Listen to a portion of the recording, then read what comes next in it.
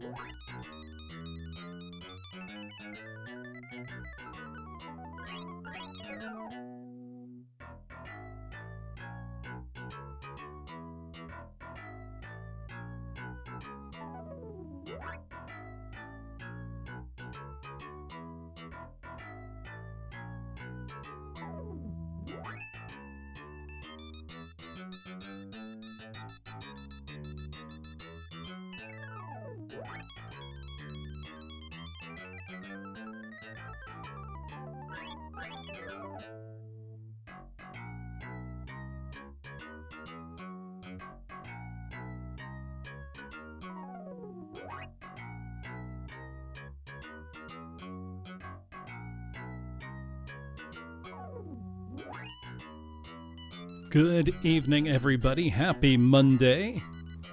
Hope everybody's doing well. Let me say hello to everybody, but first, Imitation Orange, thank you so much for 6 months. You do get to add a game to the wheel, so let me know. And Woozle, nice 90 stream streak. But let me say hello to everybody. Hello, Panis. Hello, Phazon. Hello, Lunar Wind. Hello, Syncoplay. You nailed it. The music is indeed cool spot on the Sega Genesis. Hello, Linguini. Hello, Rosif. Hello, Frost King. Hello, Darples. Hello, Boniface. Hello, Baxter Crook. Thank you for the embarrassing omission of the exclamation point in the bug title. Hello, Bitefire. Hello, Amamiya. Hello, Vimility. Hello, Fiora. I knew Virtual Hydlide would summon you. Hello, Chaotic Claw.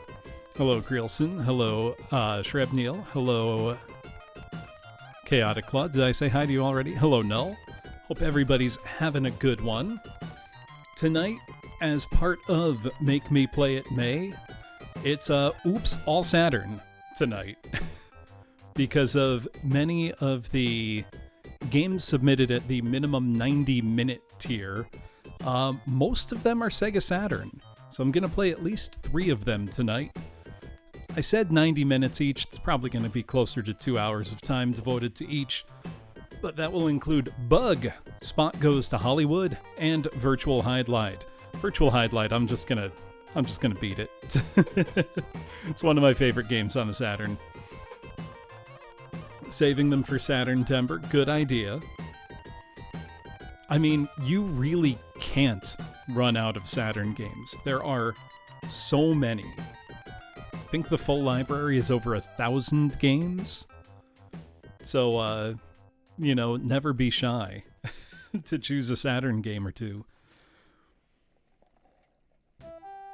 Also, everybody, please be proud of me. I resisted the urge to quote retweet really stupid takes on social media from, and it's always N64 fanboys, about how the Saturn doesn't have a very strong library because they don't personally know about it. It's the most embarrassing kind of ignorance I can imagine. Willful. It's like, it's not my fault that you don't know things. They're not even like a blue check mark. They're just stupid for the love of the game. It's crazy. I know, Hanabi, but it just keeps going on. I keep seeing different ones. In a brighter spot, Master of FM Synth.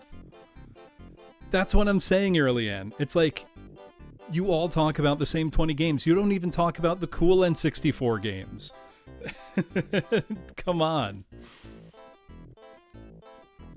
Right. Real ones recognize that that generation of console gaming is among the richest there's ever been, with tremendous libraries on every console except probably the Jaguar.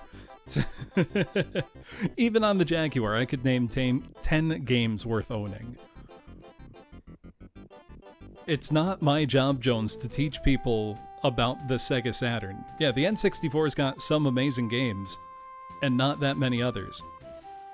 Throw the 3DO in there. Lots of good 3DO games people don't know about. Throw the PCFX in there. Not a lot of games at all, but of them, many are cool and worth playing. It's a good console generation. Anyway, this is all to say that I didn't wade in this time. In a brighter spot, however, Master of FM Synth Yuzo Koshiro posted a clip of himself. I guess he's gotten his hands on a nice CRT recently, and was posting a clip of him playing Little Nemo, the Dream Master, on Famicom. And so I replied, just saying, oh, that's a great game. It's one of my favorites on NES. Really challenging. And he just replies. It's great. You can just talk to Yuzo Koshiro if you want to, which kind of rules. But I asked him if he knew about, the original American newspaper comic of Little Nemo. Winsor McKay's great pioneering, comic strip and later pioneering animation work. And he didn't know about it and was just, blown away by the art. So I feel good that today I got to teach, one of my video game composition heroes about a wonderful piece of comics history.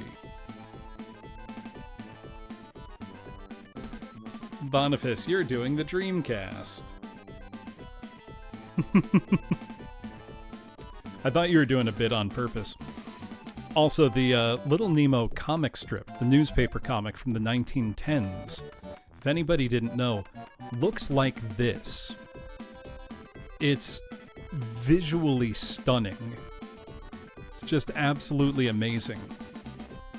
They were whole, broadsides. He sure did, Hanabi. If you've ever seen Gertie the Dinosaur, that's Winsor McKay. I mean, Little Nemo was one of the first animation works as well. It was a silent film, I think 1 or 2 reels, where it's him, Winsor McKay, the man himself, the animator, betting his friends that, he can make pictures move, and they all go, psh, you can't do that. And then it shows him the process of animation, and then it turns into an animated short. It's amazing. But yeah, look at this. Just gorgeous. And he took animation very seriously as an art form, and he absolutely hated Walt Disney and the Fleischer brothers couldn't stand them because, to his mind, they took what he conceived of as a serious art form and turned it into a commercial product.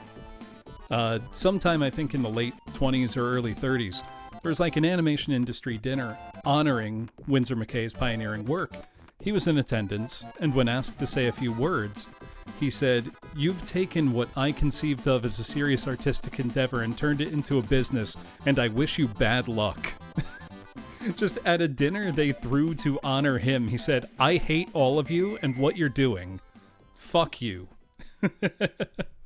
Which, that's a level of artistic integrity most people can only strive for. Rip Winsor McCay, he would have loved Aeon Flux. You know, there's a chance he might have. Anyway, I'm gonna start tonight with Bug. So first, let's get the now playing Bug up. And I'm going to read the manual for each of these. I'm not going to read the manual for Virtual Hydlide. I've read the manual for Virtual Hydlide on stream like 4 times now. I don't need to read it again. However, you'd be remiss to forget in Super Hydlide, it's important to remember that the player and the character are 2 different people. Try to keep the 2 apart. My favorite warning message from any game manual ever. I love it. Anyway, where'd I put the manual? Got it around here somewhere. The one about not cutting discs into funny shapes is good, but telling you, I know the game's realistic, but don't, forget that you're different than the player. The player and the character are different. Which is just very funny. Anyway, this is Bug on the Saturn. I'd say he's cheeks out, but he's really kind of just got one big butt cheek. Why does he have a butt? Wait till you see the game over screen. It's it's pretty great. Well, he's got 2 cheeks, but no crack. A mono ass. God. How many of you watched Rocko's Modern Life when you were a kid? That show got away with a lot. But who remembers the Chameleon Brothers? 2 vaguely European, vaguely gay-sounding brothers who ran a health club and all kinds of other things. Very, very funny. But they used to do a thing where they would slam their single butt cheek together to make, like, one butt. Does anybody else know what I'm talking about? I vividly remember that. Also, we're in the sound effects part of the soundtrack now. Let's put on a different soundtrack. No, I was just talking about Yuzo Koshiro, so I'll put this on. This was, though, a pretty well-known... Yeah, it's Bug! Coincident. This was a pretty high-profile Saturn game, because this is a great example of something that was going on in the games industry around this time, which was, how do you make a 3D platformer? Nobody really knew yet. Because you had a couple answers all kind of coming around in the same span of time, 1994 through 1996. And I'd kind of break them down into a couple different categories. One being Tomb Raider. Tomb Raider is one of the earliest, full 3D platformers in the meaningful sense. You might call it more of an adventure game, but platforming is at the core of it. And that's one approach. Another approach, Jumping Flash, first person. Full 3D environment. Still, 3D movement. Then you had games that we would now call 2.5D, like Pandemonium, wherein the entire world was rendered 3D, and camera angles moved around dramatically, but the gameplay was largely on a single 2D plane. Eventually, we arrived at things like Mario 64, where you have a dynamic, controllable camera and full analog movement in a 3D space, with what I would call true 3D gameplay. It's not the first, but it was kind of the template for what came after. You do have Bubsy 3D.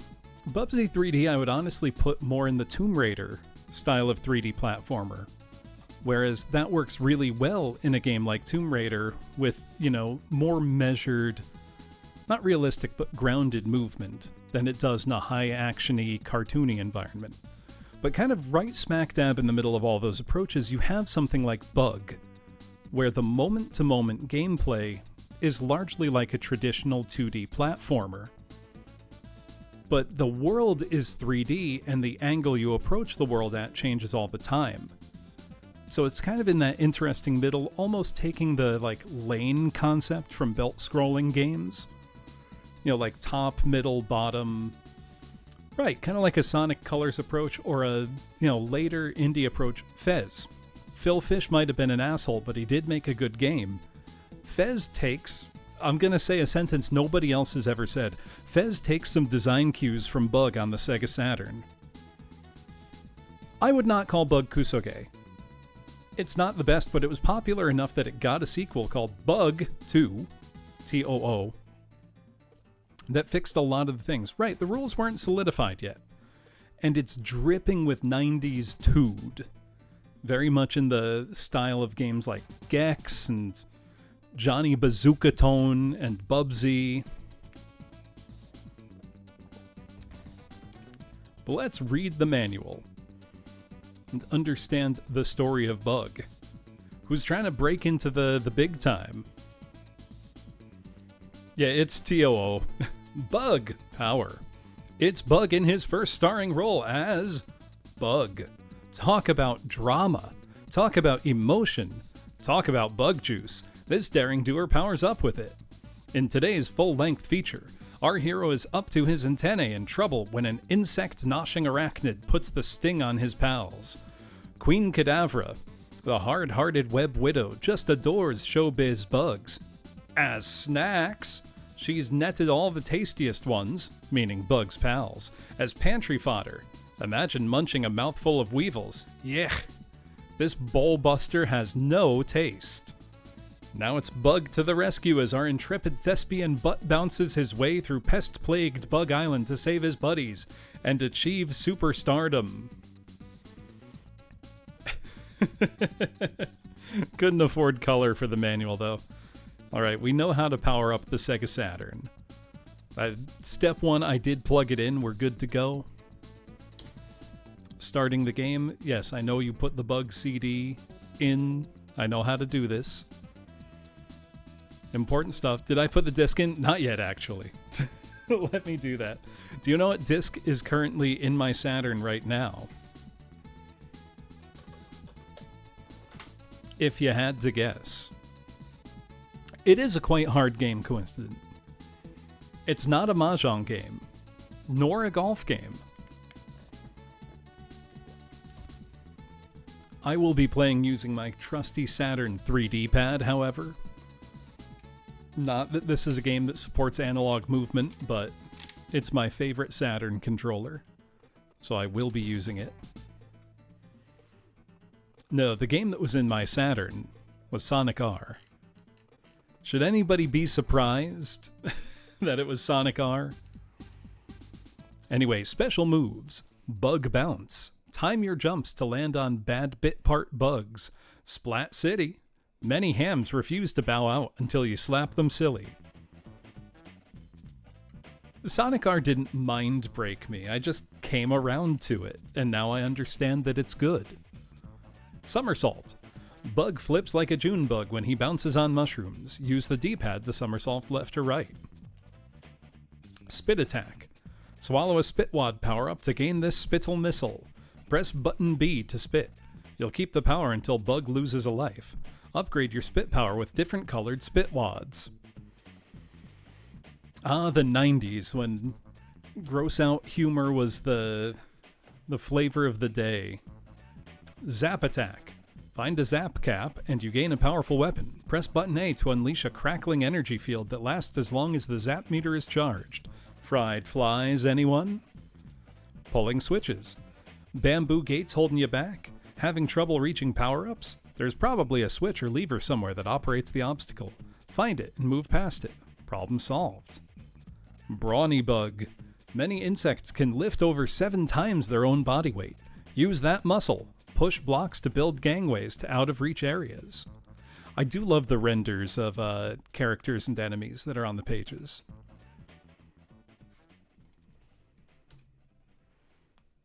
Screen counters. We can see lives, blue crystals, hit points. The can loses juice as bug takes damage. Fill it back up with bug juice and heart power-ups. Lose all the juice and you lose 1 life. Bug loses a life when he runs out of juice or falls off the terrain. Collect 1 up so you don't run out of lives. If you do, you're windshield goo. Blue crystals.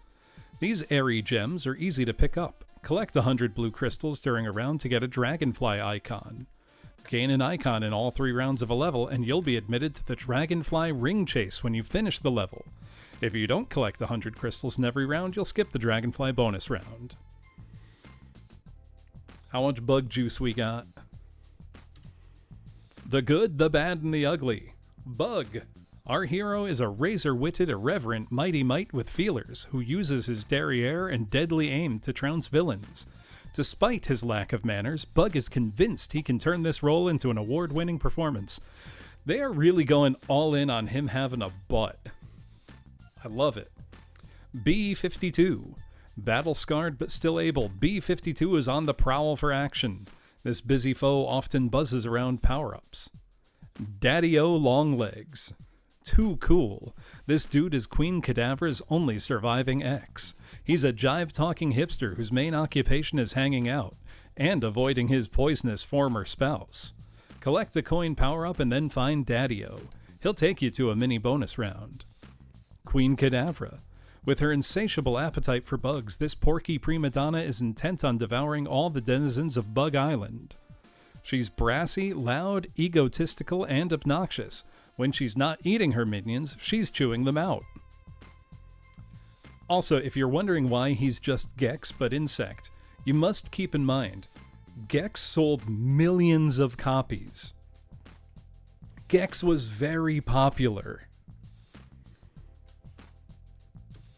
Brassy is a word, yes. Devs, couldn't you give any of these guys the right number of legs? Gex was him. No, Gex wasn't him. Gex was close. Do you know who's really him, G-Man? And it's not close. If we're talking about best-selling platform mascots of the 5th generation, it's all about Croc. Croc was multi-million selling. Croc was huge. Croc sold more than Banjo-Kazooie. People will try to convince you that Banjo-Kazooie is a game that matters, and they're lying. Completely. I mean, Frogger as well. Frogger was him. Blue crystals. These gems get you to the bonus round at the end of each level. Pick up at least 100 in a round. Bug juice, a healthy habit that restores all hit points. Heart, worth 1 hit point. Sometimes that's all you need. How many times do I say it? The last hit point is the only one that matters. A 1-up supplies Bug with an additional life. And a clapperboard, a valuable collectible worth 1 additional continue.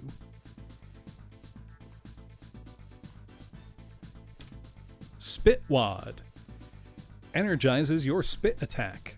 Pick up one of these, then press button B to get them with a gob. You'll find spitwads in 4 delicious flavors. Green for single fire, red for double fire, blue for rapid fire, and purple for bouncing ricochet fire. Zap Cap energizes your zap attack. After collecting this power-up, press button A for an electrifying energy blast. Coin. Collect one of these and then go find Daddy-O Longlegs. He'll let you pass through to a mini bonus round where you can win a wealth of power-ups. Surprise! Pick this up to get whatever's inside. Sometimes a treat, sometimes a trick. I don't really want to be tricked. Does anybody enjoy being tricked? Bug Island. It's down and dirty turf warfare, and the grass is crawling with creeps. Definitely not a picnic. Look out, or you'll be dung in. These puns are great. So just look at that guy. Look at that guy. Reptilia. You're tossed into the desert. The memories. You're tossed into the desert, not knowing where your next slug of bug juice is coming from. Watch your step or you're going to take the fall, sweetheart. This game is also obsessed with the movies, if that wasn't clear. Splot. You'll need every drop of spit on Splot.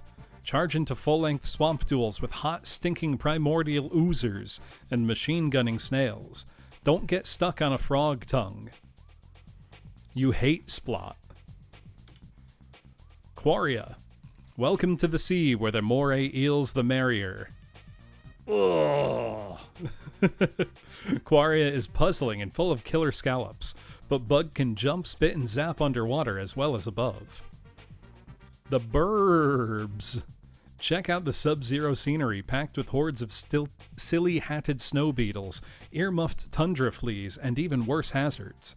Escape this icebound freezer fast before you catch something, or something catches you. Arachnia. Even fire ants think it's hot here. Lava and flames spew merrily, ready to blister your little bug buns. Sidestep these hazards and decimate your foes. Now you're ready for the final torrid scene with Cadavra. Break a leg. Look at that guy. Don't forget he has a butt. It's vitally important that you remember he's got a butt. Anyway, it's bug time. He's only got one cheek. Look, it's not nice to point out somebody's disability like that. All right, bug time. Let's turn off the background music, which I'm sure many of you could have named, but who can tell me what it was?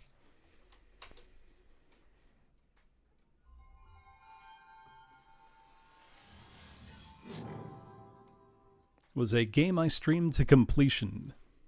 Is the hint I would give. Also, while I go to my Saru menu, I still just hit load game disk.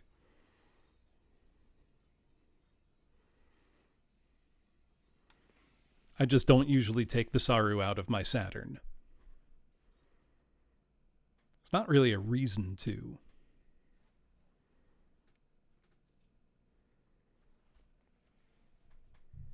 Real-time associates. The Saru is essentially an ODE, an optical drive emulator coincident, but it slots into the cartridge slot of your Saturn, leaving the disk drive intact, but it bypasses region lock and also lets you load ISOs from an SD card.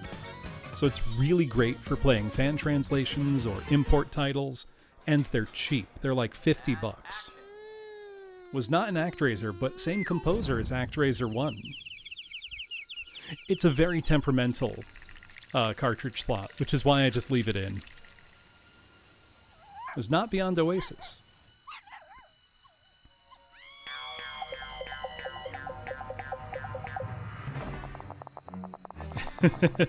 Congo the movie, the game, The Lost City of Zinj.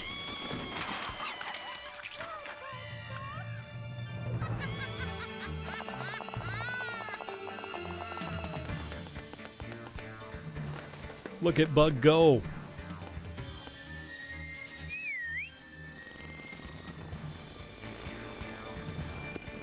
Our hero springs into action.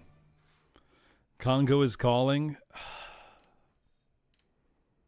I know I've got to play it eventually. It was Super Adventure Island, Boniface.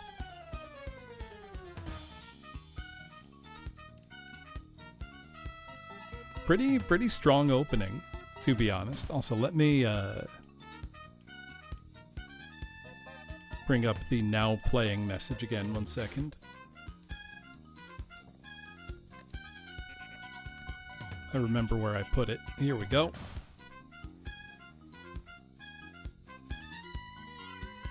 Makes me happy how many people have fond memories of Bug.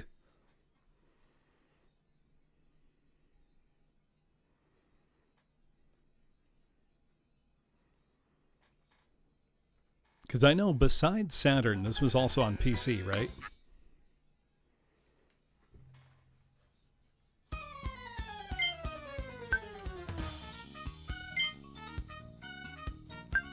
Voice on or off. Right. Bug was, a real mascot for a while. It was a game you couldn't get anywhere but Saturn. You couldn't get this on PlayStation or N64.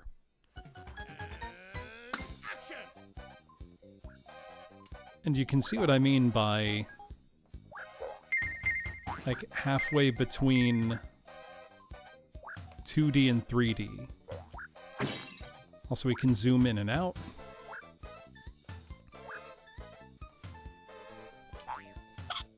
Whoops.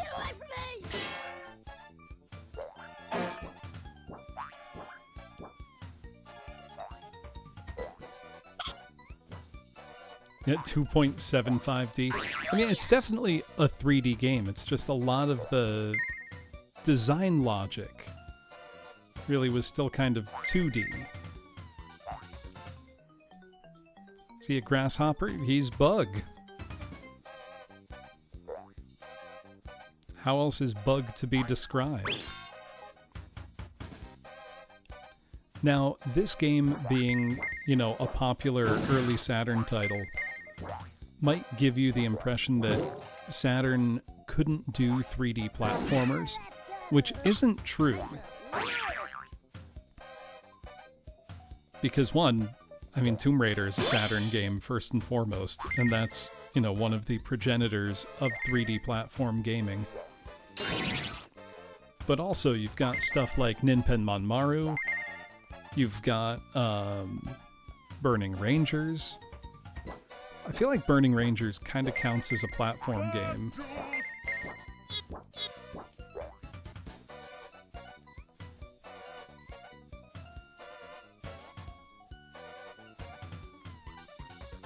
My hottest Sega Saturn take is always that I'm glad Sonic Extreme was canceled and never came out, because, gonna be honest, it looks like shit. Everything we've seen of it, it looks horribly not fun to play.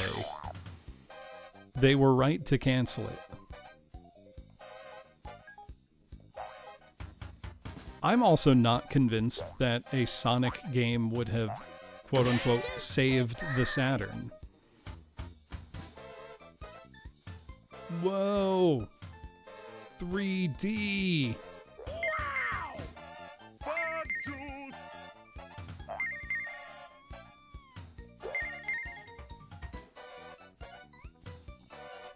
Honestly, they probably could have made a 3D Sonic using, the basis of Sonic R or Sonic Jam.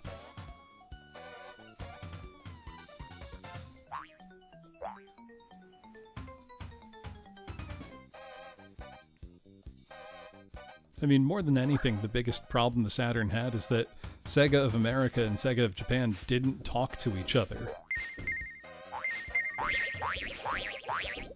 And Bernie Stolar did indeed drop the ball with the RAM cartridge.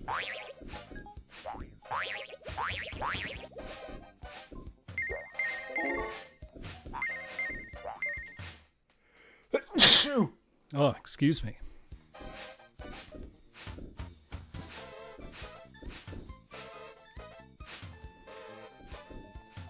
I'm allergic to Sega of America's decision making.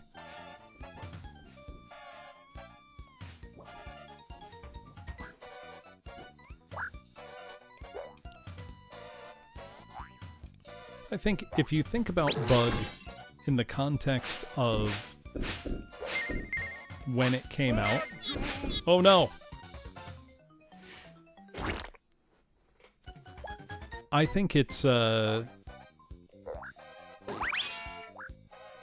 Oh, this is not a bad game at all.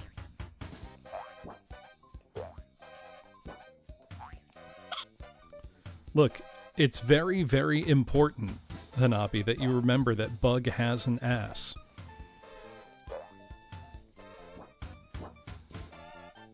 That's vitally important to his character.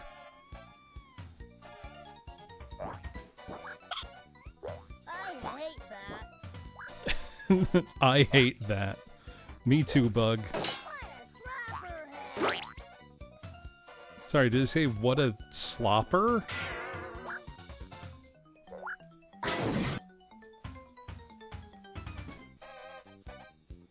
Who voiced Bug? Bug juice.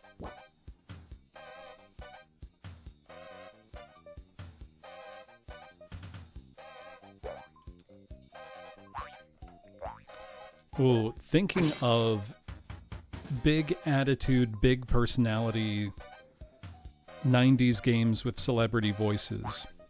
Not that I think Bug has a celebrity voice, Delish. because they would have leaned into that in the advertising. I gotta stream Blasto, don't I?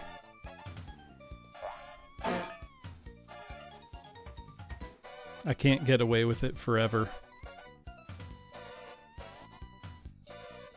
Wow. Bug juice. No, that's Phil Hartman. Blasto is Phil Hartman.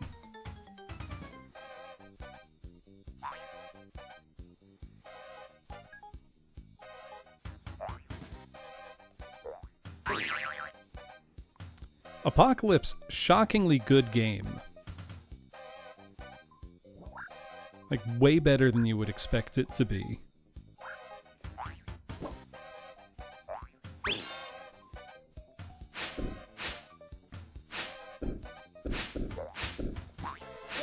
juice. There we go.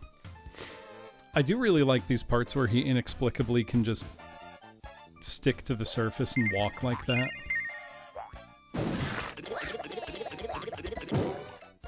Got him.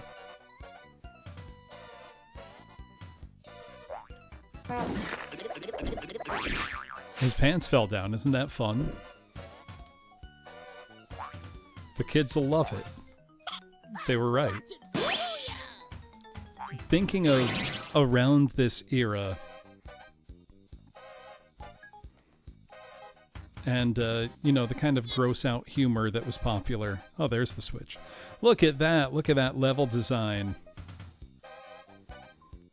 You know what game I wanted to rent for Sega Genesis, but was vetoed by both of my parents?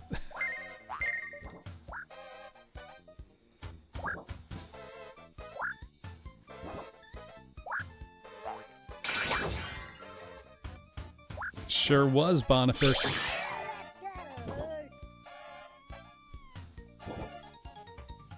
Boogerman, a pick and flick adventure.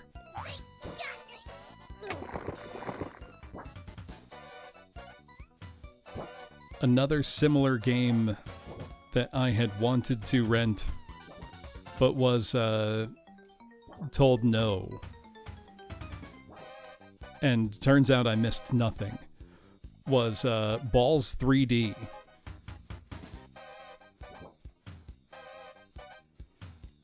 I did not miss out on much by not getting to rent Balls 3D.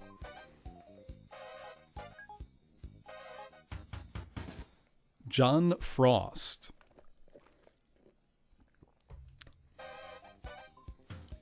You know, there is a Balls 3D Definitive Edition on 3DO.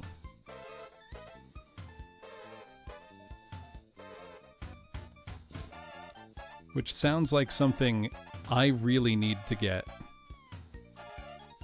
Also, last time I looked, I saw a literal brand new, never opened. There's a checkpoint. A brand new, never opened copy of Balls 3D on 3DO for, I think it was $40.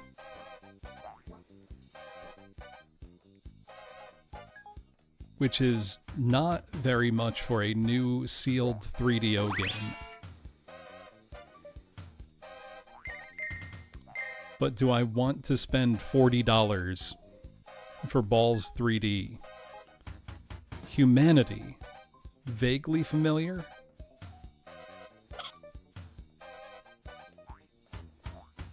Whoa. That guy fell down.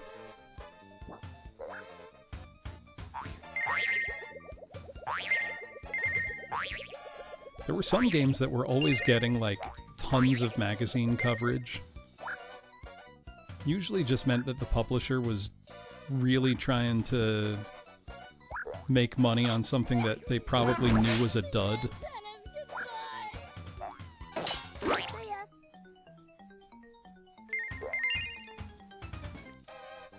What is the 3DO definitive game? That's a tough question. I would probably say Road and Track presents The Need for Speed. That's certainly one of the most iconic. D is not a bad answer either. Gex, I mean, Gex is the best-selling game for the 3DO. Oh, hold on. Oh no! The bug juice is no good if you fall trying to get it. Help me. No, Gex was a million seller on 3DO alone, which is crazy.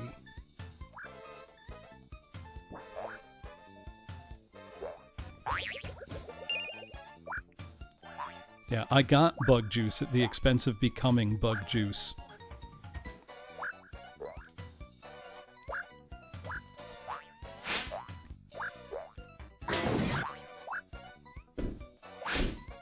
Can be a little tough to gauge your jump sometimes relative to the hitbox of the enemies.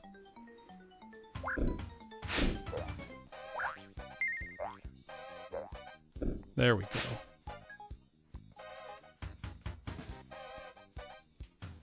Yeah, the Stinger's doing the work more than his actual cheeks. Do you have mid-air control? Yes. He shoots. He scores. So it's not a, Castlevania situation. Or what 3D platformer was I playing? Oh yeah, Knight's Adventure, Memoryx, or Knight's Apprentice Memoryx Adventure that I was playing. Whoops. Picked up the one up, but yeah, Knight's Apprentice Memoryx Adventure on the Xbox had those Castlevania style jumps. Ah, wait, I see where to go hit the switch. All this for another one up that I'm going to squander by falling off the stage.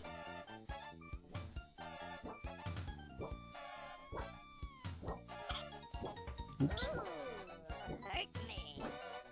Don't say it like that, Bug.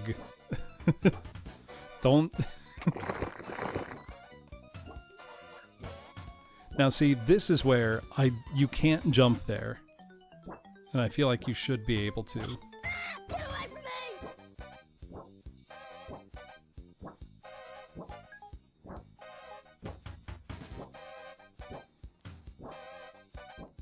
Trying to memorize the pattern. Oh, you can't jump while you're going up the wall.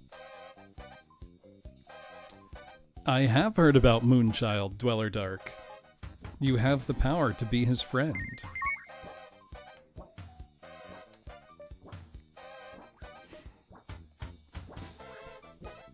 Will you be Moonchild's friend? Oh no!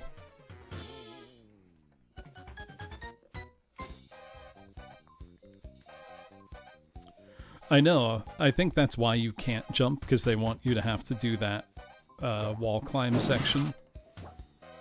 Understandable, but... I got work.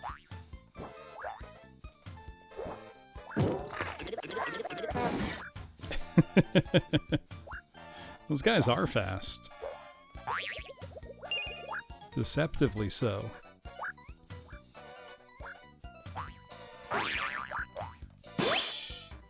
For the most part, it feels like conflict avoidance is the better play.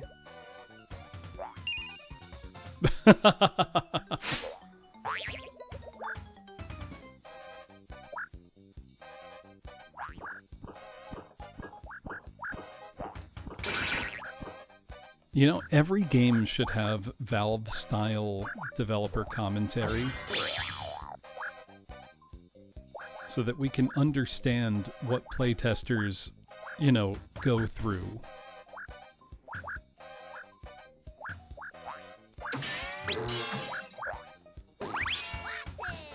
And have, you know, a better appreciation of the art of level design.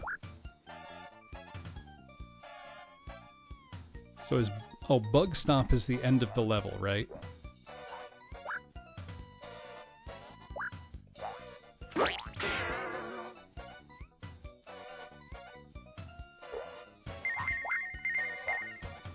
I don't know if it's fair to call Bug an also-ran, because Bug was pretty successful.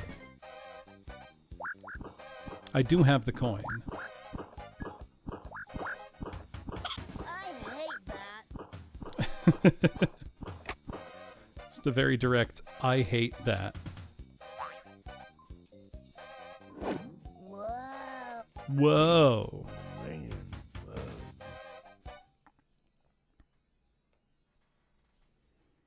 Where's that bring me?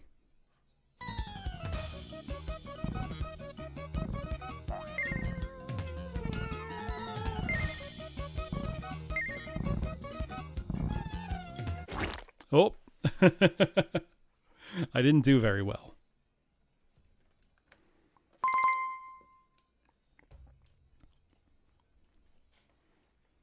So are those just points?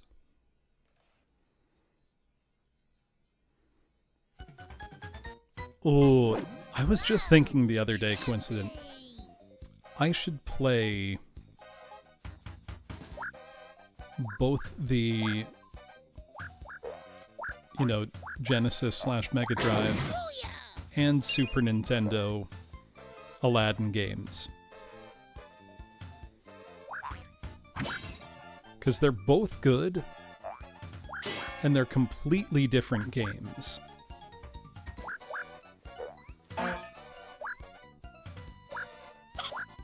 Ah, if you stand around long enough, the water does sweep you away. How slow is that?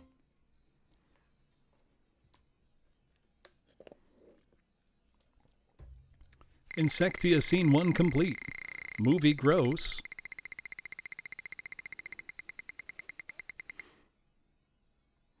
It only grossed $19,000. It's a disaster. Could you imagine a Bug resurgence? Like a Bug and Bug 2 collection.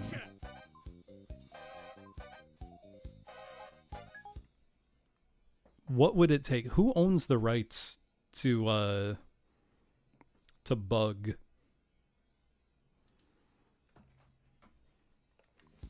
I mean, if Gex can get a big new collection with brand new art by Yoshitaka Amano, who's to say Bug can't? You know?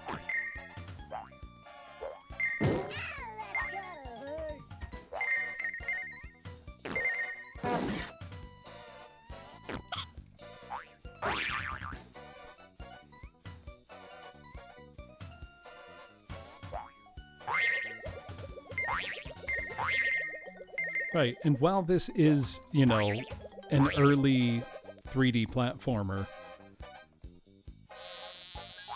you know, and like, obviously an experiment that didn't, you know, really make a big impact, it's still a pretty fun game on its own merits, you know?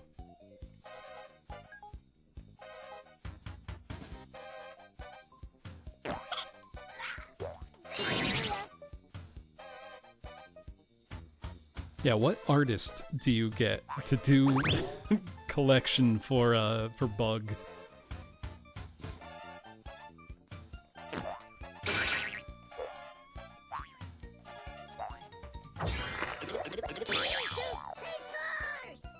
No Japanese release. That's honestly a little surprising to me.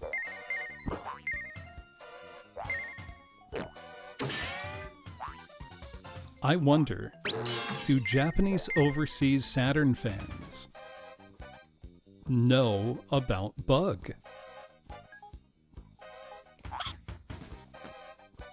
I think they might like it.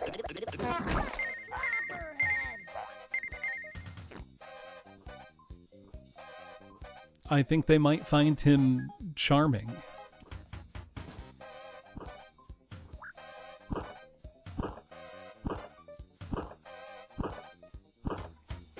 Oh no! The pattern was different. I got bamboozled. He isn't cute enough.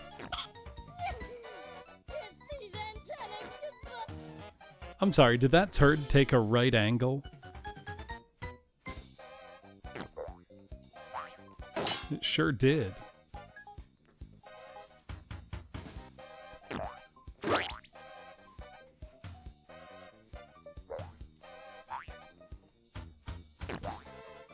I don't know, I think we could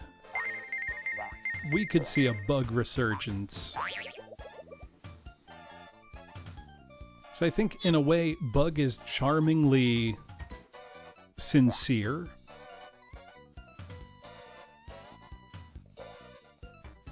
You know, it's got all the 90s tongue-in-cheek, you know, tood.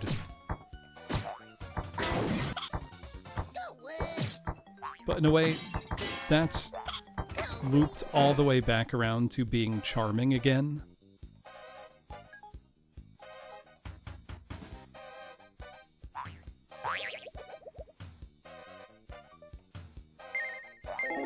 Bug juice. Bug juice. Right, that's the thing, you know, it wouldn't be a self-aware, you know, nudge nudge wink wink, aren't we funny, we made a new Bubsy game.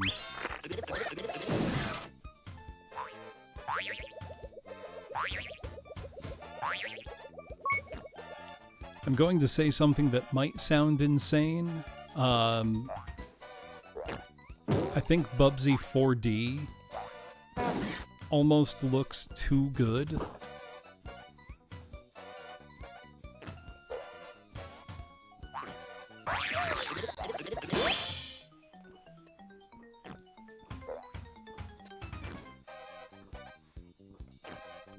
Now, I'm not a big Bubsy fan.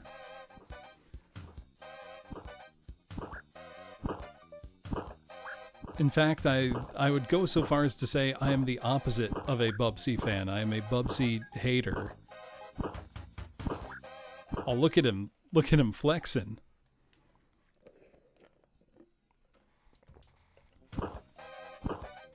Just trying to figure out the pattern here.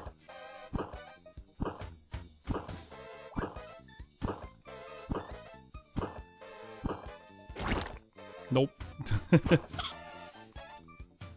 See, Bubsy 1 is actually the one that I hate the most in the series. Oh, you can't jump up there and attack them?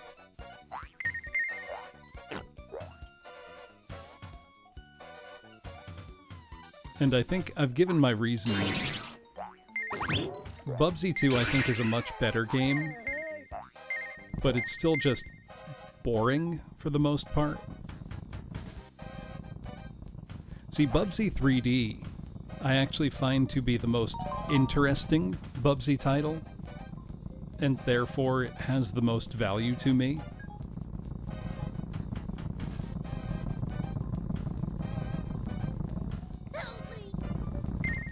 Because the thing with Bubsy 3D, I actually think for his first few worlds, it's pretty fun. It's when it starts getting to the, like, whoops, the later stages that the limitations of the game's own controls really come back to bite it. I didn't try the recent Bubsy titles. The ones made by, what, the Bit Trip Runner team? Those looked pretty good. But I mean, you would expect them to be. They're made by a competent developer.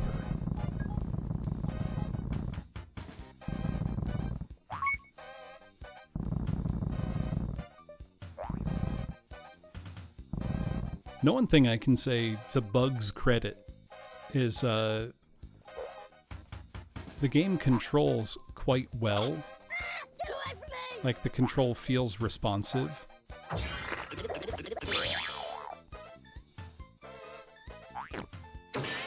I don't feel like I'm dying due to, you know, poor control. My deaths feel like my own fault. Not always a given. Especially in games from this time. Whoops. Oh, I thought I was dead.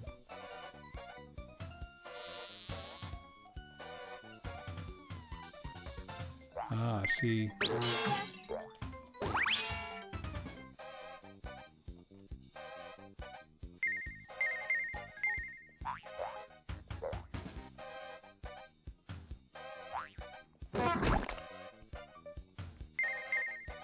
Yeah, what's the least competent developer you could hand Bubsy to, like, as a joke?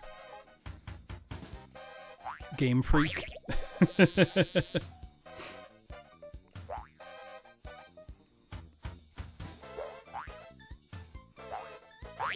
I say this with no malice in my heart, but Game Freak must be the most successful game developer with the least amount of technical ability.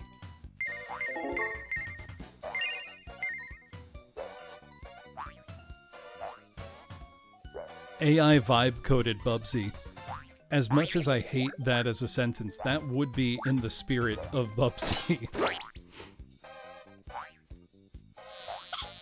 got work! Isn't that Popeye Switch game, like, totally delisted now? Can't play it even if you want to?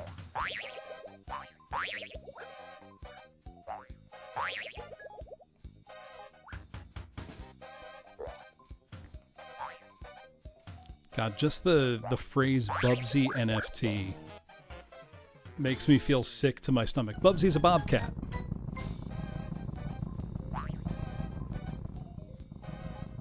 I've actually encountered bobcats in the wild before.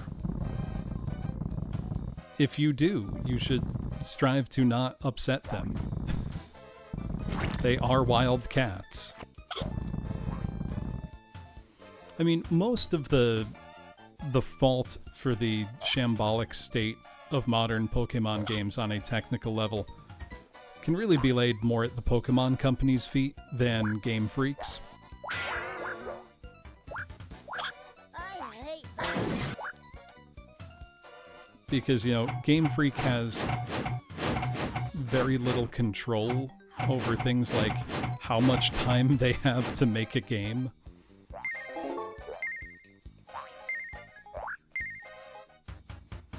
So I don't blame them too much.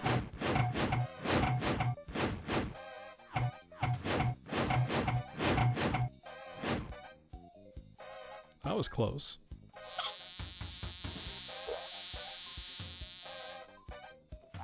Lots and lots of threats after old Bug here. He shoots! He scores!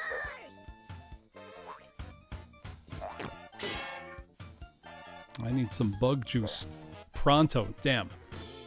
Do I think John Romero could make a good Bubsy game? No. I don't think his strengths lie in platform games.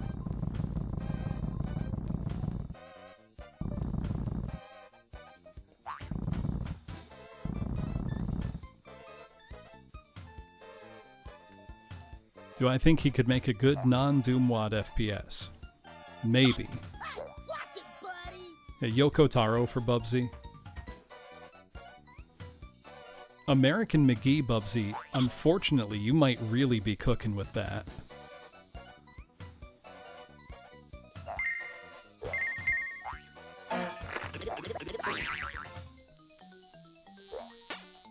We've got the zap. What a slopperhead!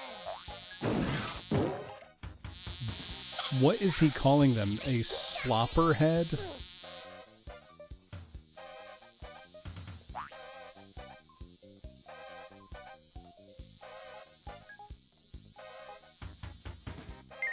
Suda51 bug sounds very funny. Also, I've mentioned this on stream before. I'm continually embarrassed when I think of how long it took me to understand the pun of Suda51's name, which is that his name is Goichi Suda. Go-ichi. 5-1. Suda51.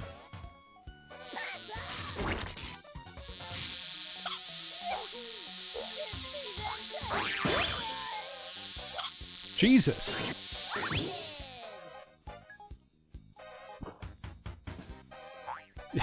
Suda Rokunana.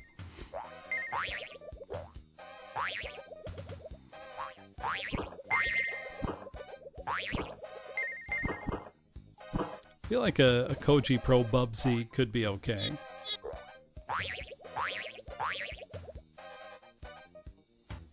Now, what Hollywood actor would be cast in the role of Bug? Would it just be Norman Reedus?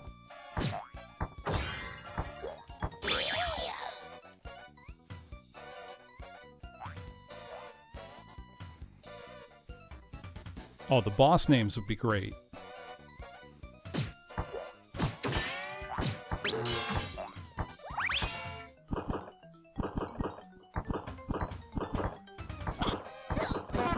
Whoa, that was close. This game's quickly gotten tough. Yeah, Norman Reedus will be there somehow, and Usada Pekara will be there somehow.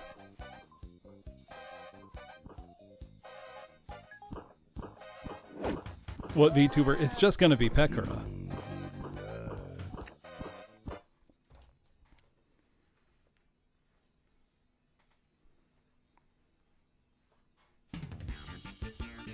Ooh, this is different. Am I just trying to survive, or am I trying to get up there? Ah, I'm trying to kill them. Get as many things as I can.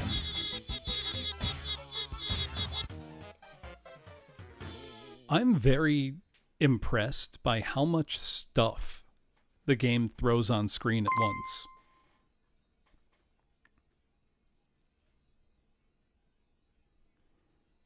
Like when all those bees came after us. The game's very performant. You know, it's not slowing down at all. Looks good, it runs well.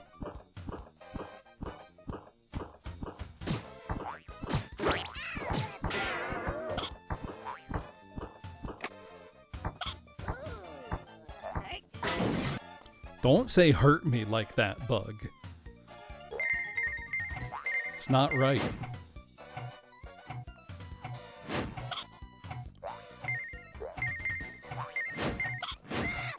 What's the last thing Double Fine made? So I never played Psychonauts 2.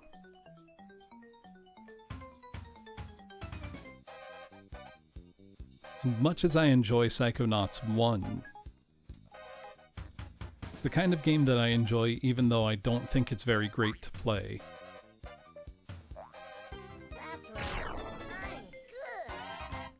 That's right. I'm good. You say, that's right, I'm good. If I could give Kojima a pre-existing franchise, I wouldn't. I don't know that he's good at that.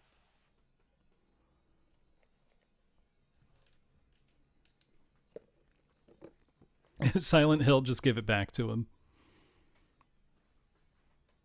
I don't know. Sly Cooper. Okay, you might be cooking, Woozle. But the important question, is Kojima enough of a furry to do anything with Sly Cooper?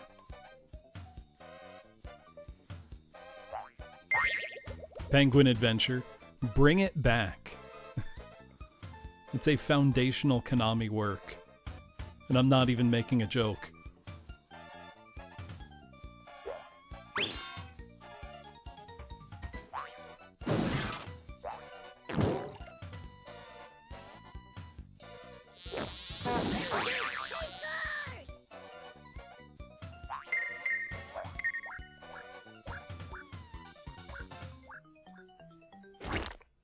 Oh, interesting. I can hop off from there, but Now what? Oh, great. let's continue.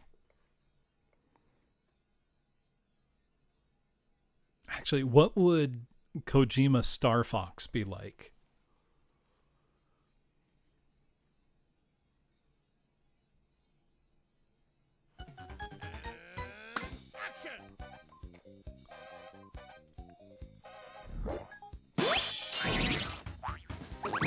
I will say, I am very delusional in one of the things that I'm hoping for the new Switch Star Fox, which I know I talked about here, which is I have no reason to think or hope this, but what if they pull a Kid Icarus Uprising?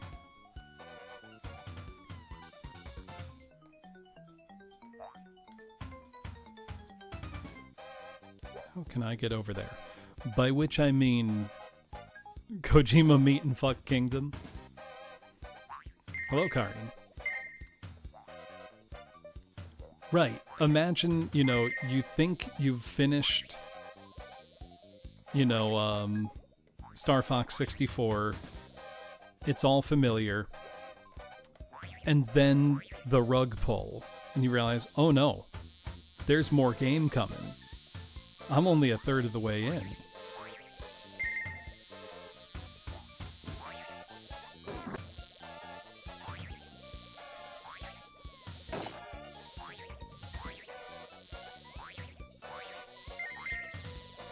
This is a cool segment.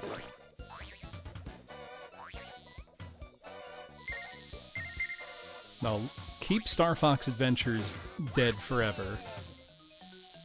Because I don't like Star Fox Adventures very much.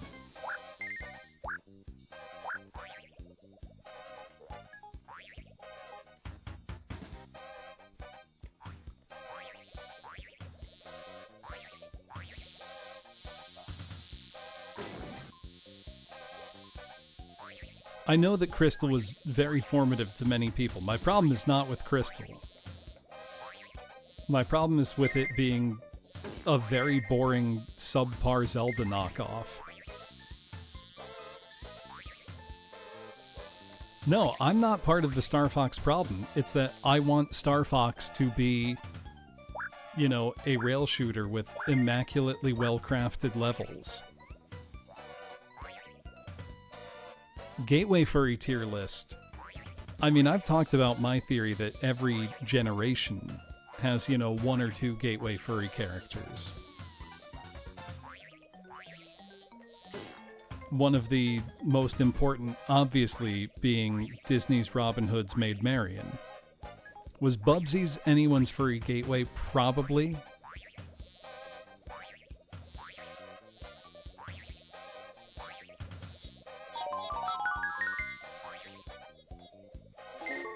There we go. Minerva Mink clears.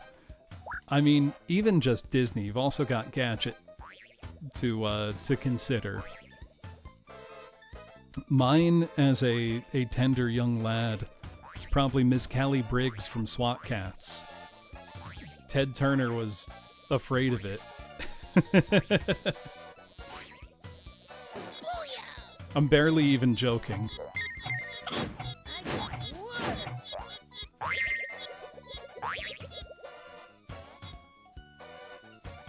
It was the only thing you could think of when he died. I don't like the noise those guys make. Whoa! Wait, that was sick. That was awesome.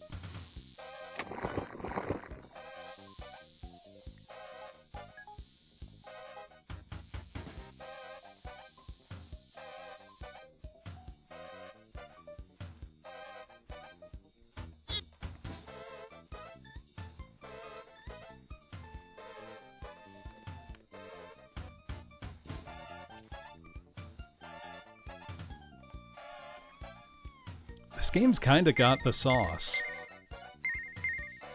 To be completely honest, when it's doing stuff like that.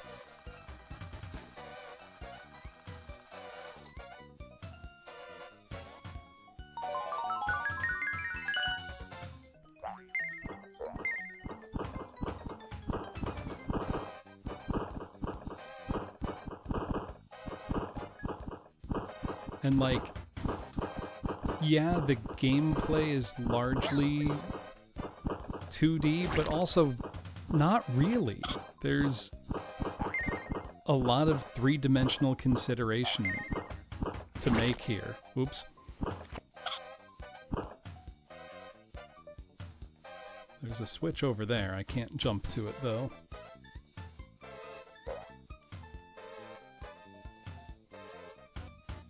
Is that not the way?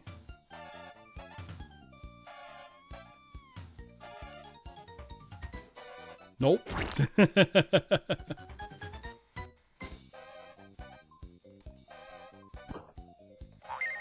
Also, the Saturn's VDP2 doing a great job creating the ground in the background.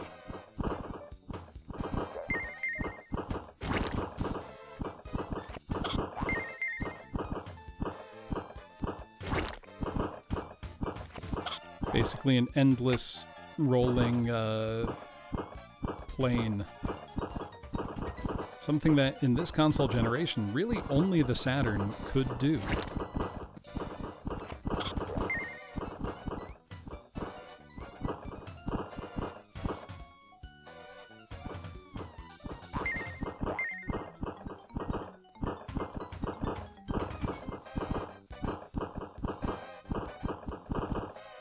I believe the Saturn sprite handling is also just a sprite tied to a single quad and transformed and rotated. I could be wrong, though. Nope. Okay, does the switch I pressed still apply? We're gonna find out.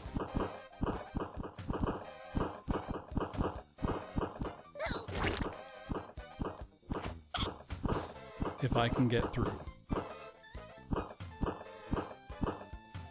Yes, it does.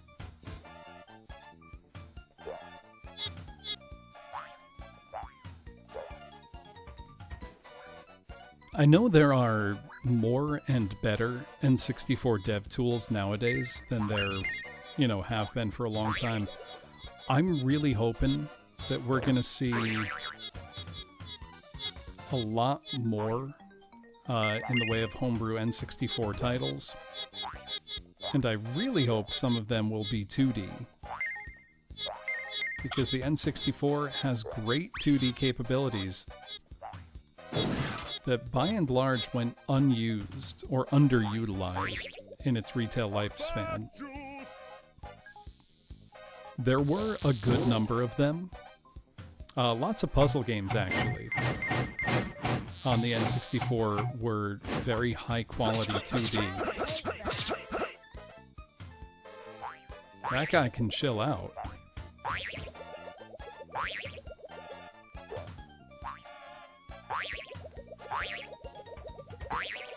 For a very good showcase of the N64's 2D capabilities, highly recommend you check out Wonder Project J2, which was a kind of launch window title from Enix that looks amazing. Hugely fluid character animation. And just a delightful game. Nice streak, Canria.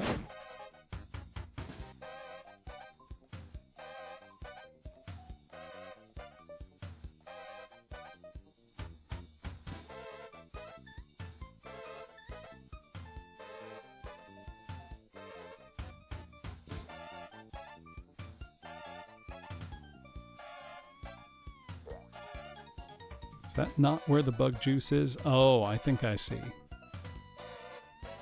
what I've got to do to get that bug juice. Bug Yep. juice. I think it's going to be the same for this coin. Yep.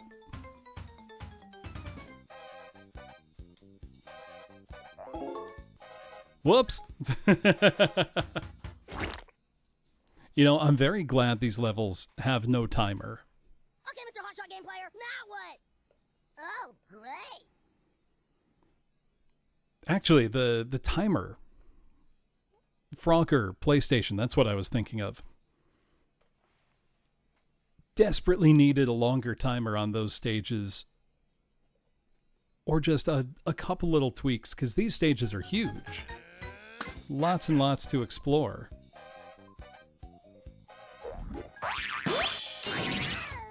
And if you want me to actually explore them, I'm gonna need some time.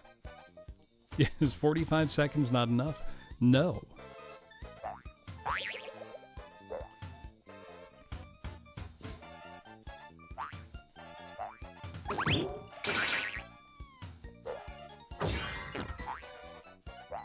So I know a lot of modern game players. It was really around this time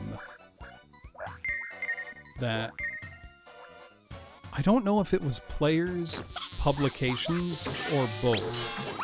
He shoots, he scores! But a lot of people started looking down on the idea of lives and continues and score-based gameplay.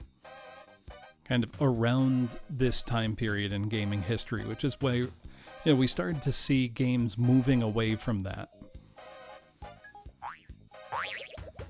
And part of me wonders why. Because it's pretty clear to me, when I run out of continues, my game is over. You know, it's very much a, okay, now play this another day. You know, if you want to beat it, you know, get good at it over a long period of time.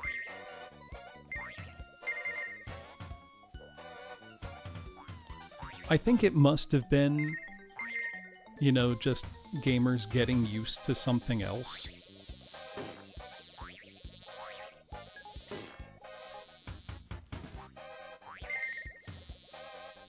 But I feel like there's something to be said for a game where you have to just, you know, keep practicing until you get good enough to beat it.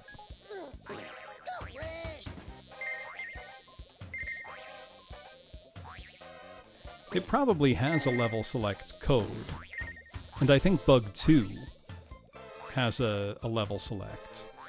Like there's a couple different starting areas you can choose from, if I'm remembering right.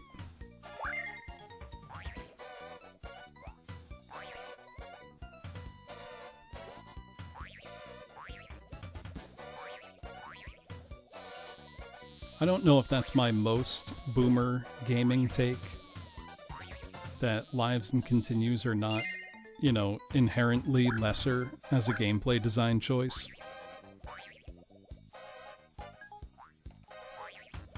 And that you, as the consumer, are not owed completion of a game just because you bought it.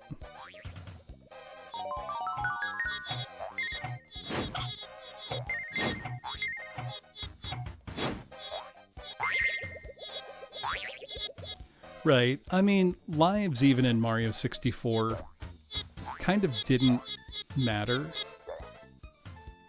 Because even when you run out of lives in Mario 64, you can just keep playing. You know, your inconvenience or your penalty for running out of lives is very small. So I think Nintendo took the logical step of, well, if we've made it so that it doesn't really matter when you fail, then we may as well not keep having them.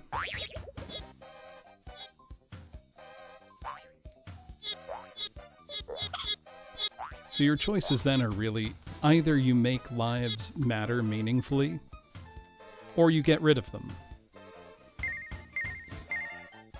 Mario Odyssey is still a great game, and all the lives in the world are not going to help you beat, you know, the hardest parts of the game. You do have to, you know, genuinely master it.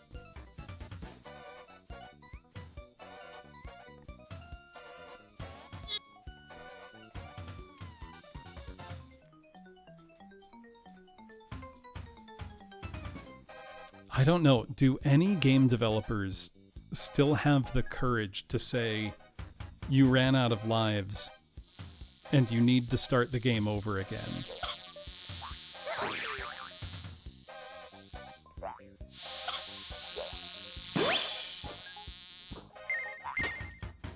One guy?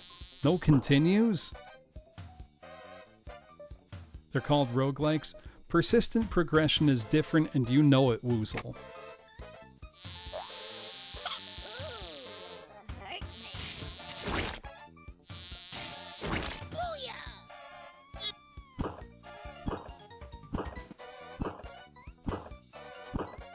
Oh no!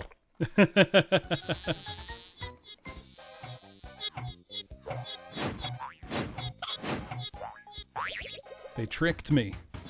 And it worked.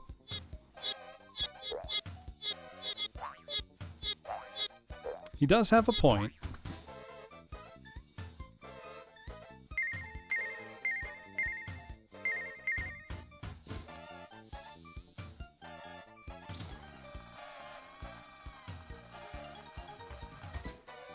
I do love when a game manages to surprise me with a new way to die.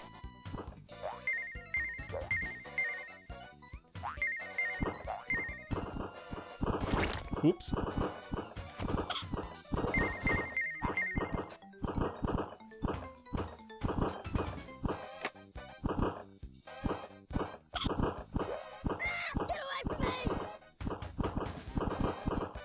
Ooh, I just had an idea. I should see what the oldest computer I can get my hands on is, and stream Rogue.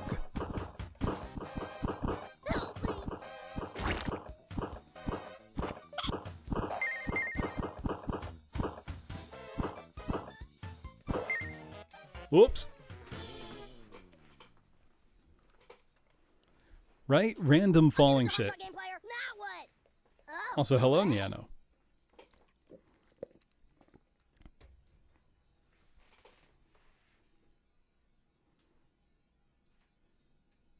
Get me a piece of ENIAC that's not enough to run it, though. Rogue came out in, what, 1982?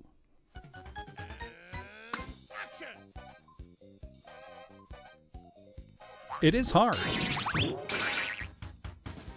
It doesn't feel unfair, though.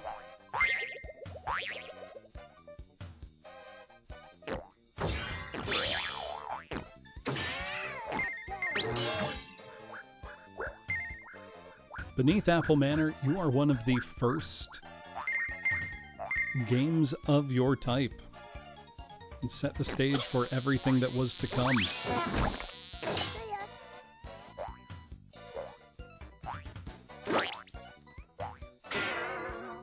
Ooh, what's the speed run for this game like?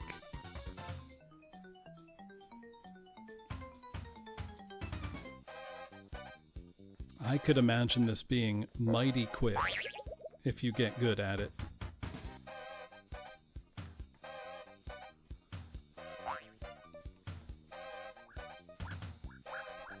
Hour 29. That's slow. There's got to be a lot of game here. Can I get this guy? Oh, that's probably how you get there. Bug sound effects, you sound like you come straight out of a stock sound library in the best way. If the path you're on has a green border, Woozle, you can't do it.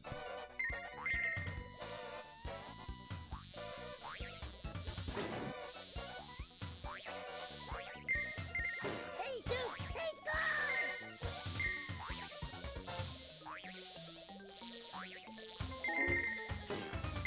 Yeah, they patched that out. Woozle, bugs can't do that anymore. Can you read the latest patch notes? What a slopperhead! What is slopperhead? What are you saying, Bug?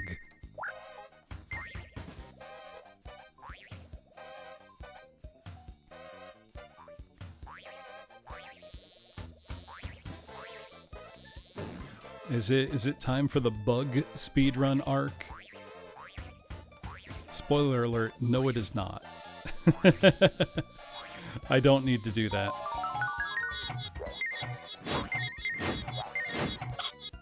Woozle, thank you for reminding me of the proper distinction between roguelike and roguelite.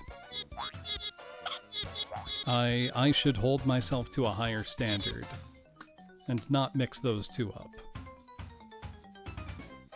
I mean, it matters, you know? These distinctions are important. Scold Woozle.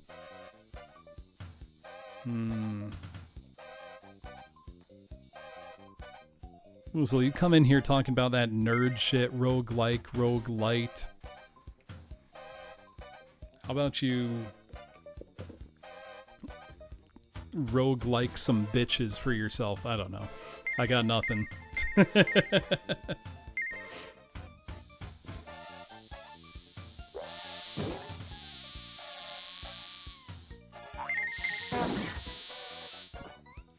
There we go. See, once I knew that was coming, that wasn't so bad.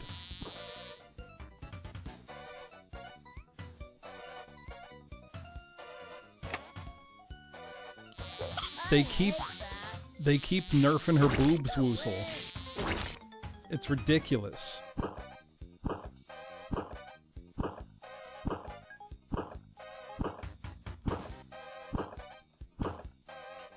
That's such a devious little puzzle.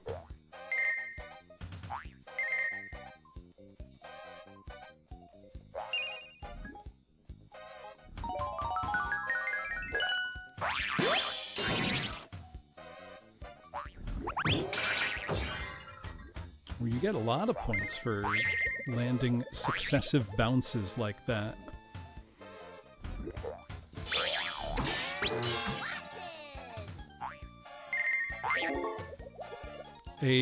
A horrible turn of phrase just came into my mind.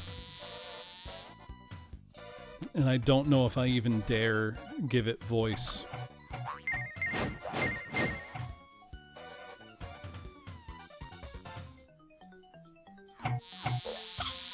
Watch it, buddy!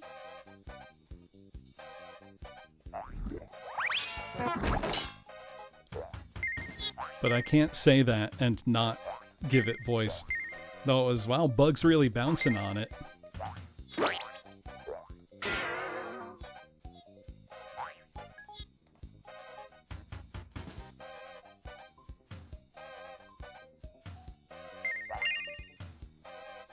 Look, I said as much, Woozle. I said, I don't know if I should even give it voice.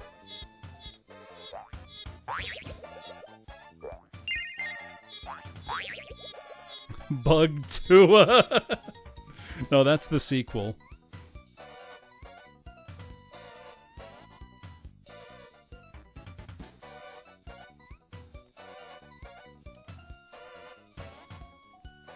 Bug 2 bounce on that thing. Fuck. That's how we do it. The Bug reboot. You get the the Hawk to a girl to promote it. This is the worst idea anybody's ever had.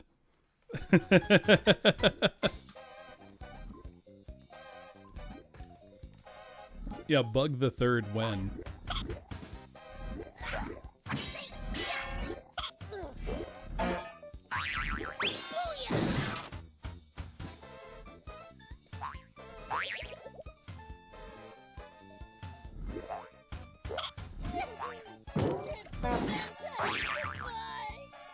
I mean, look at him go, though.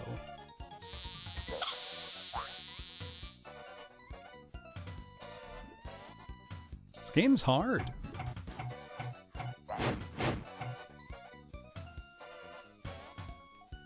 How do you sell a modern gamer on bug? That's super cool, I think, coincident. That was not very common. It's got butts in it.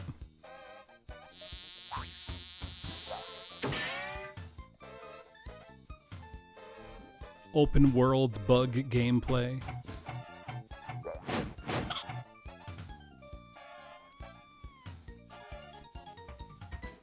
Oh, I think it could be done. He's got to not say, "Ooh, hurt me," though. That's gotta go.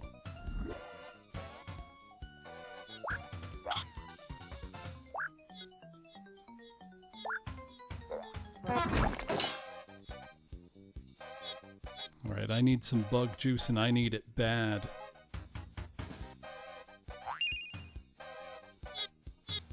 Focus B.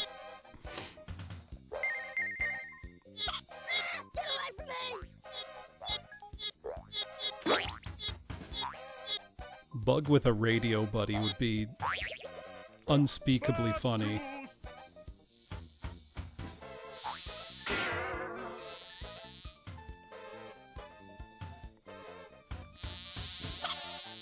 Well, you know what would be a really helpful feature? I would love to be able to zoom out and view the map from, like, any angle.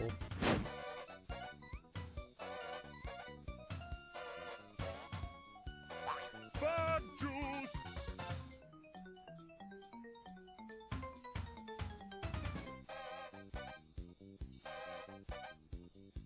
Right, I know what I need to do. For that coin, it's, do I have the courage to do it? No!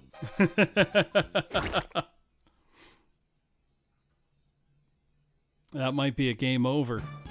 Yeah. The end. Nice.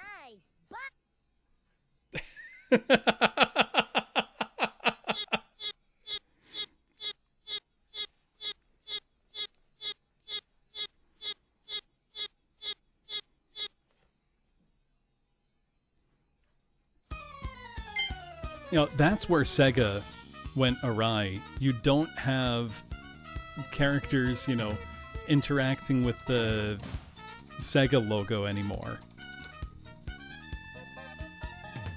Let's see, do we have a level select? Let's see. Oh, there is a code for free movement. Or infinite lives.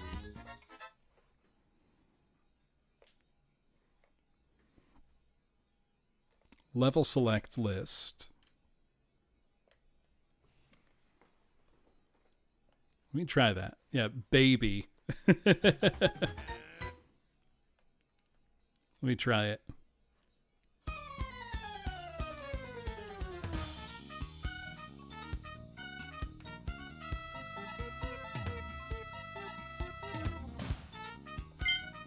Oh, now I enter it. Okay.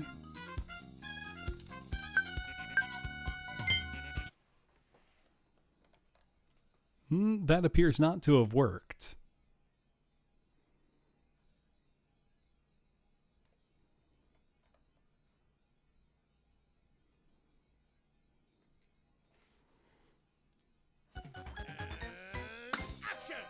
I know it's almost at the time for me to go to the next game of the evening. But I've been having fun with Bug. I believe it was Shrebniel. Thank you very much for requesting Bug. It is quite fun. Let me see about the stage select. Oh, I see. I entered the code correctly, but then I didn't use the right function there.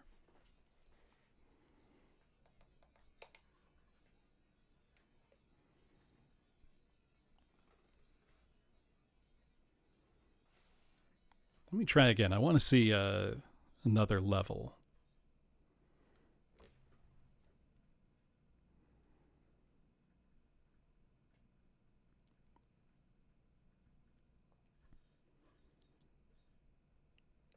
I am curious as to who owns the rights to Bug.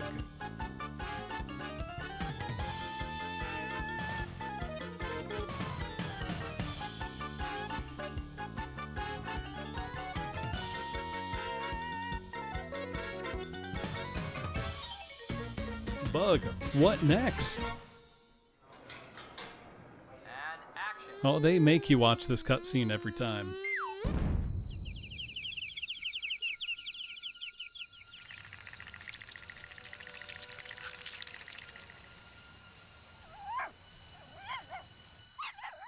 Don't you want to? Ah.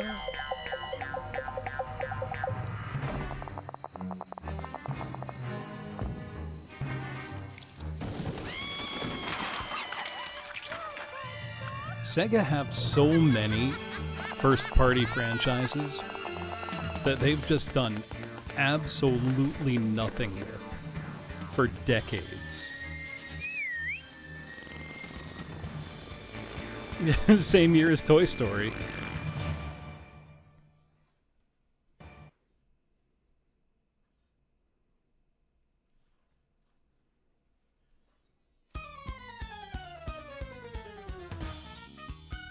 All right, let's try that code again. So it's baby, downright AL, down. Okay, to skip stage, hold L and press up.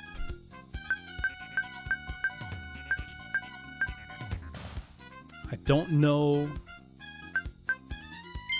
how many that's gonna... that didn't skip any stages.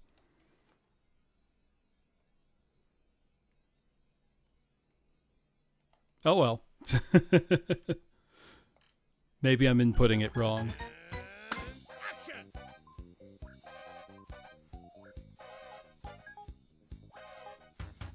Well, I'll play a little more Bug. It's a cool game, though. It's one that makes me want to just keep playing it occasionally until I get good enough at it to just beat it, you know?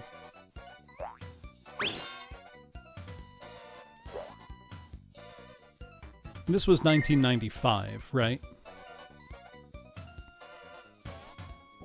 So I like the character designs, I like how Bug looks, I like the, you know, pre-rendered sprites in the 3D environment. I mean, if you're interested in a Saturn, I would recommend get a Japanese Saturn and then get either an Action Replay or a Saru so you can play out-of-region games, because a Japanese Saturn, you can get a working one with a controller and all the cables for as little as about $50 US.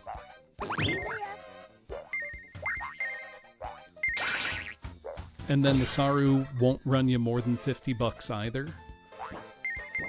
So you're looking at, you know, about $100 investment for an unbelievably good library of games at your disposal.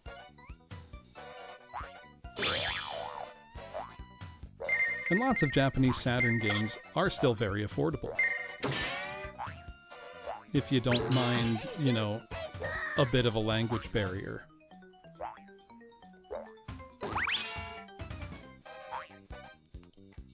So you would probably need a step-down power converter, because while Americans can get away with running, 100-volt Japanese electronics on 120, most European sockets are giving you 240. That will fry a Japanese system. But again, a step-down power converter is not very expensive. I use one with my Japanese consoles just to, not risk frying them.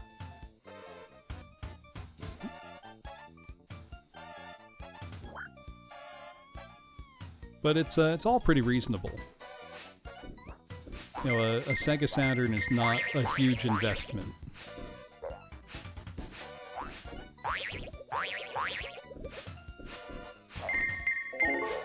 There are certainly consoles you can spend a lot more on for a lot less value. Whoops. I got too hasty. We have splatted. But I think it's about time for our second game of the evening. I think it's been about 90 minutes. I hate that. I don't know why that voice line in particular cracks me up. Just, I hate that. Actually, wait, hold on. I think I have Bug 2 loaded on my Saru right now. Let me check. Cool Spot is a 7-Up mascot. That's why you think it. He's very explicitly... Nope, I don't have it right now. Congo the movie, the game. It's calling to me. I can hear it whispering. Would anyone be offended if we just watched the opening cutscene of this game real quick? Because it's something special. You would be deeply offended, Woozle? In that case,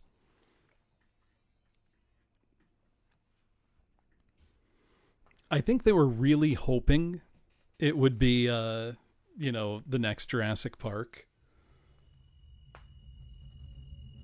Yeah, of course, coincident.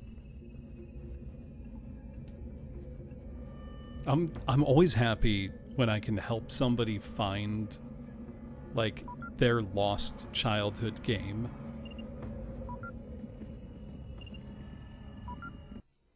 Houston, this is Monitor Station 5. I think we have something.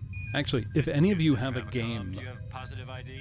that you don't remember what it was, Does confirm location is Congo 1. tell me about it, because I want to try to find as many as I can for people. Monitor Station 5, we're receiving you now. Wait, Houston. I've got him. For these reasons, I have chosen to continue as best I can.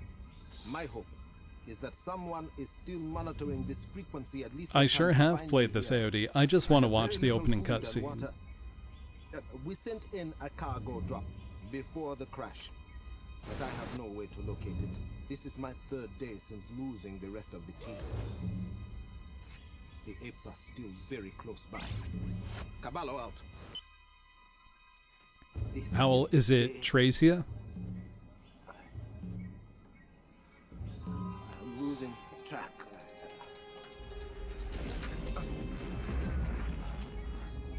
No cargo drop. No sign of survivors. Hey, Starfire, how's it going? At all. Thank you for the raid. Without food and medicine, I don't know what is happening. Yeah, this is not Bug anymore. That might be it. Hell yeah. Just got a re-release. The apes are close by now. I can hear them in the night. As I sleep, I hear them breathing, talking to me. I have no weapon. My water is almost gone. They are watching me, talking to me, watching me. Look, this guy's trying his best.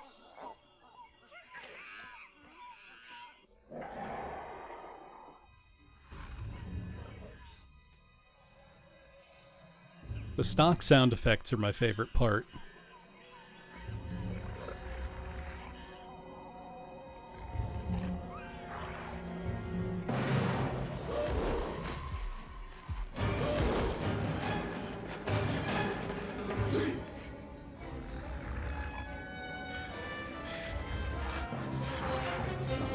It was very funny when I did eventually get far enough in this game that I was just blasting gorillas with a shotgun.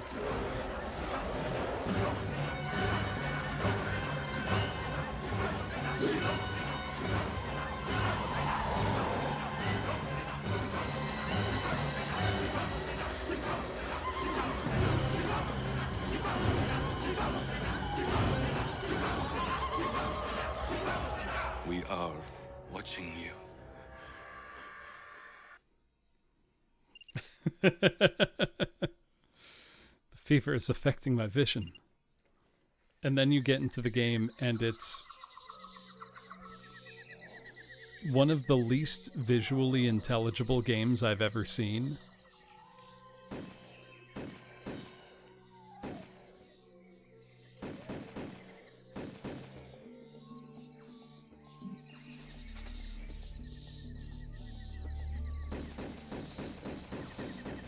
I'd say this is a little more ambitious than just a Doom clone, but it's pretty bad. Okay, I've got to ask, what's the speedrun time for this game? Does anybody know?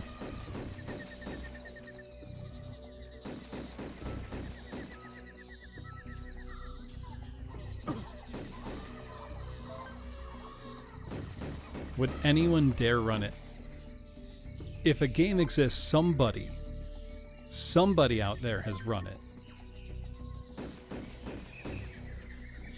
Is it 7 minutes, 53 seconds?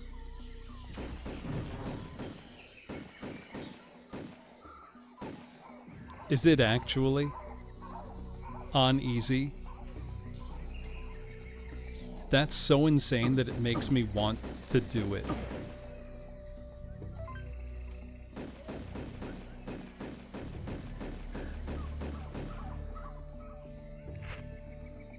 No console runs. I could be the first.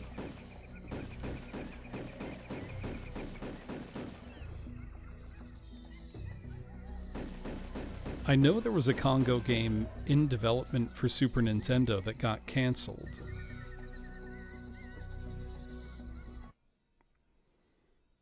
I mean, I can see why. I do not know how many days I have been in the jungle. This is the best part of the game right here. Of the fever now. I found the cargo drop. There is sufficient food and water to continue on and find the diamonds. I cannot travel with all this gear. I hope this guy's I will doing set the well. equipment on auto-transmit to repeat my log entries. I will stay in contact with the handheld locator device. I hope to see you soon. Caballo.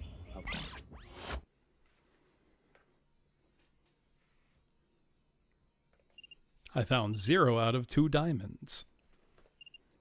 Do I need to find diamonds? Is that part of the game? Or on easy, can you just kind of... Oh yeah, I forgot the floating wood obelisks. Yeah, there's a playable state of the SNES version, though I don't think it actually came out.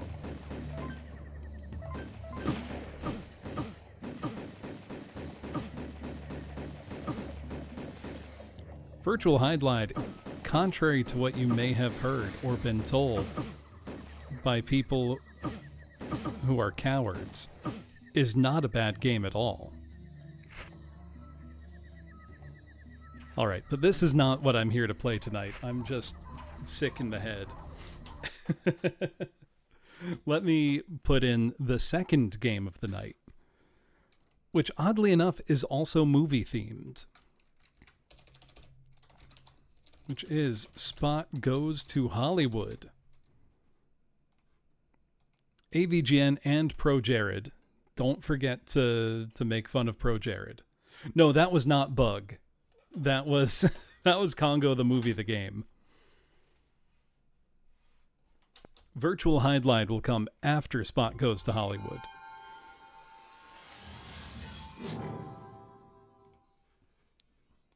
Let me get the manual for Spot Goes to Hollywood up here. And let me put on some background music. I won't start the game just yet. Ooh, this should be a good soundtrack. I did put the game disc in. I'm not loading this off the Saru, but let me pull up the manual. We can learn how to play Spot Goes to Hollywood for the Sega Saturn.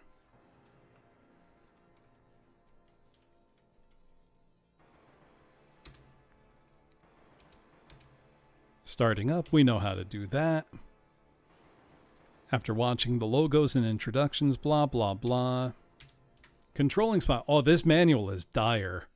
Here are the default settings for directing Spot through this Hollywood romp. Remember, you can always customize your setting. So D-pad up moves Spot northwest. D-pad right moves Spot northeast. Down southeast, left southwest.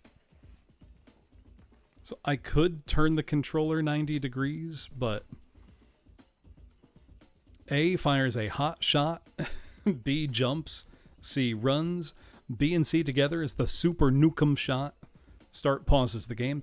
Now this game here came out on Genesis, PlayStation, and Saturn. And I think there was a 32X prototype.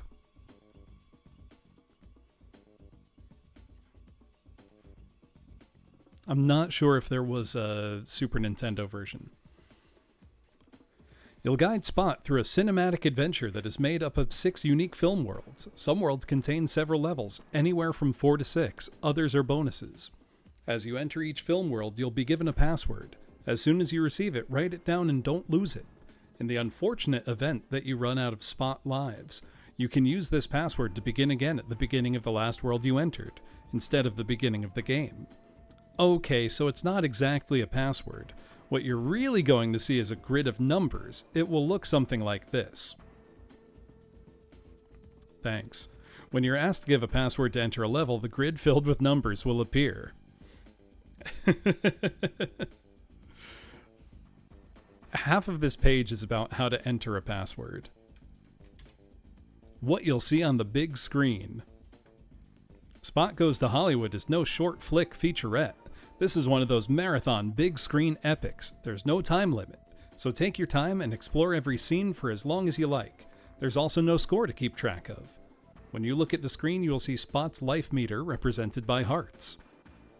I have played Dragon's Lair Super Nintendo. It's dog shit. You'll only have a few chances before your hearts run out, so be cautious. There are plenty of items throughout the various scenes you can pick up to replenish your health. Directly left of these hearts is Spot's face. He will show expressions when he collects something cool, or when something happens that is decidedly unhip. Pausing the game will allow you to see all of your vitals, lives, spot dots collected, special weapons, and the number and order of stars you've collected. Anytime you collect an item, the appropriate display will scroll on screen for quick reference. I call games bad all the time, Woozle. The Hot Shot. You're automatically armed with these and have an unlimited amount, so fire away. Breakables. Shoot these objects open to reveal hidden surprises. Look carefully for these. They may contain valuable spot dots, weapons, or maybe even dangers. Special spot shots. Three-way shot. Freeze shot. Power shot. The big one. Bomb. Note, some of your special shots are limited or restricted to 2 only, so be careful. Props and collectibles. In other words, cool stuff to collect. Health, restores your hearts. 1-up, awards an extra life. Timed invincibility shield. When you get one of these, go for it. Nothing can hurt you. But be careful, fame is fleeting and your invincible time is limited. Bubble. Jump into the bubble icon and float around, controlling your bubble as you go with the D-pad. A word of caution, the bubble only lasts a limited time, then pop. Spot dots. Pick up as many of these as you can find. Remember that 100 cool points will award an extra life, so keep hunting through the levels. Small equals +1, big equals +5. Enter the flashing column of light to teleport yourself to special areas. Keep an eye out, though. These become tougher and tougher to find as you progress. Tips and hints from the development team. Forget the expression, look before you leap. There are secrets everywhere. The bigger they are, the harder they fall, and the bomb kills them all. Collect 100 spot dots for another extra life. Not all secret rooms contain good items, but the greater the risk, the greater the reward. Yeah, cool spot, same, I don't know if it's the same developer, but same character. I also had a spot game on DOS that was really just Othello. And I also have that on NES, and I have Cool Spot on Super Nintendo and Sega. This is also on PlayStation and Genesis. For some reason, the PlayStation version of this game is ridiculously expensive. Like crazy expensive. And I think a 32X version was canceled. The PS1 version is expensive. Look it up. It's crazy. Lights, camera, let's get rolling. In the great big cinematic adventure of Spot Goes to Hollywood, you'll travel through 3 distinct film worlds plus 3 bonus areas if you can unlock the secret to access these. Each film world has several subplots or levels. Be sure to explore and discover everything that you can in each level. Be sure to explore and discover... Oh yeah, I just said that. Your ultimate goal is to discover every level and every world. The more you discover, the more options and bonuses will open themselves up to you. Your main goal is to collect all 5 golden stars in each level. You'll want to aim to finish the game with a perfect percentage if you're really good. Yeah, they drink Pepsi imitation orange. The world map. How the world map works. As you progress through the game, new titles for scenes from the current world will appear at the bottom of the screen behind the image of that world. Pressing left or right allows Spot to enter any of these areas he's previously visited, or the area that is next to conquer. This all seems very straightforward. Yeah, weird version of Another World, huh? Spot Goes to Hollywood is an exploration game as well as a cool shoot-'em-up. Be curious and take the time to discover everything there is to see in each level. The more you look, the more you'll find. I'll be the judge of that. The Pirate Perils. Yo-ho, a pirate's life for me. There's much more hidden in this Davy Jones's locker than 16 dead men and a bottle of rum. You're starting out your high seas adventure at the tail end of the swingingest, swashbucklingest pirate ship ever rigged for the high seas. It's your job to push forward to the front and battle the 8-legged sea monster. But be careful, you landlubber, there's a high seas battle going on as you push your way forward. Watch out for the backfiring cannons, and keep your little red head from getting bonked by avoiding the incoming cannonballs. You can tell they're coming by the shadows on the deck and the incoming whistling sound. Be sure to push and pull around the various cargo items that are stowed on board. They may help you reach items that are out of reach or reveal secret rooms, areas, or levels. And remember to try all those warp columns. The Adventure. Deep in the ruins of a lost continent lies a forbidden temple, long forgotten by man, yet recently discovered by you. It's your expedition's mission to make it through the various unexplored areas, including the deep mine shafts and the roaring rapids to the Forbidden Temple.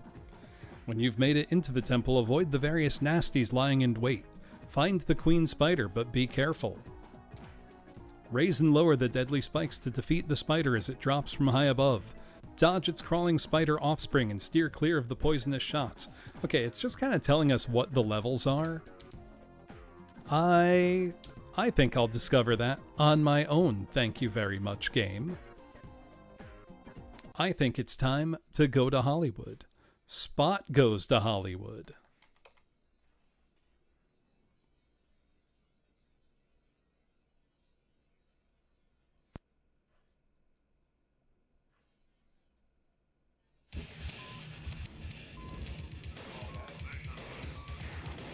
Not the first images I was expecting to see on loading the game disc. Why did Virgin Interactive decide to have a Nightmare logo?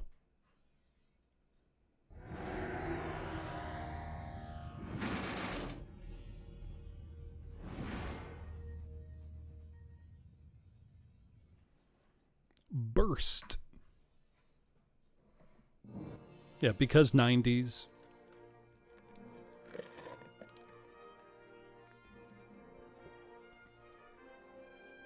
Virgin Interactive Entertainment presents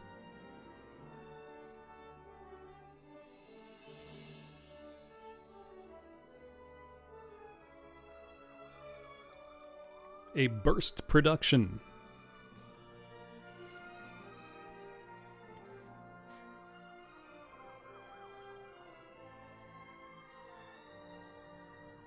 Spot, starring as himself in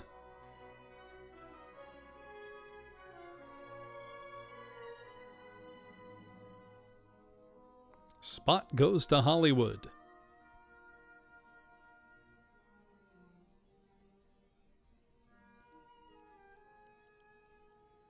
I'm trying to see what these other posters are. What was the obsession around this time of movie-themed games?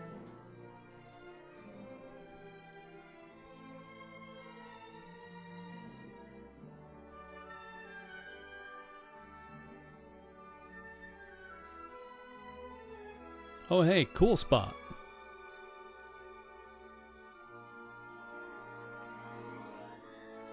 Make sure to get your 7-Up soda.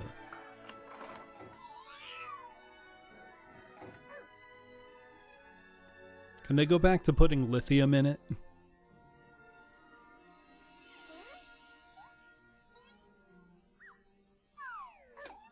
Oh, look how cool he is, though.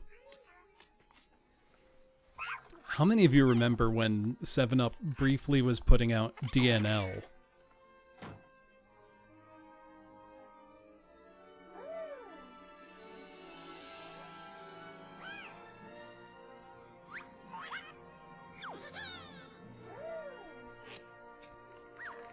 Honestly, this animation is delightful.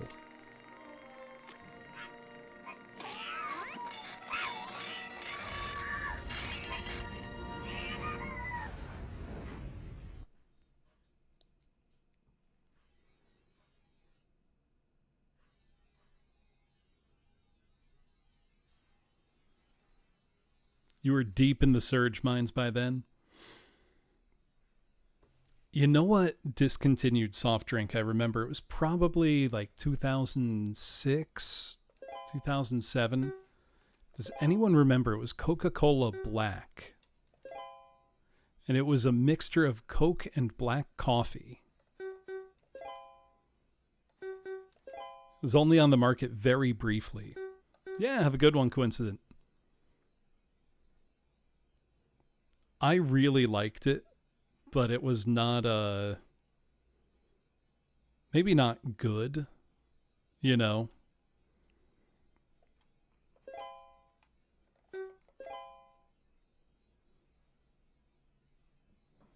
Who remembers Balls being advertised as like the gamer drink?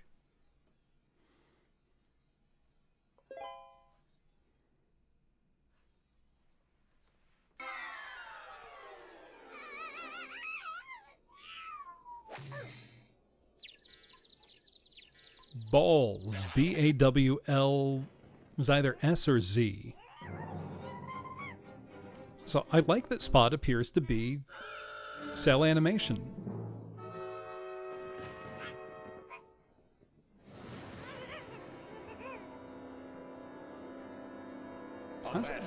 These cutscenes are great. Enter the world of pirates beware, for no one returns who has ventured in there.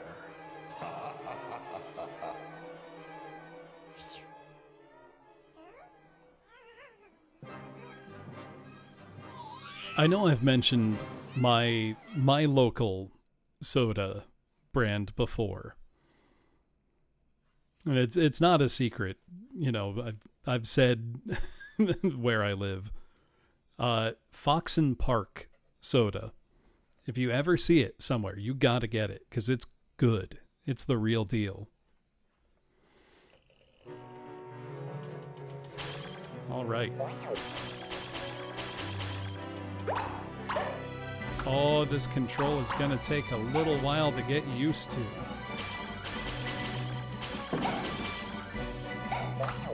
What with this being an isometric game?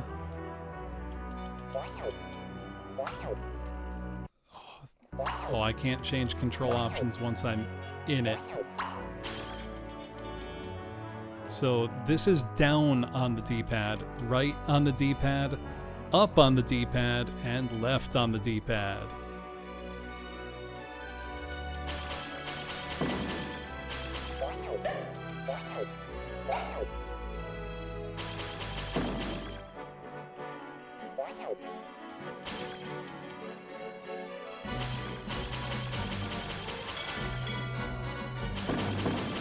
Mario RPG controls, but it's an action game. Is this compatible with the 3D controller? Sure isn't. I just tried.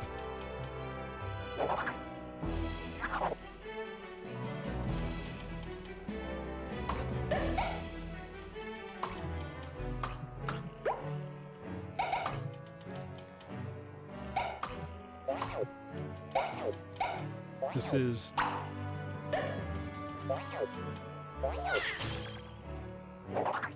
much harder to control than I was expecting.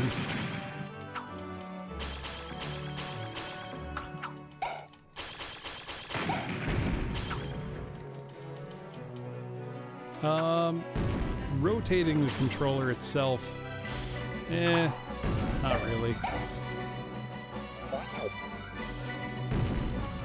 Know what though? The game looks great visually, I think.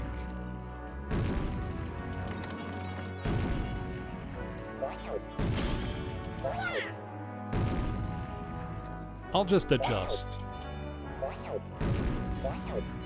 Scary Larry of GamePro was impressed with the graphic, scenery, and audio, but said the control issues make the game drastically unplayable. I don't know if I'd go so far as drastically unplayable, but yeah, they're pretty tough to get used to. Oh, I'm dead. Now that it's just, you gotta let your brain hit the adjustment period, you know?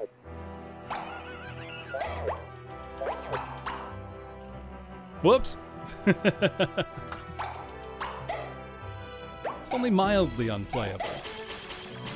I wouldn't go so far as unplayable. I do always try to ask myself as well, is the game bad or am I bad at it?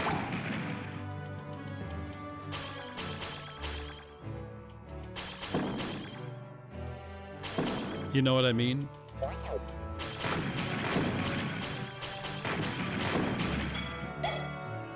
I think I can just make the game a little quieter in general. Both can be true. I'm not convinced this is one of those just yet.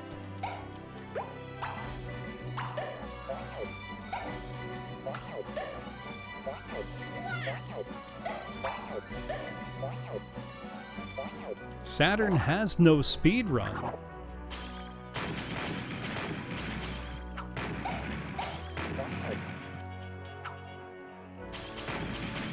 So you're saying I should learn the game well enough to run it?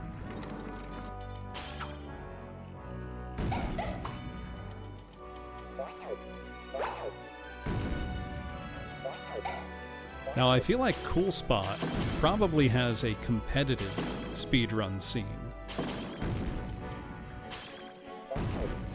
Because that's like a kind of popular game, you know?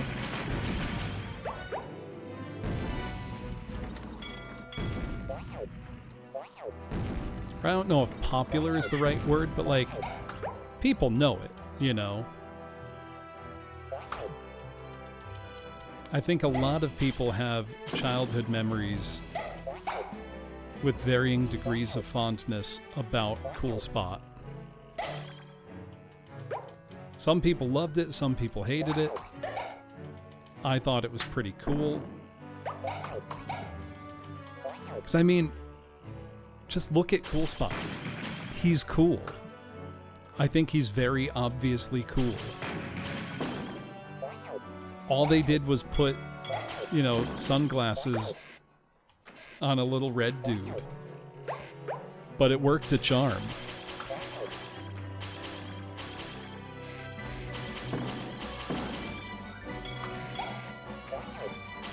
Also, the production values in this game are kind of really good. Like, the graphics are great. The music is great. The enemy designs are cool.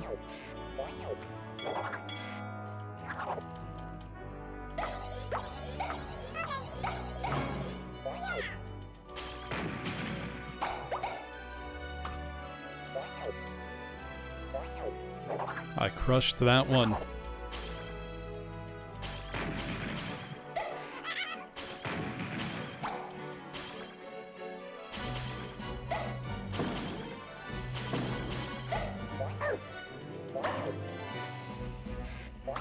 Okay, as my brain has been adjusting to the control, I'm finding playing it more and more amenable.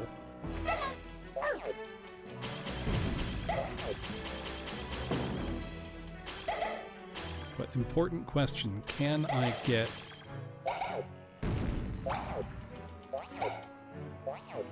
health? Whoops. Imagine this and Bubsy 3D are the only PlayStation games you own for a year. Was this your lived experience, Howell? So if it was, I feel like you'd play a lot of Spot Goes to Hollywood.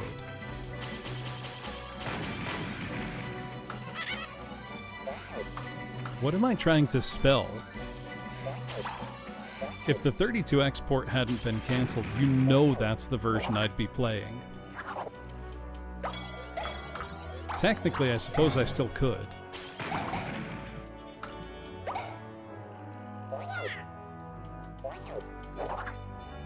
Hello, Tachikoma. Why would I do this to myself? It was requested. Until Make Me Play It May goes. Also, to my understanding, Skullcra, this version is supposed to be significantly better than the Genesis one, so...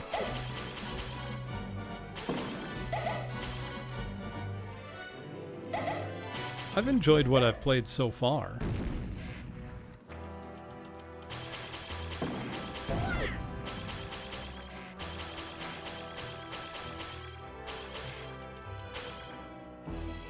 Nothing hiding behind the exit.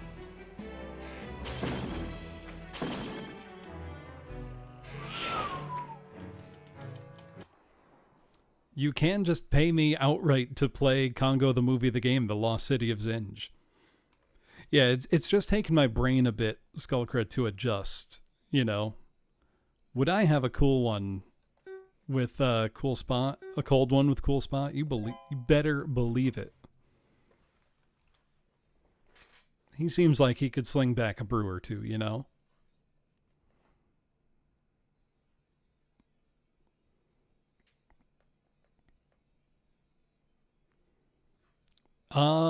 No, he'd definitely... No, he'd have like a 7 and 7.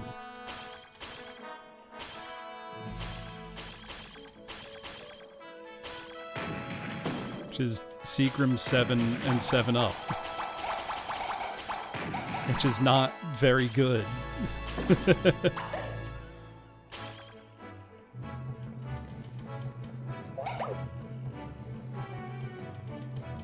Why does this game have really good music?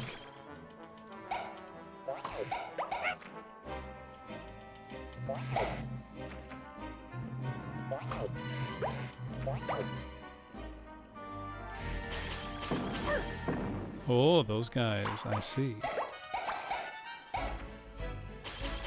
Then again, music is one of those things, it really doesn't cost you anything to make your game's music good.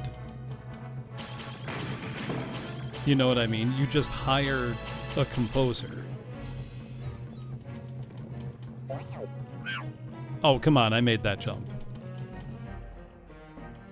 I would try Malort and 7-Up. It's probably not a good combo, but I would try it.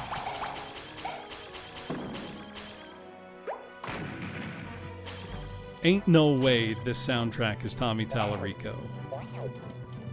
I don't believe that.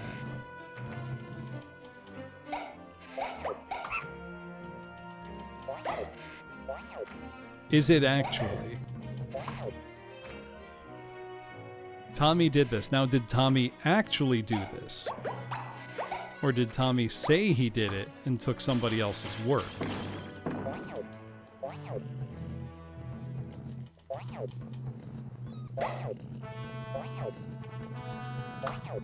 He did Genesis, somebody else did Saturn. Well, see, I believe that.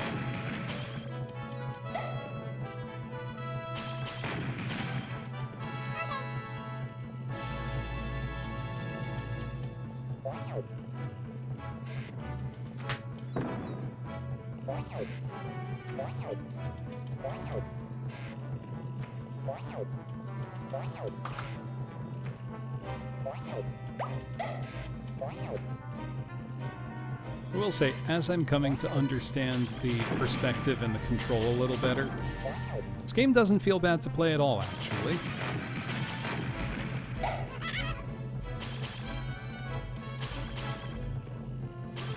Is 7-Up still a thing? I think so. Hold on. We were saying earlier, what about, you know, a collection of bug video games? Where's the Cool Spot collection?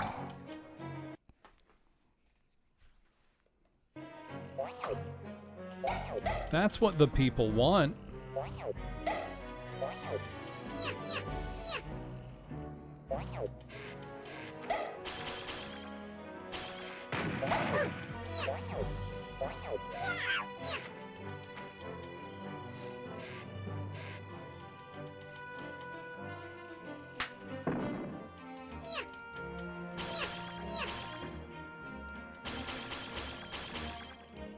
I feel like 7-Up had a branding advantage for a really long time because of Spot.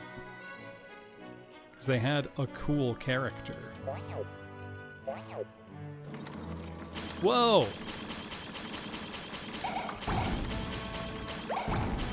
This is kind of sick.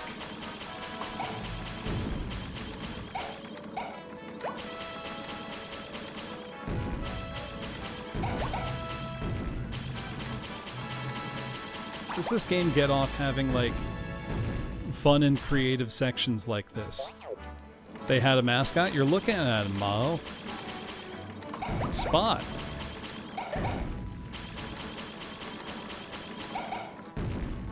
He's their mascot with a lot of tude.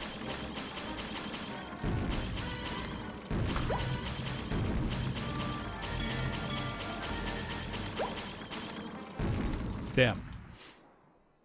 Cut. Try this one again, from the top. This is not working. I don't think you're made for this business. I have, Ryudo. It took me a second to have the controls click with me. I'm starting to get it, though.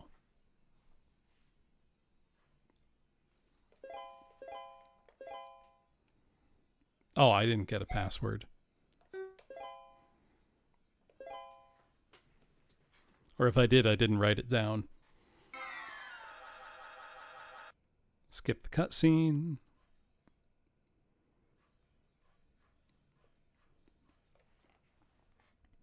Now, Ryudo, I know you played a ton of mascot games, like food mascot advert games. How do the Spot games rank for you personally? Because there's at least 3 distinct ones I can think of off the top of my head.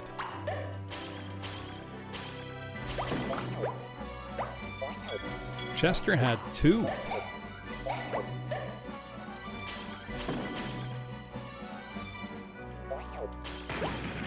I feel like I should play Chester's games eventually.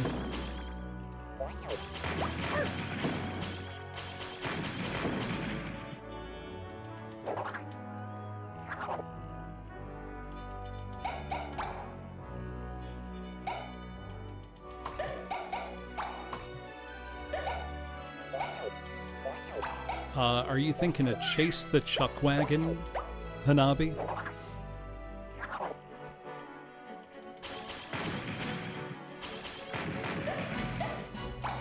Would you believe it if I told you that Chase the Chuck Wagon is an extremely expensive game?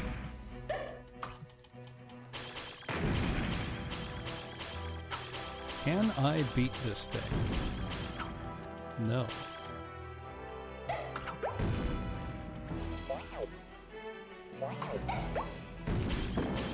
How expensive? Very few copies known to exist. I'm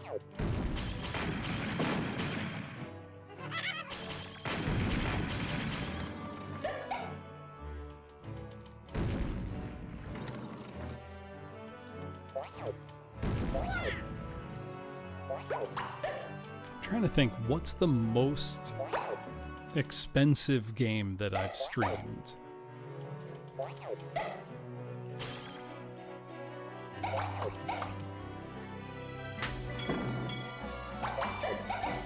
There's a couple candidates.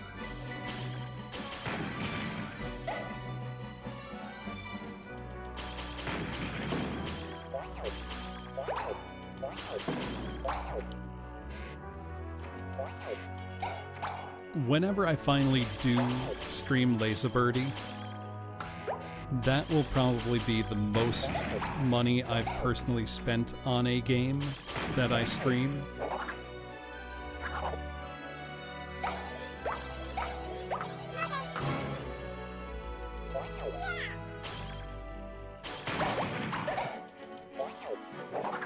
Easy. I mean, I've told myself if I ever find Panzer Dragoon Saga for what I deem a good price, I will buy a copy. But the what I deem a good price is the key there.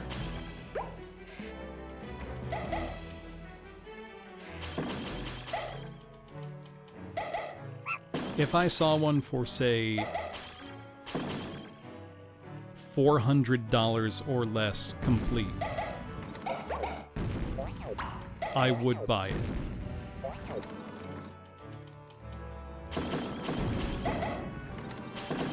Like, on the spot, no hesitation.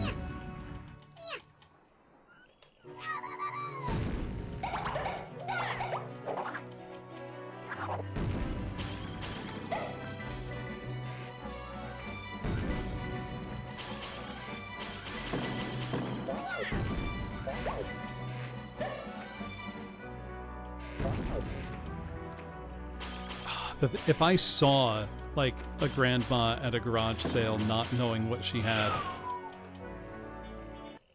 I don't know that I would have it in my heart to take advantage. Do you know what I mean?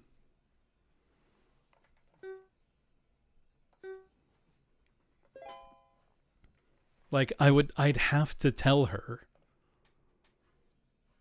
She's like, yeah, it's $10 for the video game. I couldn't do that.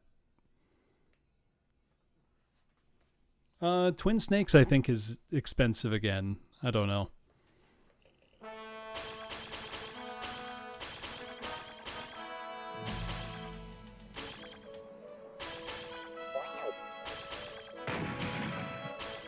It's just, if it was a game that was like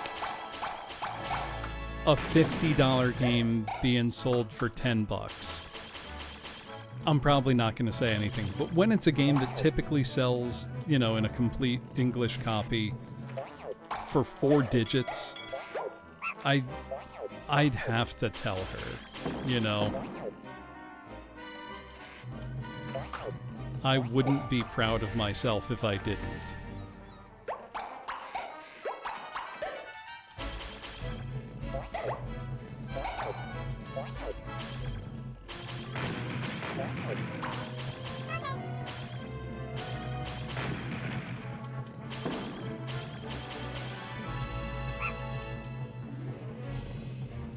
Yeah. God, I'm once again thinking of one of the funniest videos of all time. I'm thinking about the Price Master again.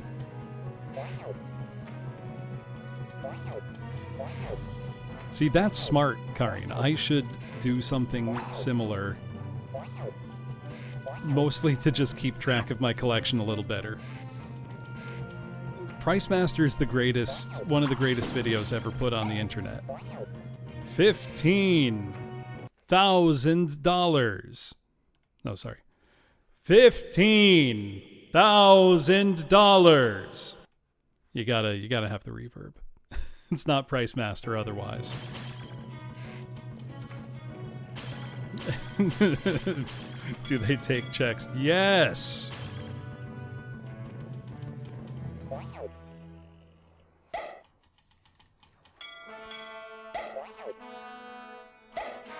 Forget finding secret stuff. I'm just going through the level now.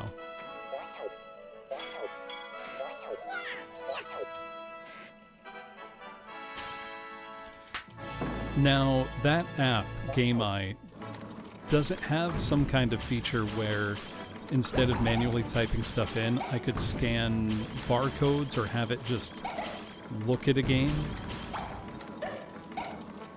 and scan it in that way? Because otherwise I'm looking at hours and hours and hours of data entry that I don't want to do.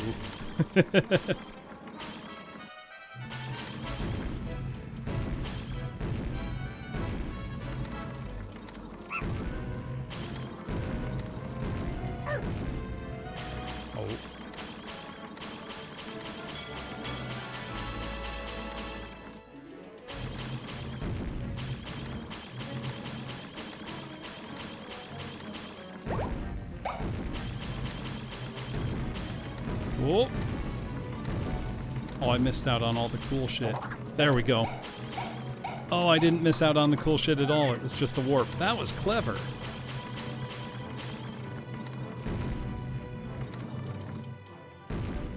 Oh, no! Oh, I gotta do the whole thing again. Shit.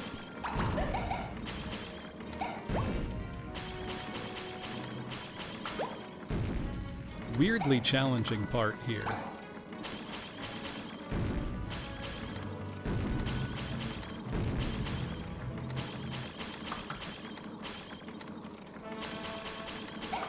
Yeah, see, that's what I'm trying to avoid, is putting, you know, 1,000+ games in manually.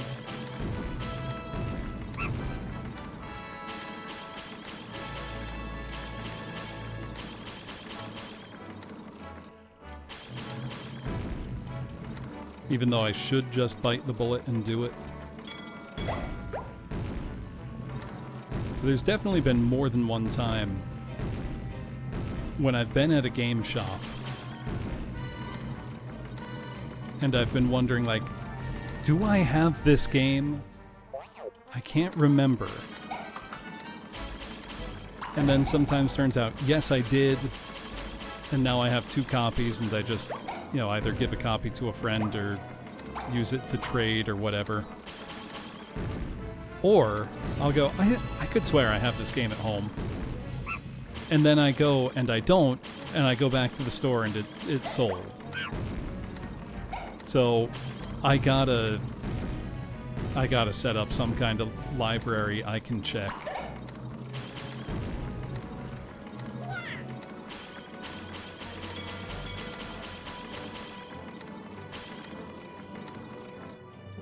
Surprisingly long segment here.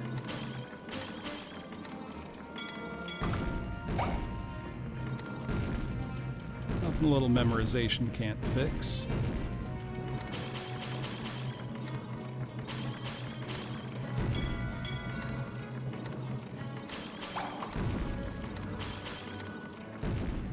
Oh, come on. Yeah, you should check your area, Maho. Game swap meets are pretty common. You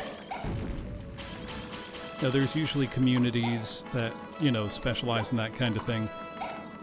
So one way that's helped me out a lot is when I was building up my Famicom library, one thing I would often do is buy large lots of games. Either, you know, 20 random games, can't see what's in the lot before you get it, or lots that had like a listed picture. And there was like a couple games I wanted in there, and then a bunch of things that, you know, I didn't really care about, but they're in there. And then some things that I know are duplicates. Those duplicates end up being great for just trading with people, because just because you have something doesn't mean that somebody else will. And it might be exactly what they're looking for, you know? I made the same mistake again! How'd I get hurt with that?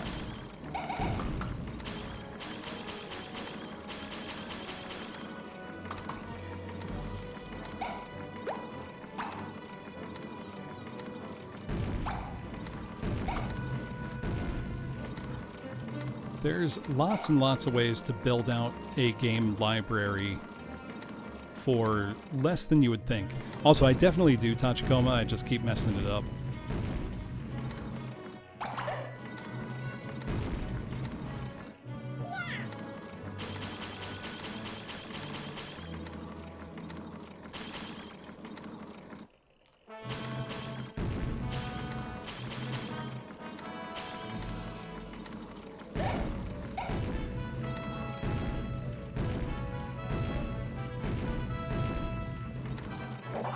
This game's lucky the music is good.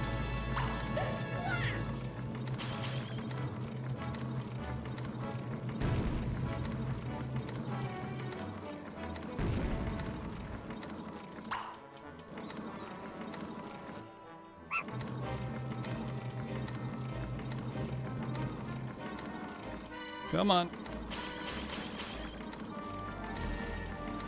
Oh, come on! Cut, cut, cut. Try this one again from the top. This is not working. I don't think you're made for this business.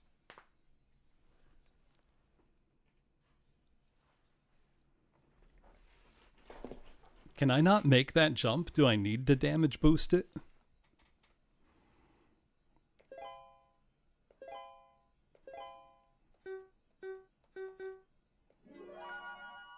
Oh, okay. I could continue. God, Beautiful Joe was so fun.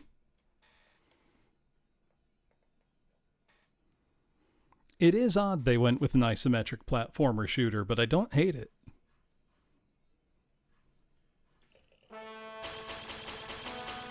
I'm just embarrassed that I'm dying on level 2, you know? Just gonna run through the stage till I get back to that point.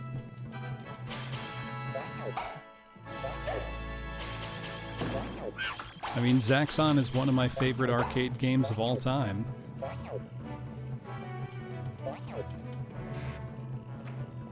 And I will always be a shooter for what I think is a very underrated game on the Sega 32X, Zaxxon's Mother Base 2000.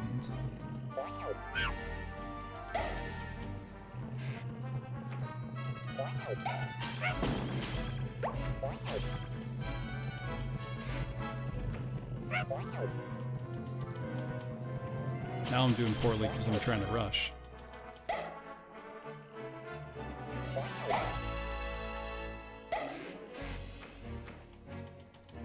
Is there a secret if I hop in the lifeboat? Nope. Feels like there should be, but nope.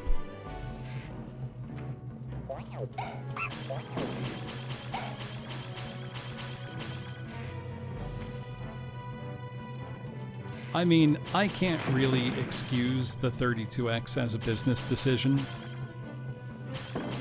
but I will maintain that despite a very small library, there are a lot of pretty fun games on the 32X to enjoy.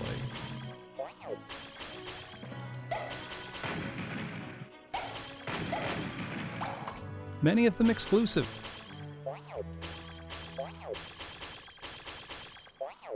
I will always be a shooter for Calibri.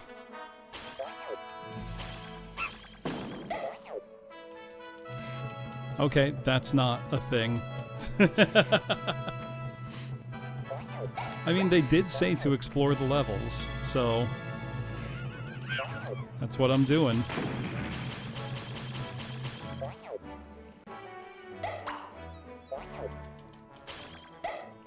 That wasn't the right answer, but, you know. Now I know. All right. Back to my nemesis.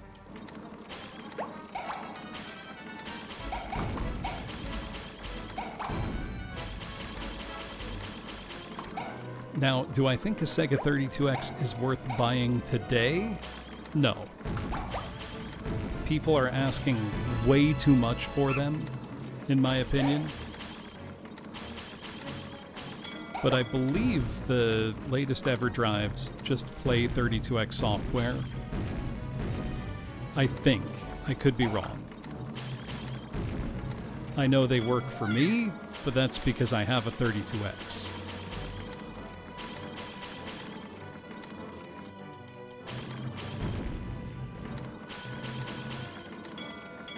The surprise launch of the Saturn has to be one of the single worst business ideas in gaming history. Because I really can't imagine who they expected to be pleased with that. Not consumers. They didn't have time to, you know it was out there. How am I getting hurt there? That's some BS.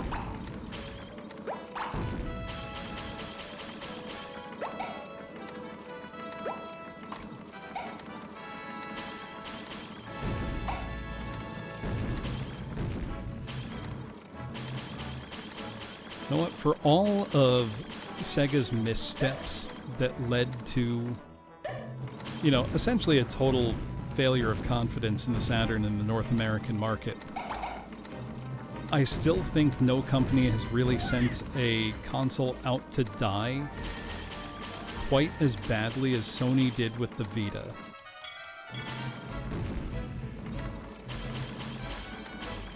Maybe Nintendo with the Virtual Boy, because it became clear pretty much instantly that they didn't have faith in it and they just pushed it out the door to, recoup a loss.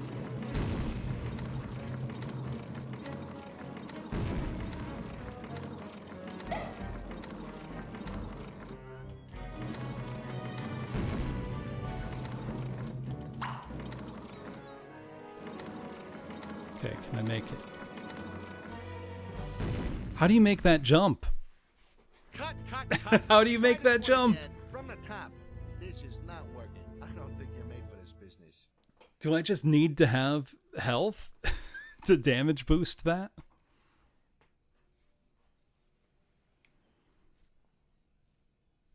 I don't think I'm made for this business.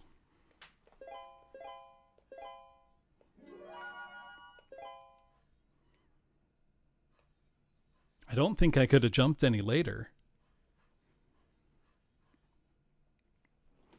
Now, don't get me wrong, I do love my Vita. And I think it's got a great library of software. But Sony absolutely sent it out to die.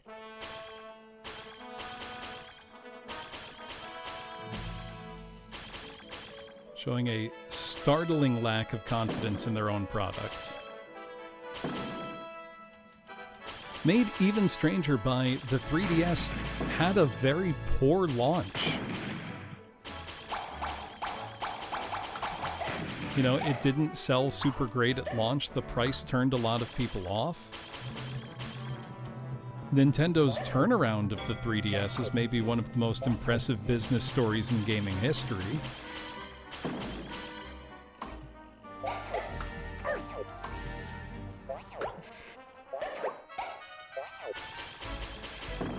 I know I've mentioned it before, but I actually bought my 3DS day one.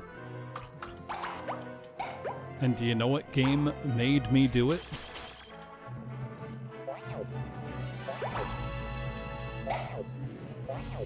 Not Steel Diver, but Steel Diver is a banger. I am a Pilot Wings freak. They said new Pilot Wings game, 3DS launch, and I said, yes sir, Mr. Nintendo, I'm there. It was not Mega Man Legends 3. And you know what? Pilot Wings Resort whips ass, and I won't hear otherwise.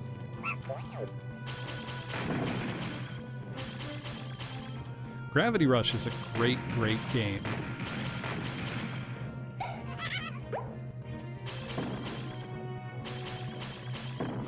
It's another franchise effectively sent out to die.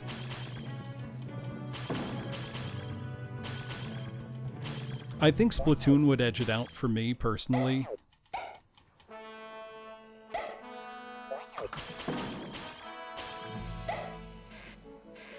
Splatoon is so good that it's almost unreal feeling. Like how fully formed the idea was from the very start. Do you know what I mean?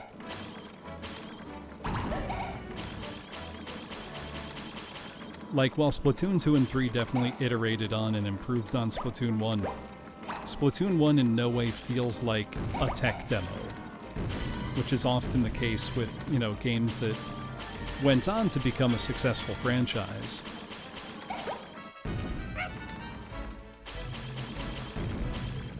You know what Switch game I would like to see get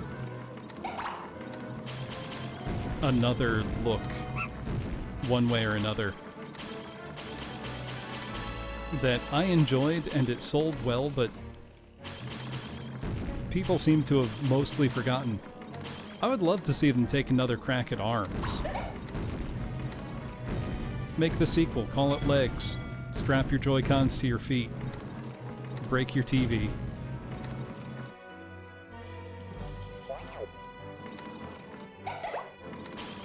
ARMS, though, was a genuinely fresh-feeling idea, used motion controls really, really well, looked great, had a very likable cast of characters, and now the only thing people know at all is Min Min because of Smash.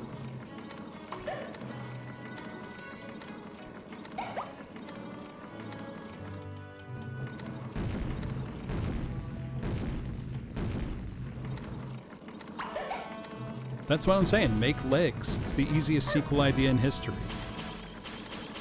It did feel like they wanted another Splatoon, and I think they could have had it.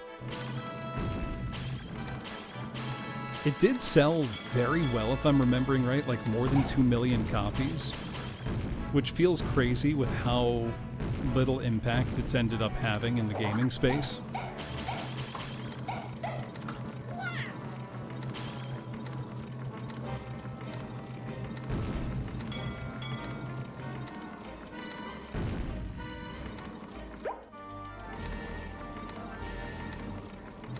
Also, thinking of software sales, it appears that Metroid Prime 4 has not cracked 1 million copies on any platform. I think you do just need to take damage there. That's cheeks.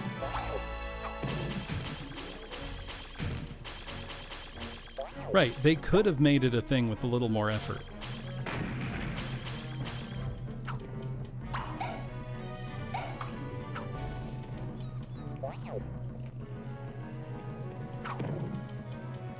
Now, I still haven't played Prime 4, so I'm going to reserve judgment a little bit.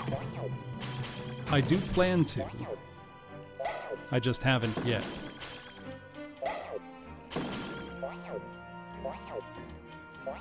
I could... No, I'm not going to bother.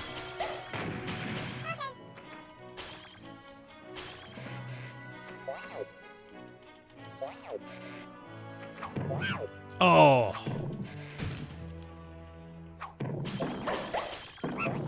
Right. Victim of development hell feels like the right way to put it for Prime 4.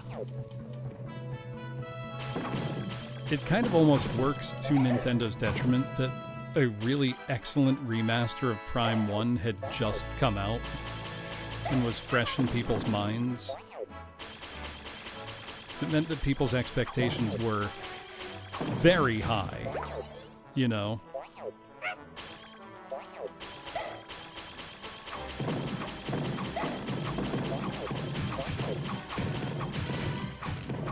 Thank God.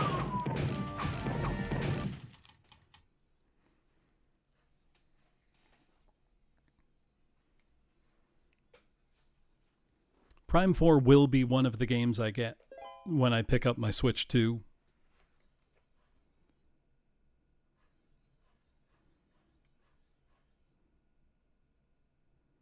I mean, Prime 4 was announced all the way back in what, like 2017?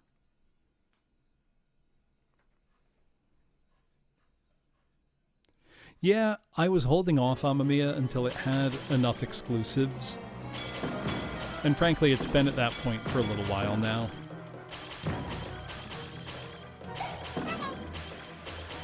I think the way things went with Prime 4's development was a big factor in why Nintendo switched to a pretty much only announce or talk about games that they plan to release in the next, 6 to 9 months.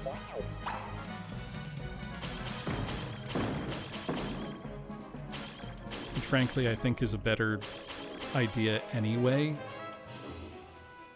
Because if you announce something super far out, the problem is people are gonna, want to hear about it. Looking at you, Todd Howard, who would now prefer we don't ask about Elder Scrolls 6.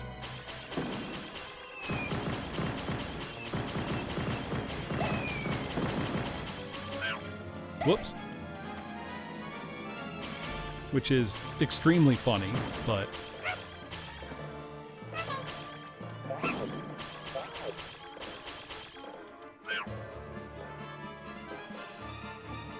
the thing about Prime 4 that I would love to know is how bad must Namco's version of it have been for Nintendo to wholesale cancel it and just say, nope, somebody else is making this one now.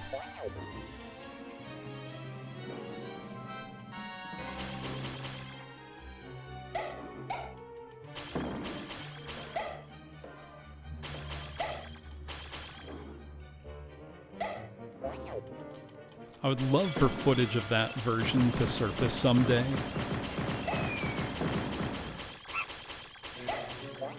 Just as a fun what if.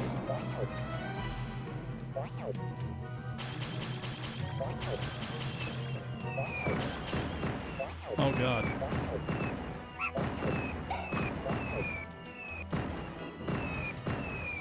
Problem is, if you get panicky, even for a second with these controls, you're dead.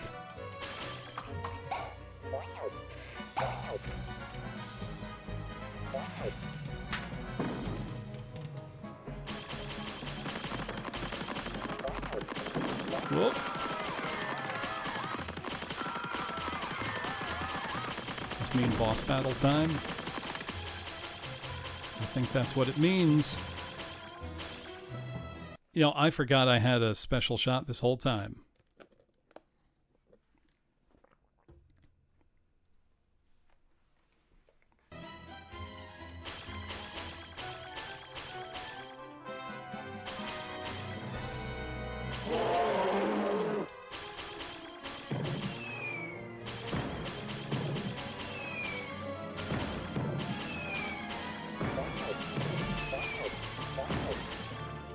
So where am I shooting this guy?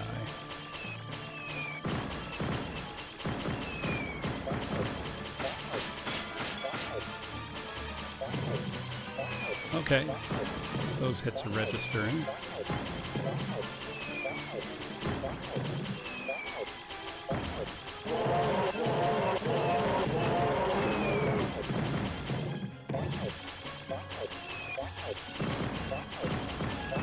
No!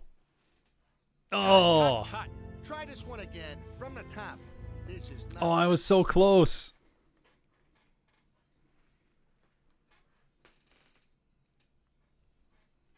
Okay, the boss fight's pretty fun.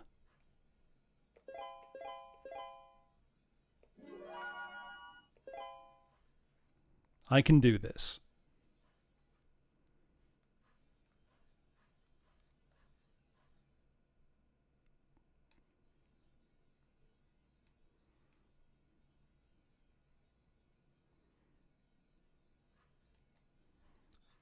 I gotta do what, Maho?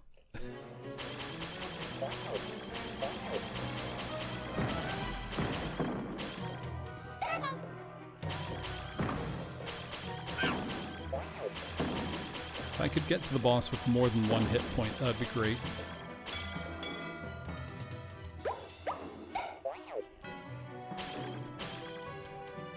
You know, I should stream Parappa and Jammer Lammy at some point. And I feel bad saying this about a game that is a, you know, pioneering work. Parappa kinda sucks.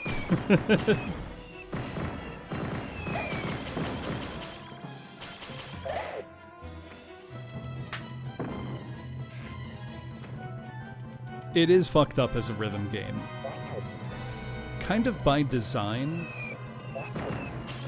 which also doesn't really make it better, but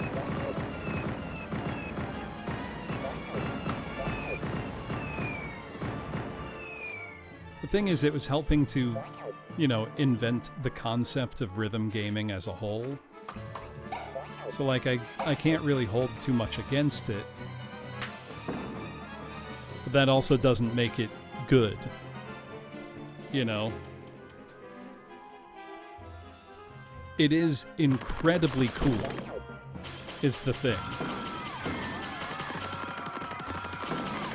Parappa is an unbelievably cool and stylish game. And also one of the funniest games of all time, both intentionally and unintentionally.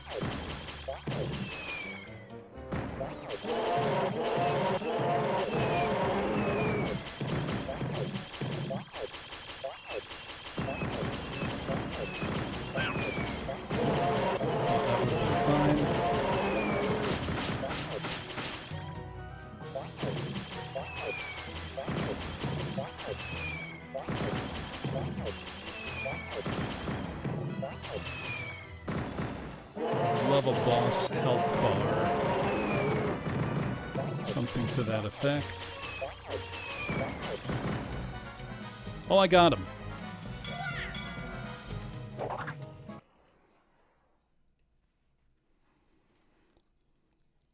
Also, Parappa is responsible for one of the greatest music videos of all time, which is GMC Fashio's GTFO. Simply one of the funniest music videos ever made.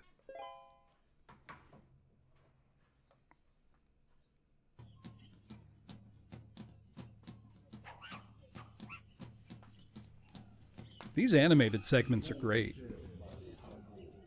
Blah blah spot, blah blah blah. Okay, that's pretty funny. Blah blah blah adventure.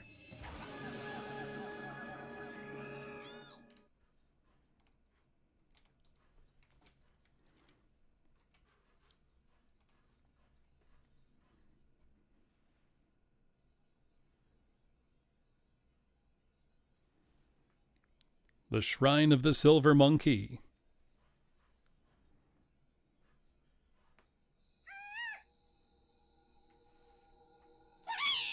Whoa!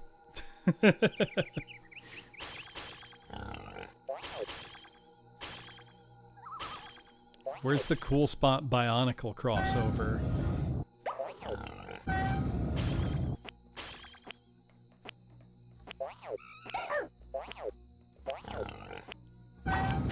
You know, I had a pretty good time. Oh, that's the bomb. I see.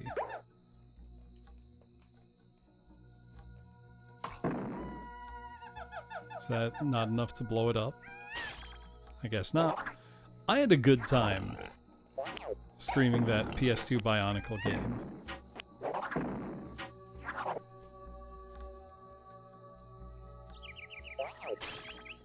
Oh, that's the part I needed to blow up, not the pillars. I see.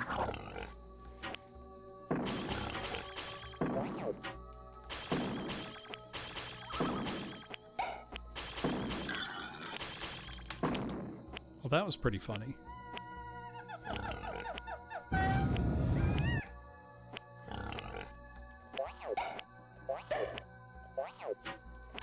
And I'm surprised at how well put together that Bionicle game was. That one annoying minecart level aside.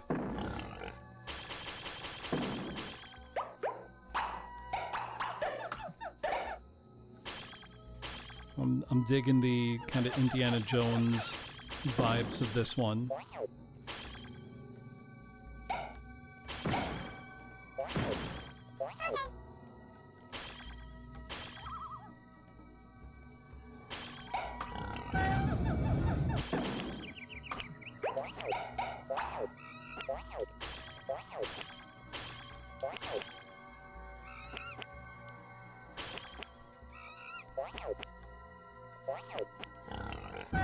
I think, though, the fact that I, as somebody who knows absolutely nothing about Bionicle, still found the game enjoyable, you know, speaks well to the quality of the game overall.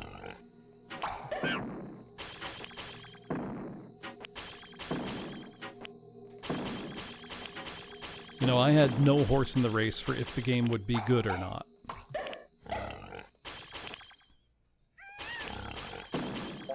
I found it to be a fun and perfectly competent, you know, platform action game.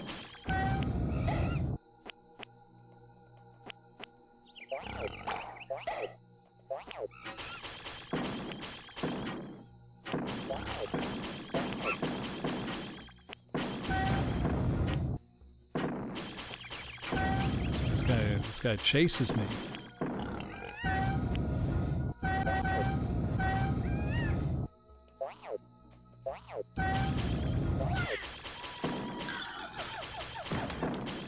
I like that pig getting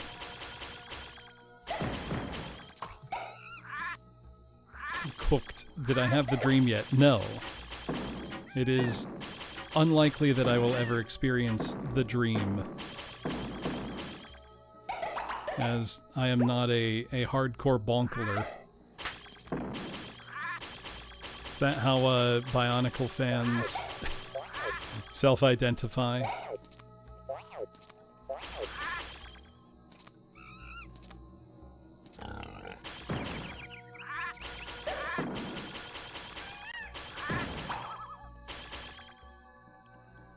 It does surprise me a little bit that LEGO have not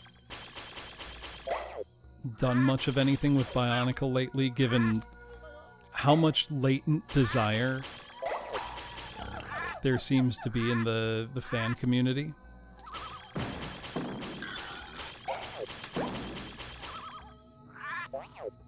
Because people that grew up with Bionicle are now at the point where, you know, most of them are getting older and have disposable income,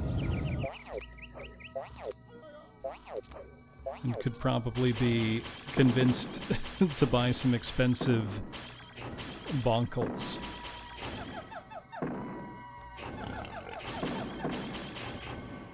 Whoops. I will say the new LEGO Batman game looks like it's got the sauce.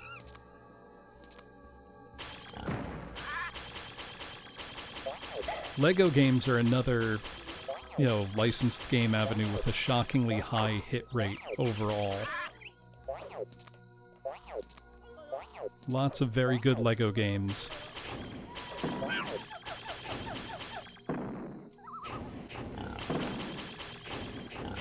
Am I gonna play Lego Batman? I might. I wouldn't be streaming it, but I might play it just on my own.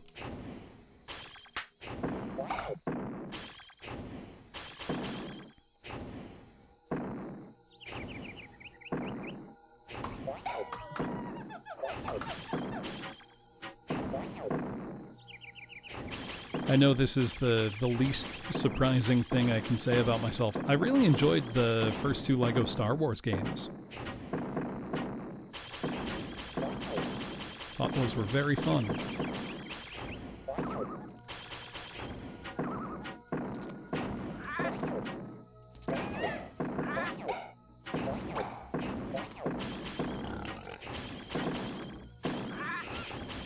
I know I haven't played this game before, but I am currently experiencing a very intense deja vu, as if I have seen this exact portion of game before.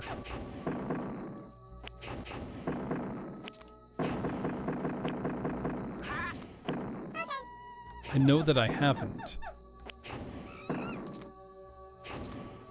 There has not, to my knowledge, ever been a Lego golf game.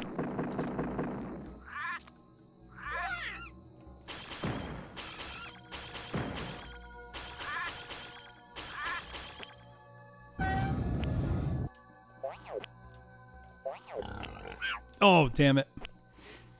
There are Lego racing games, and they're generally very good.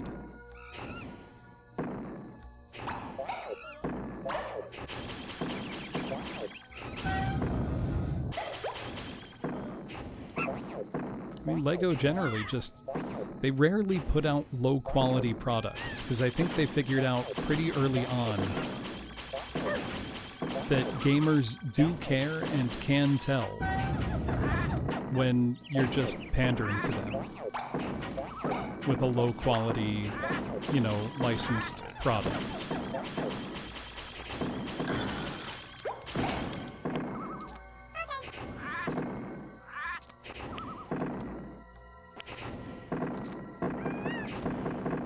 I did not try Lego Fortnite. Because generally the times I've played Fortnite, I care much more about the shooting parts. Those are the parts I find fun. Oh, that was some BS.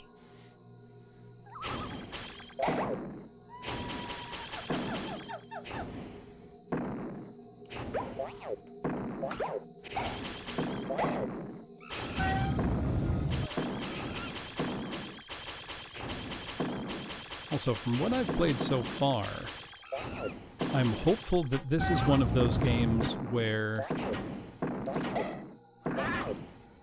it actually keeps getting better as you play it, instead of one of those ones that, you know, front loads its best level right at the beginning.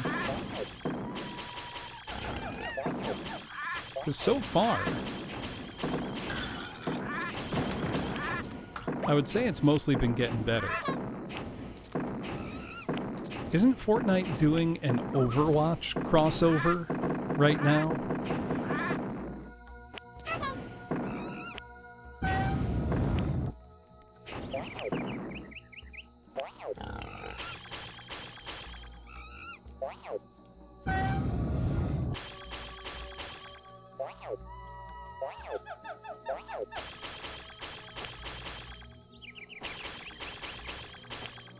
Now, I did play Overwatch when it first came out. And I enjoyed playing as Roadhog, and then they nerfed his, like, grappling hook thing, and then I stopped playing the game, and that was almost 10 years ago now. Where I'm like, well, they took the character I liked and made him not as good, so I'm done playing it now. Yeah, it was really fun for a couple of weeks. Also, didn't Overwatch 2 both come out and then stop? Or it just became Overwatch 1 again? What was that all about?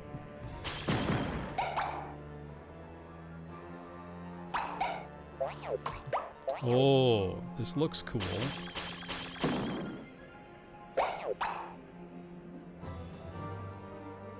That's true, Volpez.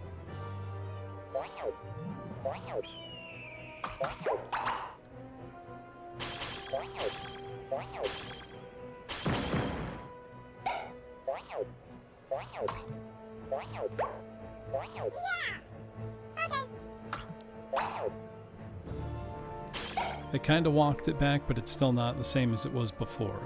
Okay.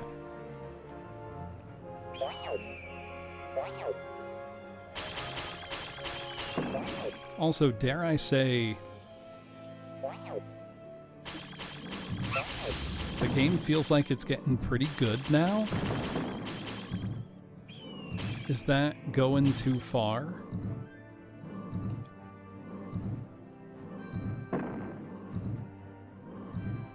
Can I do something about this guy? Not really. Cut. Try this one again. Did a run back, retitled Overwatch 2 to Overwatch. Okay. So if I tried to boot up like the Overwatch that I bought 10 years ago, would it still go to a game? Is it different or the same?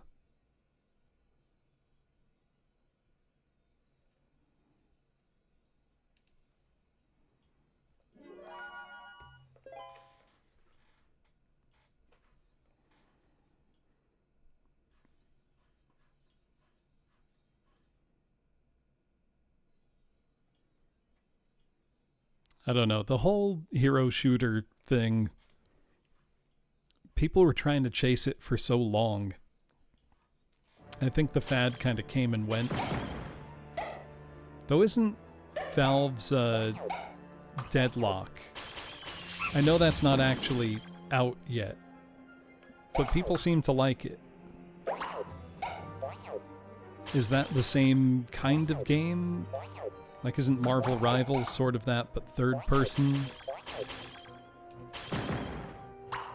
You can't tell I don't really keep up with this.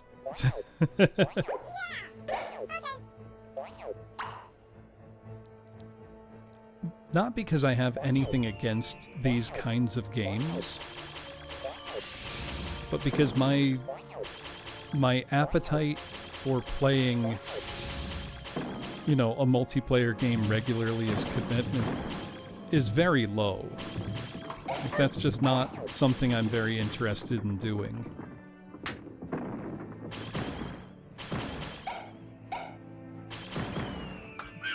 Whoops.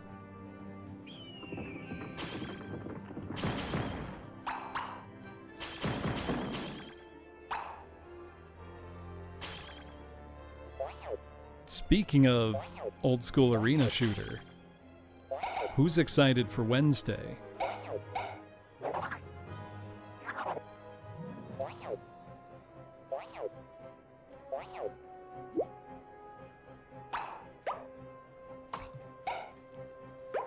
I'm gonna just need to make sure I know how to set up a server properly.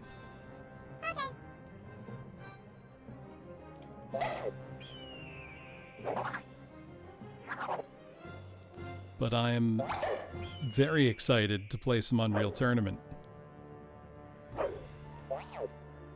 Turns out I'm still pretty good at it. Which I'm not surprised that I am. I'm pleased that I am. Whoops! Oh good, the bubble respawns.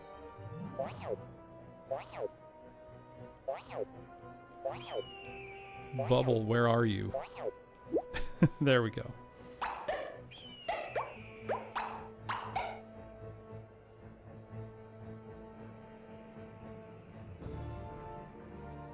How long do I want to stay bubbled for?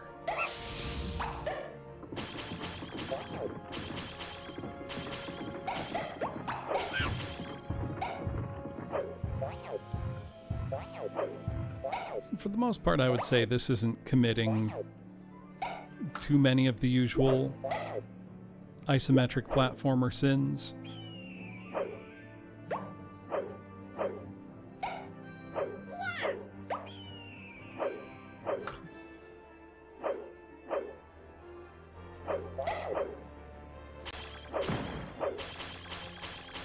Like, the game's been quite controllable. Also, hello, Cosmolani. How you doing?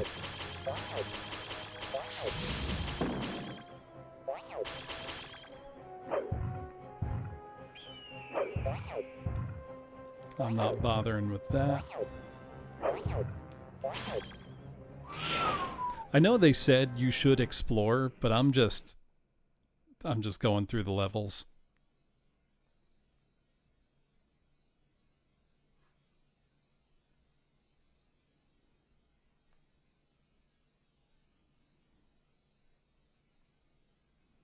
Minecart madness. Oh no. Oh no.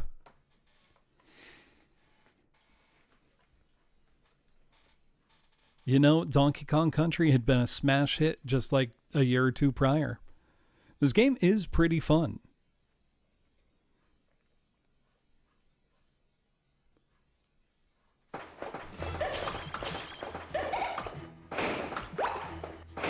I would go so far as to say all 3 of the games I'm streaming tonight. Oh, we lean. All 3 of the games I'm streaming tonight have been pretty good and pretty fun. Saturn and PlayStation, if you're so good in next gen, why don't you have a Tommy Tallarico soundtrack?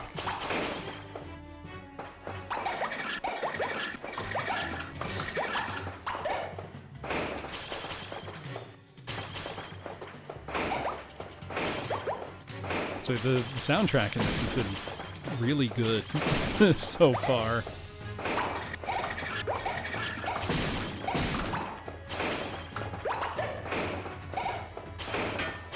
Oh, we have checkpoints. I'm a little shocked by that.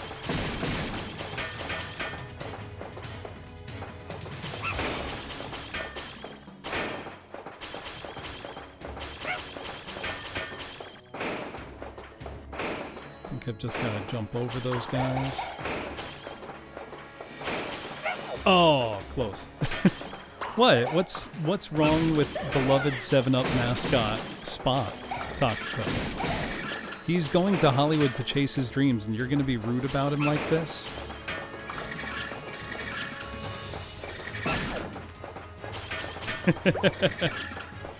Well, I'm playing with your mortal enemy because it was specifically requested by a viewer as part of Make Me Play It May. And so play it I must.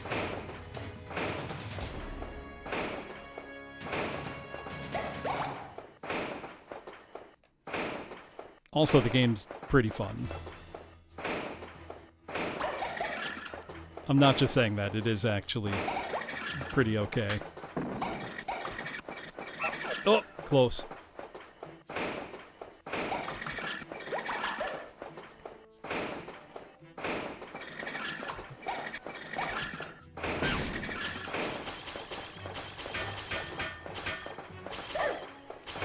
I don't like that I can't kill those guys. Oh no! Oh dear.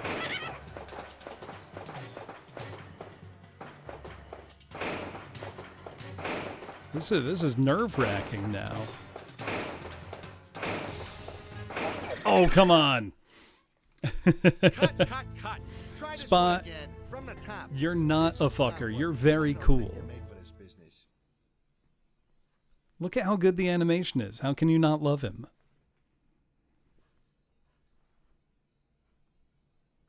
He's just trying to make it big in Hollywood.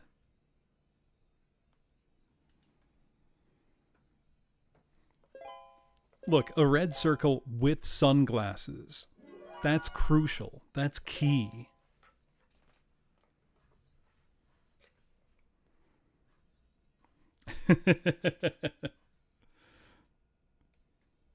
When's the last time 7-Up used Cool Spot?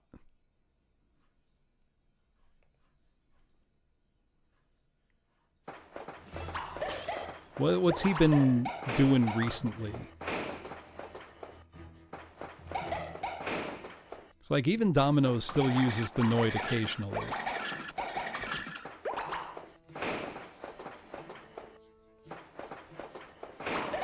Meth, you think it would be lithium.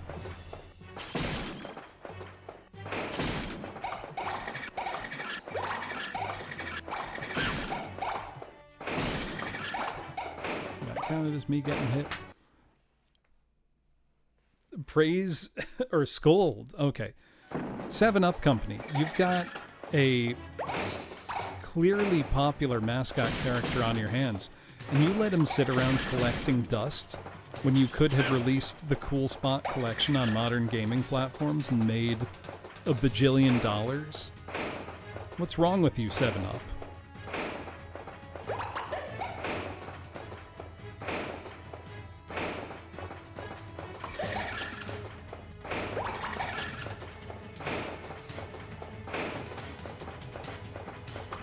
I feel like Chester Cheetah's still on all the packaging, isn't he? Like, he's not a defunct mascot at all. Whoops.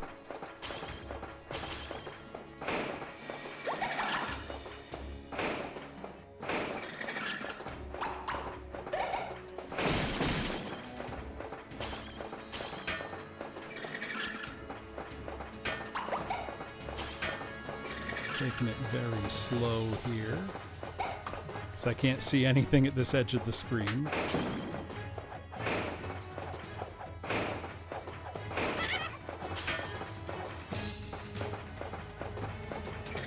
Okay, they could have moved the camera like a little bit for this part, right?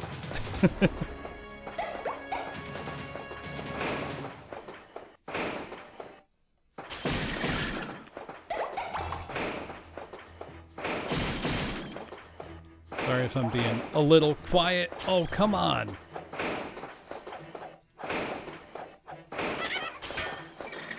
We're in a tense spot here, if you will.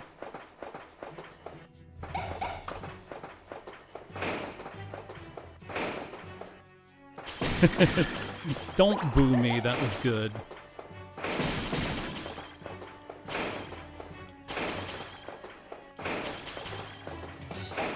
Oh my god, those jumps are insane.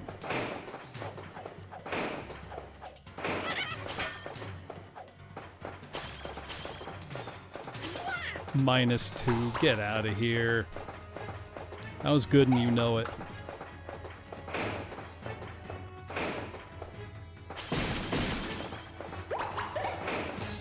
+2, thank you.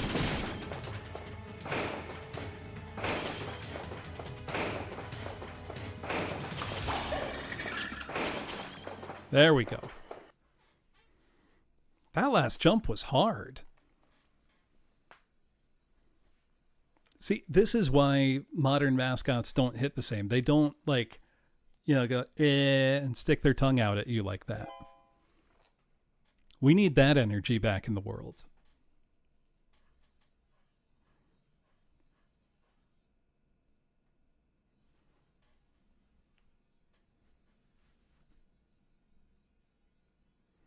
Disinterests cola. That's great.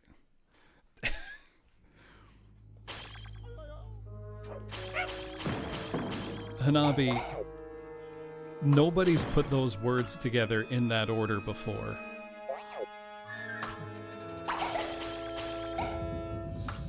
We really Temple of Doom now.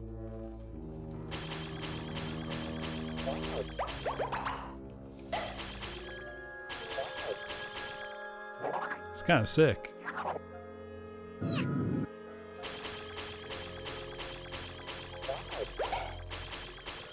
Really, we're hit Atari game Centipede right now more than anything.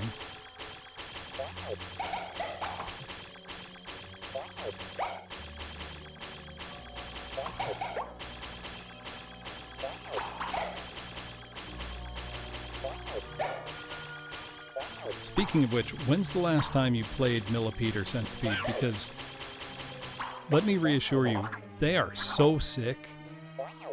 Like, they're so good.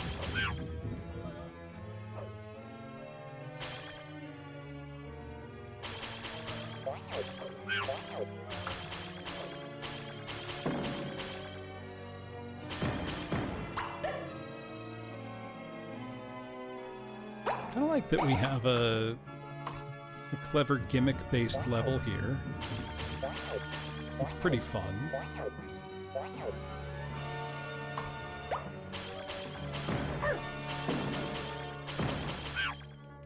Spiders. Why'd it have to be spiders? Oh, you know what they should have done, but probably couldn't because they'd get sued into oblivion?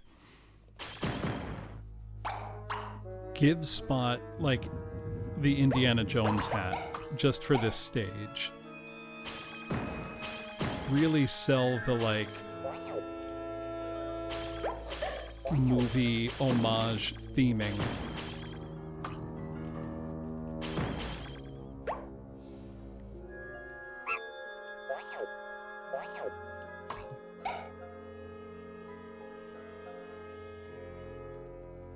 The music is already close enough to be borderline legally actionable.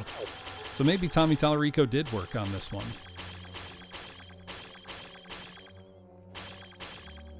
Yeah, if you gave him a funny hat for each different world, immediately you're cooking.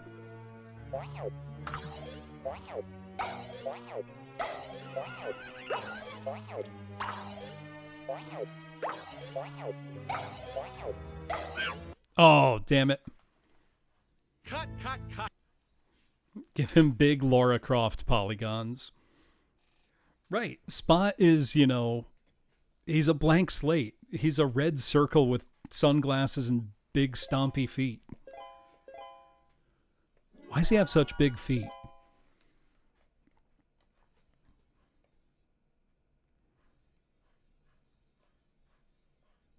What was the phrase George Wood used in his review? Front-loaded anvils or something for Lara Croft? Nice streak, Boniface.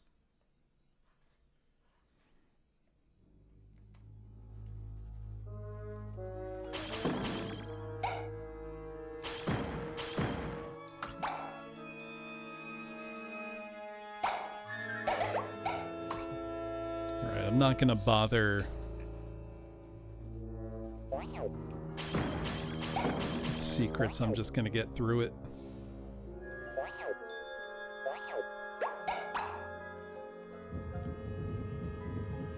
Somehow the Tomb Raider franchise is at a low enough point that I would have preferred George's completely lunatic idea over the modern Tomb Raider games.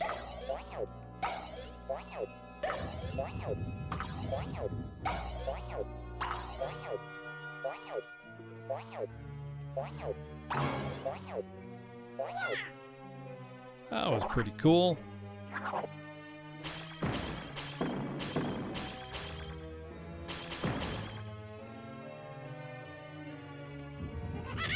Don't get seen by the light.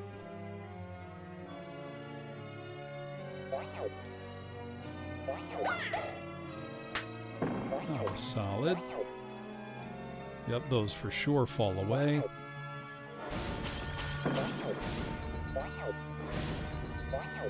You know what this game is getting right that so many isometric platformers get wrong?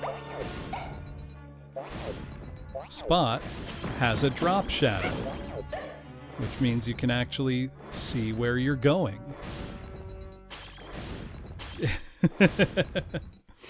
Why isn't it 3 dots?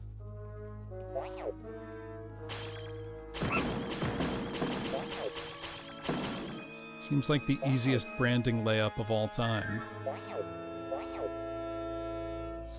So this music is so close to being Indiana Jones that I'm shocked they didn't face legal action over this. I don't like those tongues.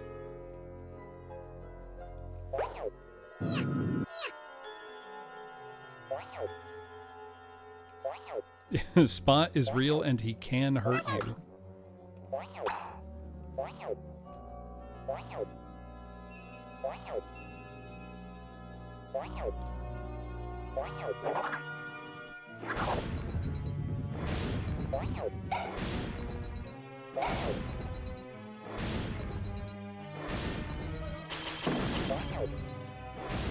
I've got to say, I'm impressed. This game has been getting more fun with each level.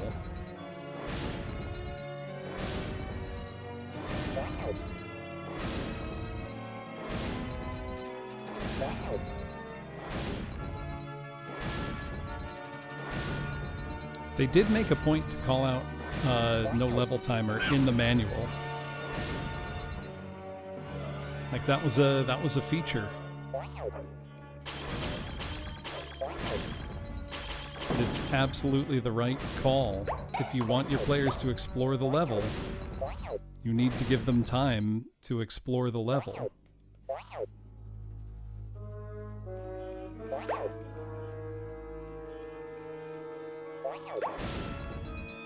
That's a tight jump.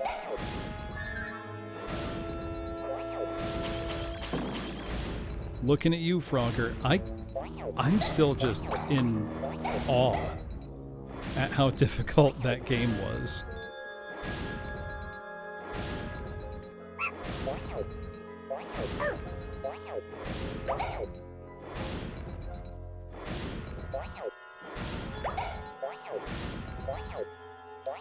Because it was ridiculously hard.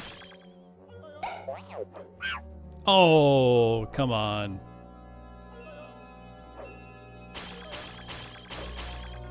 I thought I dodged that.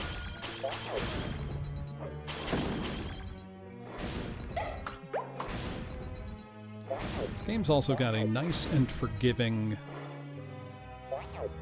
level structure.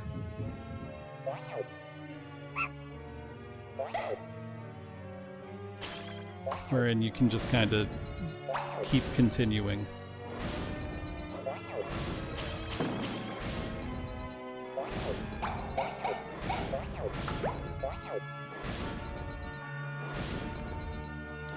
This is tricky timing. Nope.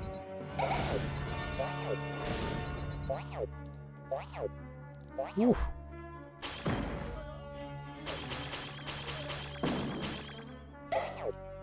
We got him. Oh.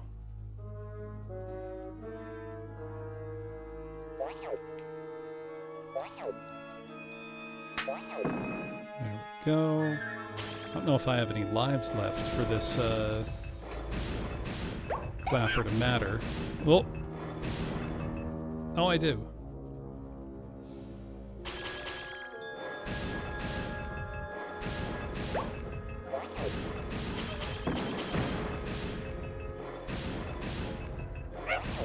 Whoa.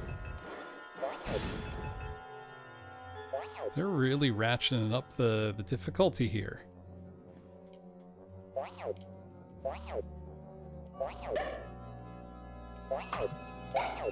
Oh.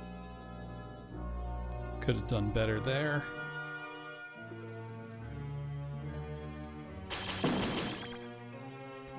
That was solid.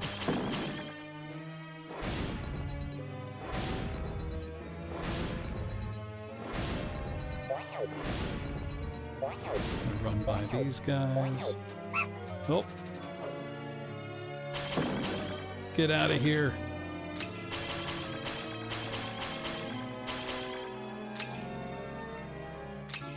Is this a... Oh, it's a puzzle, I think? I can barely see the symbols on the floor.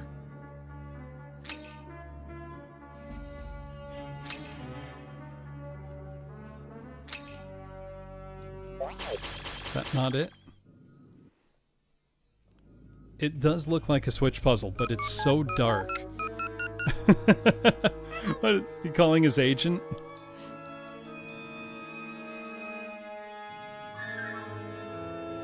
So that looks like Sunburst.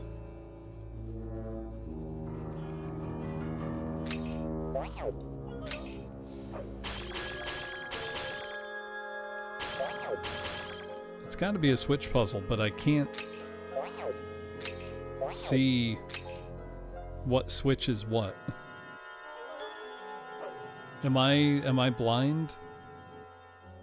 So this looks like it would be sunburst, small circle, cross. And then when I look here, I can't tell what's what. Is this sunburst? Small circle, cross, whoops.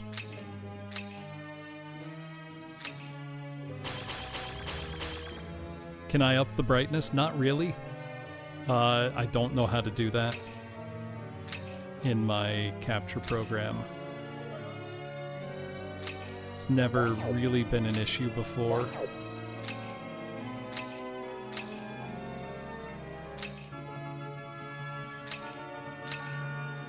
I mean, I can barely tell that there are symbols, but I see these three on the wall. And those look like they must be it.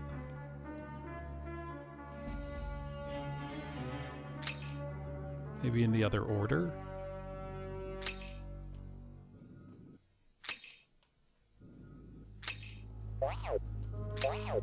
It looks like it only uses 3.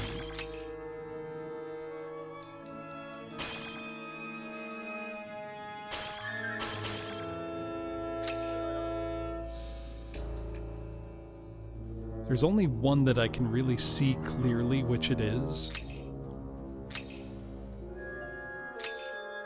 Would anyone judge me if I looked up a guide for this real quick?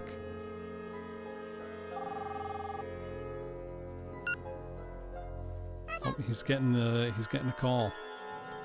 Do it? No, that's the wrong wrong soft drink.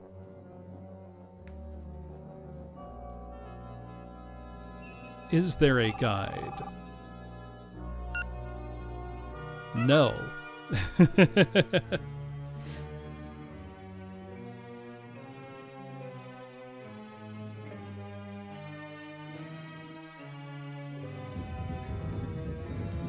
Bottom left is cross, bottom right is crescent moon.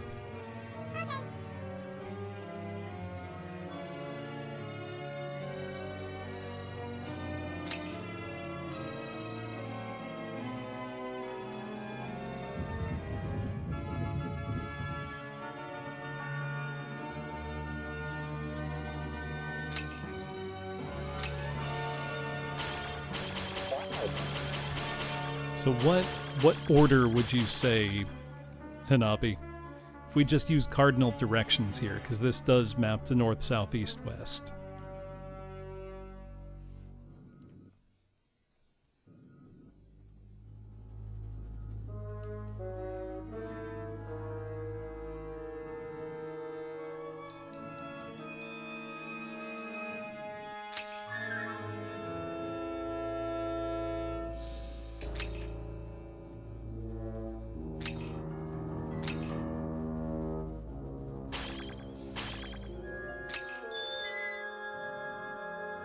Okay, sure.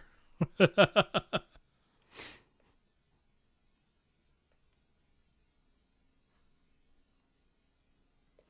don't know that I really solved that, but I'll take it.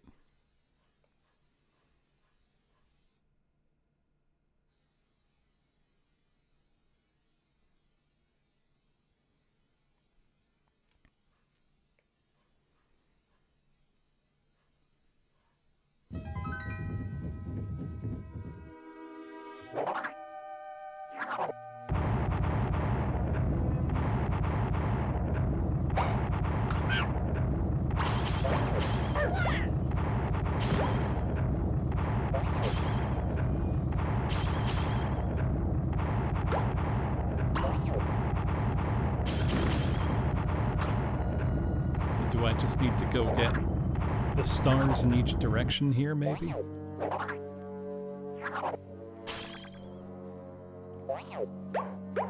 For a split second, I thought, what if they were doing a teleporter maze in Cool Spot? But I don't think that's what they're doing.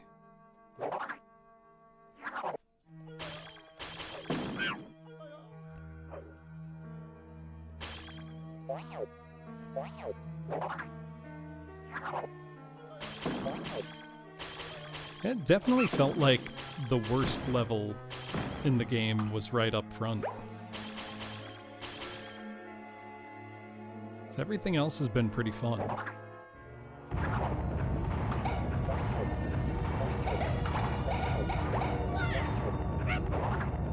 Oh god, you know what that just made me think of? I'm getting big Kid Clown and Crazy Chase flashbacks.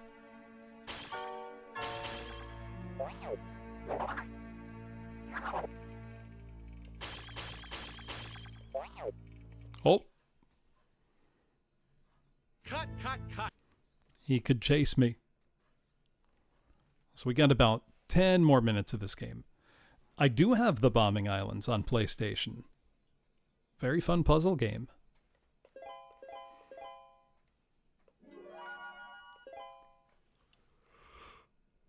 Excuse me.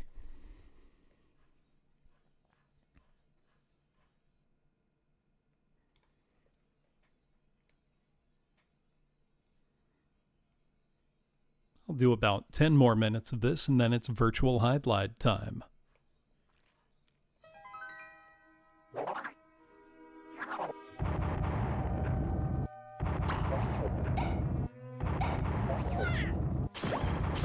Will it sound strange if I say that virtual Hydlide is almost like a comfort game for me? It's just one of those games I can put in anytime. I know I'm gonna have fun playing it.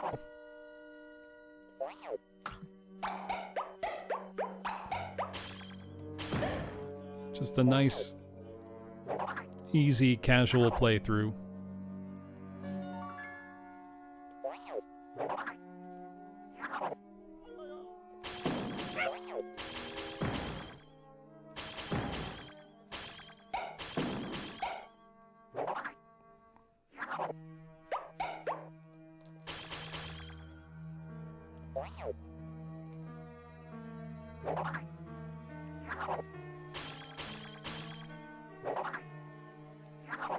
I don't know, I feel like the idea of virtual Hydlide as a comfort game is not so outrageous, right?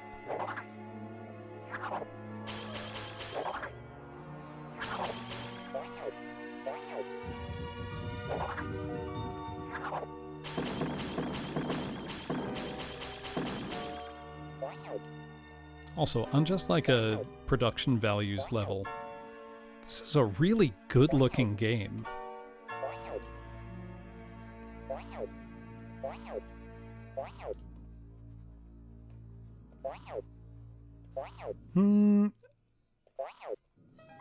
I don't know if I would call Doom a comfort game. It's one of my favorite games, but I rarely say go back and just do a casual playthrough of Doom or even of many of my favorite WODs. I'll do occasional like annual replays. Like I play Going Down and now Going Down Turbo every Halloween.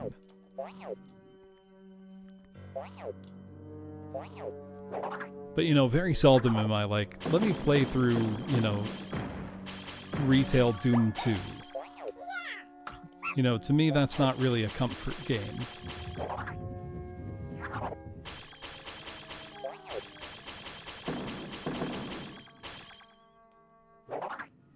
If that makes any sense.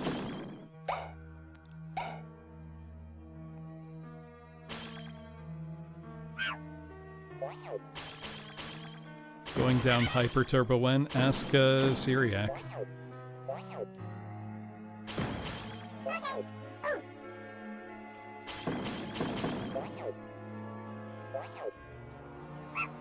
Oh, come on. Whoa! Parallax scrolling.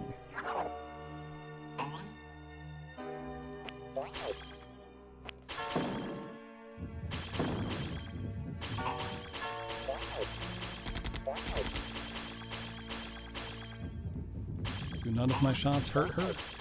What about now? Still looks like no.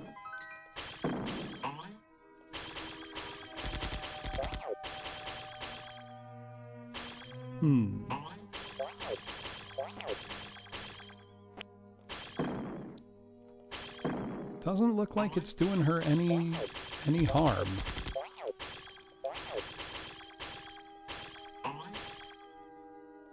Anybody got any ideas? Also, is that a health bar she's got at the top right?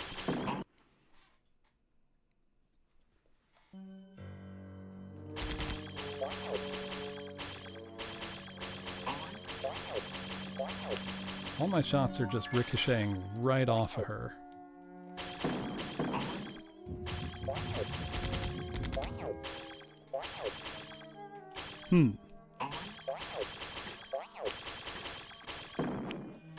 Anybody have ideas?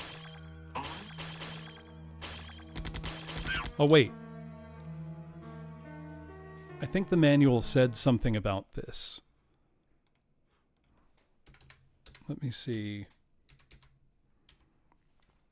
The adventure. Raise and lower the deadly spikes to defeat the spider. How do I do that?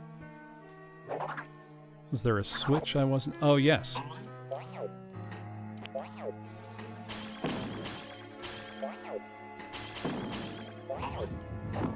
Ah. I see now.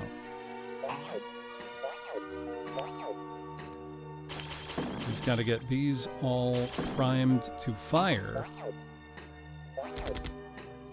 Oh, though I can only do one at a time. I see. Did that not hit her?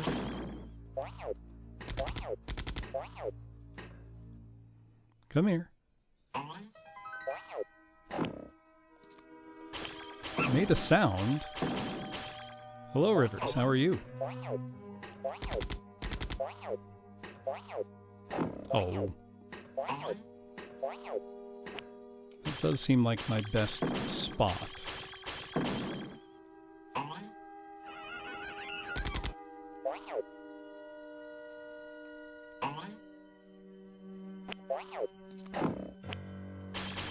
I've missed again.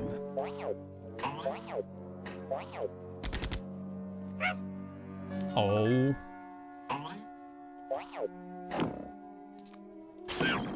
Oh, I'm bad at this. I gotta beat the boss.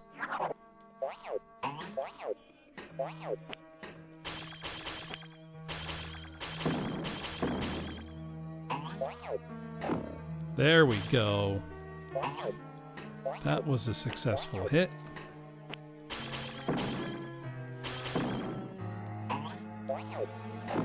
That's 2. I don't know what governs which one she'll use. Oh, that's so many spiders. Too many.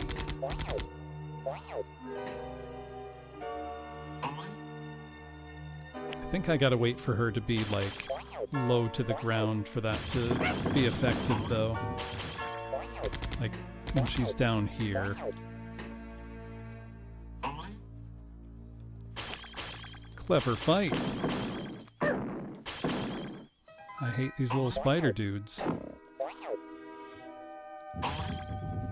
She's gonna start dropping, like, way more eggs, isn't she?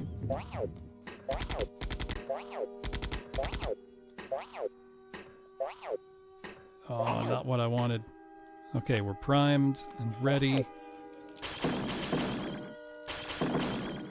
Just need her here. All we need is one more hit, and then we're through the boss fight. Okay, center.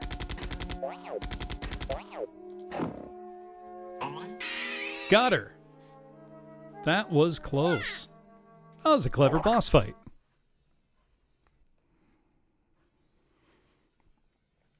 I think this game might be good. Once my brain clicked around the control scheme, I kind of get it now.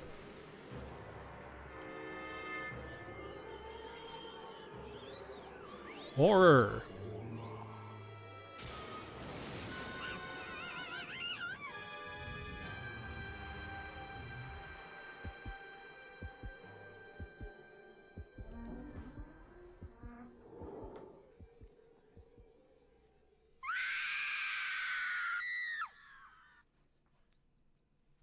The horrors faced by Spot.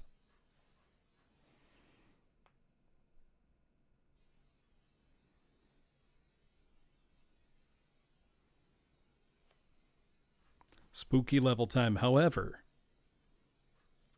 it is about time, I believe, for our... Oh, wait. Shmup level. Zaxxon level.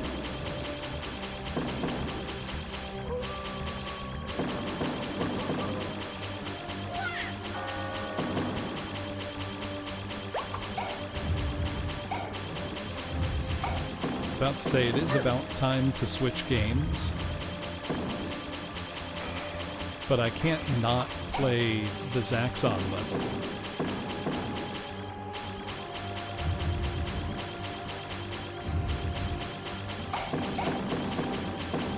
Rudimentary though it may be. This game's got gameplay variety, it's got good production values.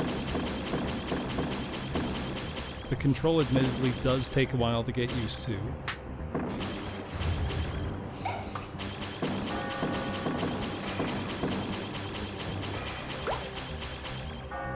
This might just get the Bloom seal of approval.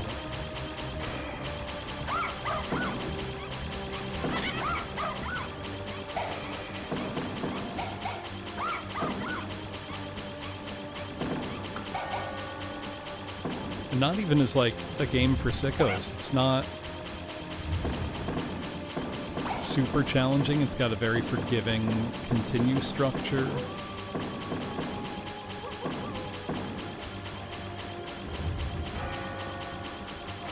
Continually impressed by how good the graphics are.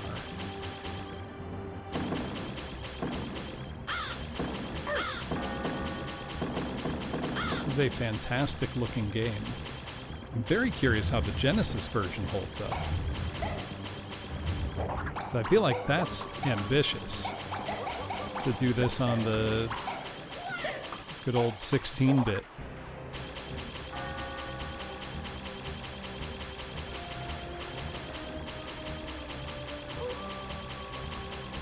Now, important, do we get a shmup boss fight?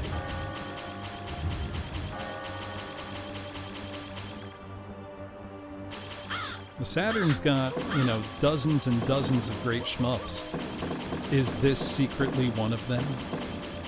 Actually, there is somebody I should reach out to about this. I know I've talked about this channel before. There's a great channel on YouTube called Shmup Junkies.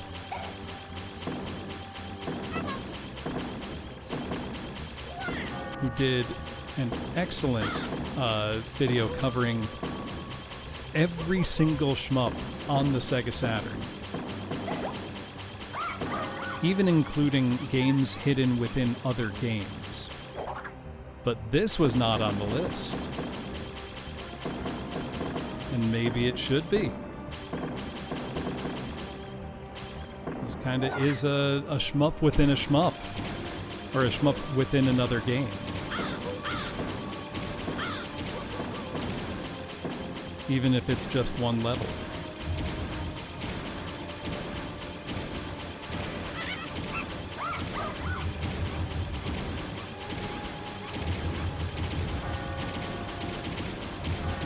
Not loving these bullets that blend in with the environment, though.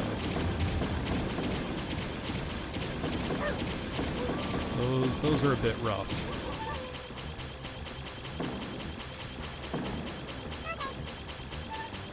Nice. One up, get.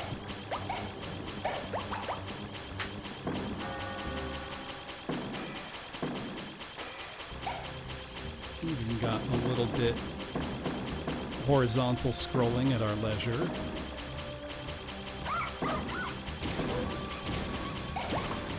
I think more than anything, this is the level that's gonna solidify my opinion that this game's actually pretty good. The fact that there is a, you know, Zaxxon / Viewpoint style shmup level. More Viewpoint than Zaxxon since we're not controlling our height. But, you know, minor detail.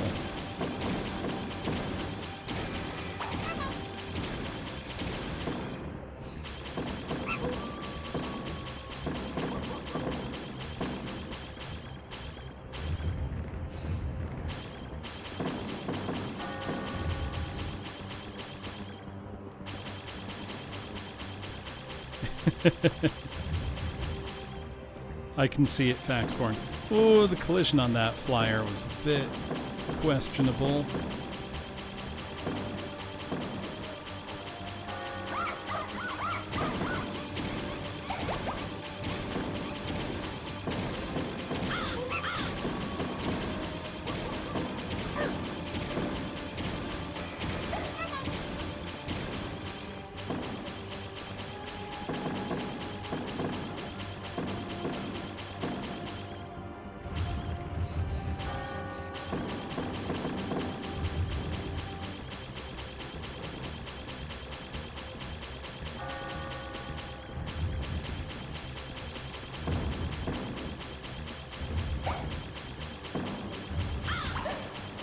Oh, we're in a bad spot. Okay. Now, do we get a shmup boss fight?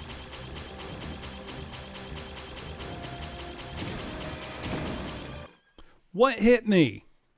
Oh, that was some BS. Try this one again from the top. This is not working. I think she would kill me, Cronus. You hit me, Woozle? Why'd you do that? Also, Cronus, this game is just good. Like, straight up. The first level is the worst part, but other than that, it's been pretty good. It would be very funny.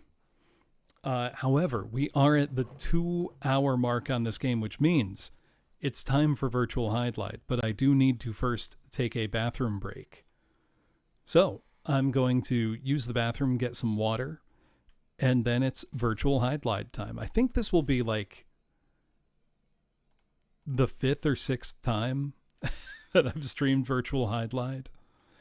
I'll be back in 5.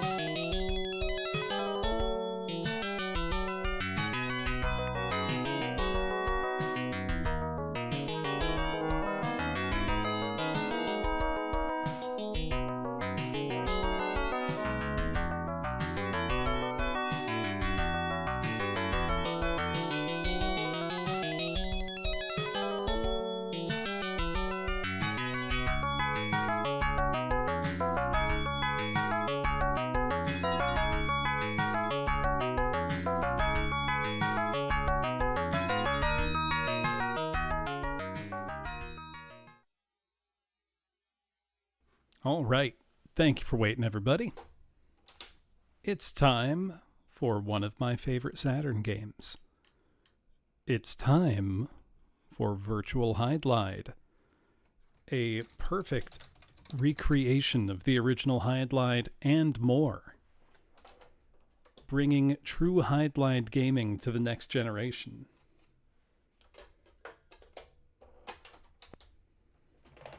Just gotta swap discs.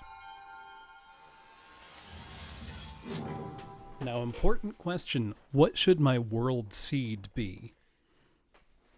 There's potentially 40 billion combinations.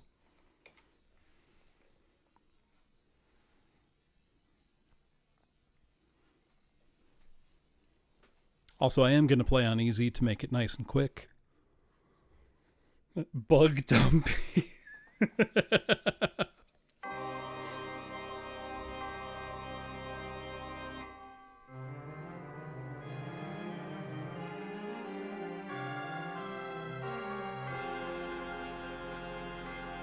You scroll that JPEG of a castle.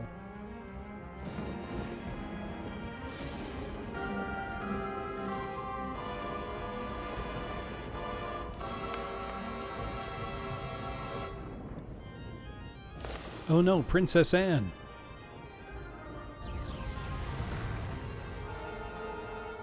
Oh, this was 1995. So this was early days. She's been split into 3 fairies. We, Jim Hydlide, must go save Fairyland.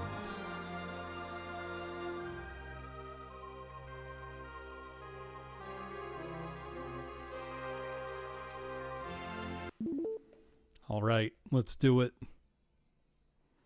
God, I love this game.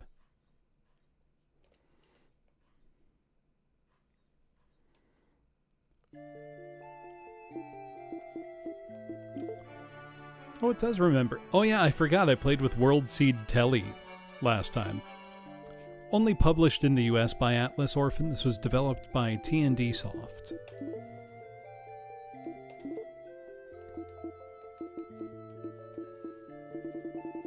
Let's see what World Seed Bug Dumpy gets us. Other than asked to leave the premises.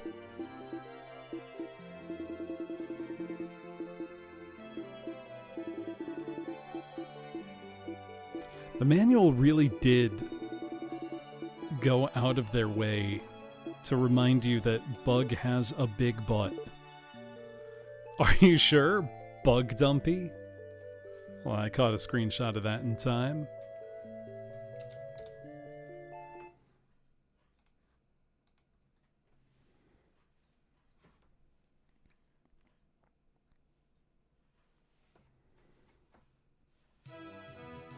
Oh wait, did I set the difficulty? Okay, yeah, we're on easy. If we can see everything right from the start here, we're on easy.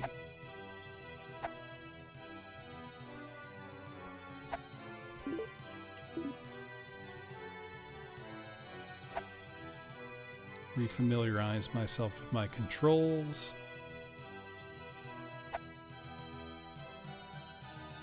There we go. Now, for anyone unfamiliar with Virtual Hydlide, which if you're a viewer of my channel, I'd be surprised. This is effectively a loose recreation of Hydlide 1.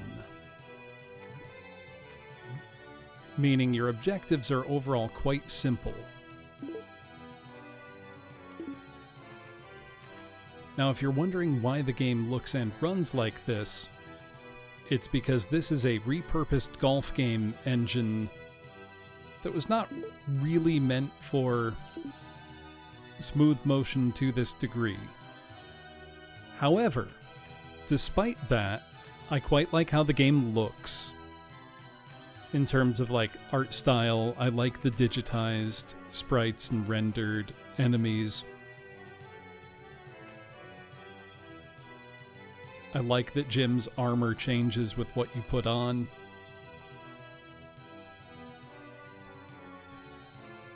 I sure am, Geop. And despite the low frame rate, the game is actually quite responsive and easy to control, in my opinion.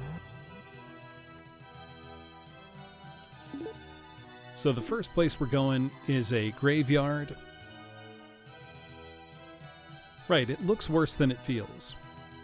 We're going to go into the graveyard, we're going to find a crucifix, which will let us kill a vampire. And we'll also probably find some weapons in here.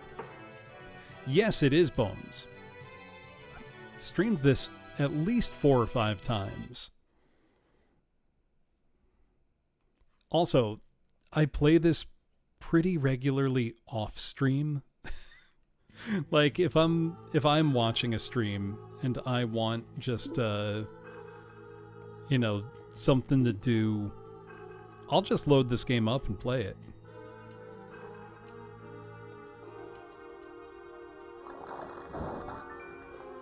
There, we got the crucifix. That's how you level up. You don't level up by fighting stuff in this. You collect stuff.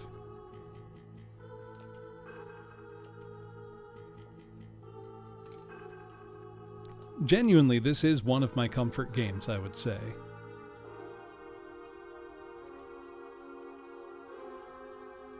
Let's just look around on the ground for stuff we can take.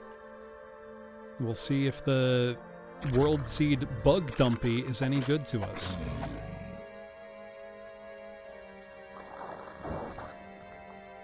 $500 gold. Now, you can actually spend the gold. There is one shop in the game, but gold just contributes to your score.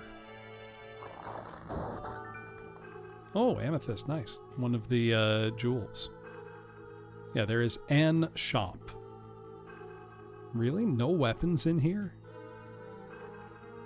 That's crazy.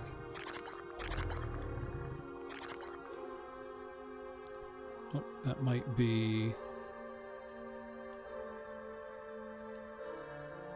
Come on, Jim, pick it up. I see something on the ground there. It's a scroll. Now, you don't know what the scrolls do as you pick them up. You have to use them to find out. Oh, it's a scroll of curse. That's not good. Also, we will need to equip that crucifix before we fight the vampire. So I'll try not to forget about that. Yeah, it really doesn't look like there's anything in here. That's shocking. Well, let's go find good loot from the vampire.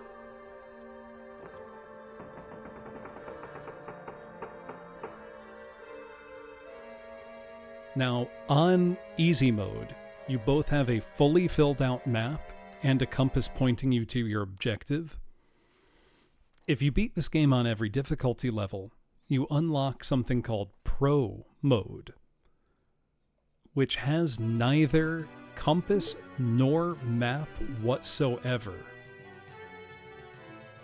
So you have to find every single thing in the world by looking. And it's not like you get a blank map that gets filled out, you just don't have one, making it a truly hardcore experience.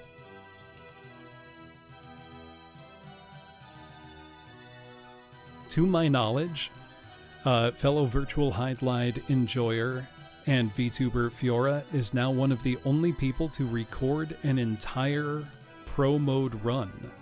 I think she might be the only full video of it online. Oh, that tree was angry at us.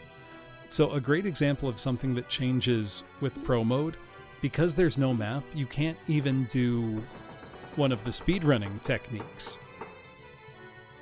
of map turning, which I'll show you what that is. Also, we're going to need to activate, I think, 5 orbs in here.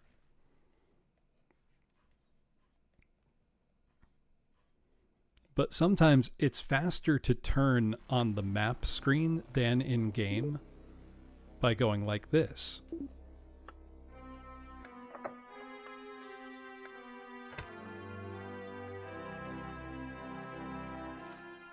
I sure am playing some Peak.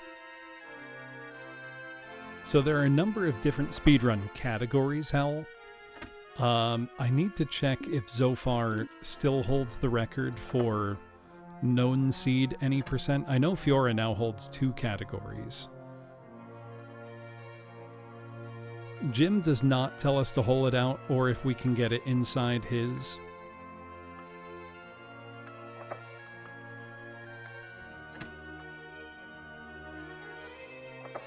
Also, for as goofy as it looks,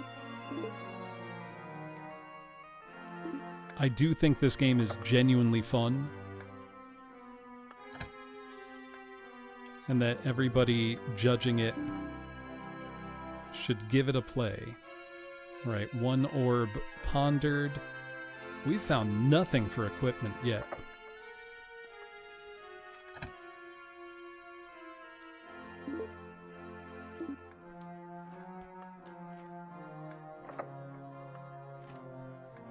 Also, I feel like this has got to be the guy who recorded all the, like, nice par and stuff for T&E Soft back in all their golf games. Like, it's got to be this dude, right?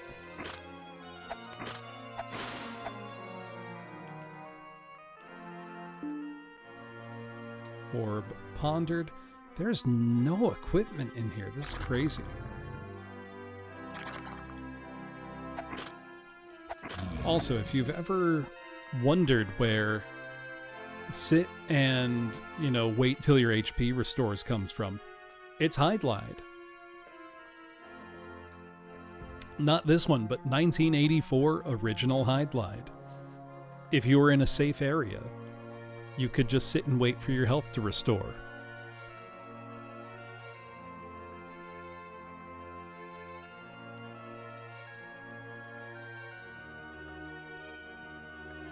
Jim does look kinda like a dork, but who cares?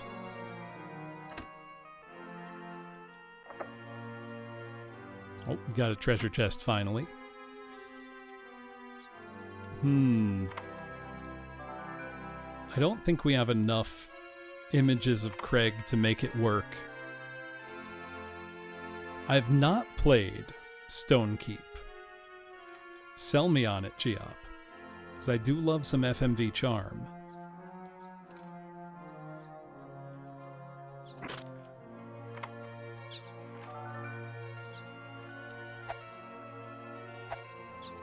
Getting lots of scrolls and not much of anything else.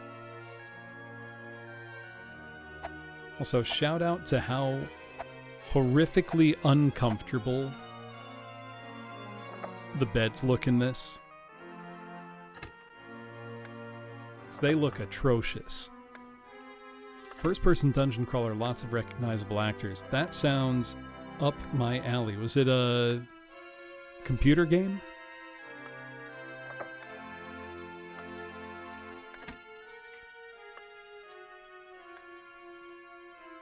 There's one FMV heavy, but more for pre-rendered CG.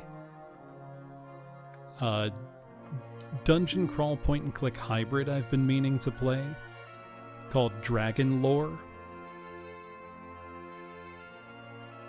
which was on both DOS and 3DO. I have it for 3DO. That one looks pretty interesting.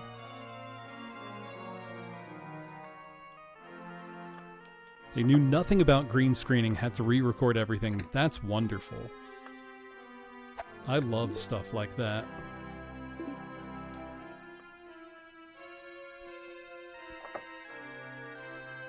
Also, for as poorly as this game runs, I think they did put a lot of effort into the game's visual identity. Because, like, all the furniture is well rendered, the textures look nice. You've got stuff like the fire and the lanterns in the hallway actually, flickering. The grandfather clocks work. It'd be super cool if they were synced to the time that your Saturn internal clock showed. Other way around, Darples. They made the golf game first and then made this. Specifically, they were allowed to make this because they already had the engine.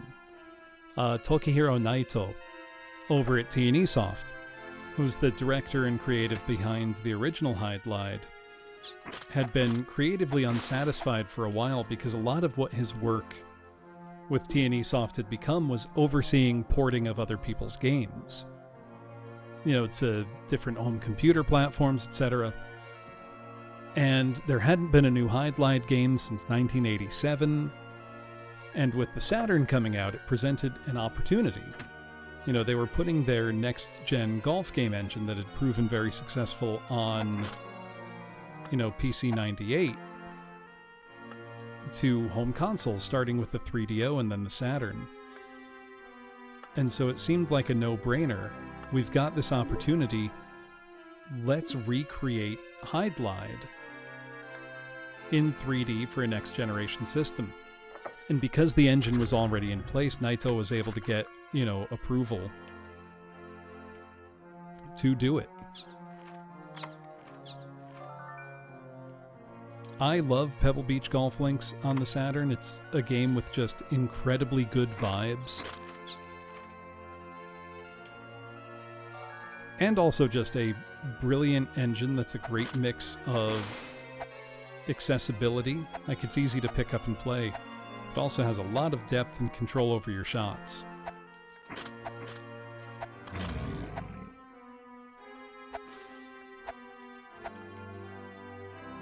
I will win the Pebble Beach Open eventually.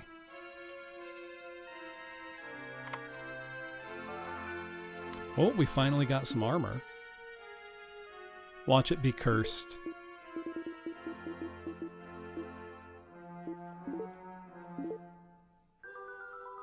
Let's just read a scroll of detect. Oh, that's to detect treasure boxes. Oh, no, we just got plate armor. Nice.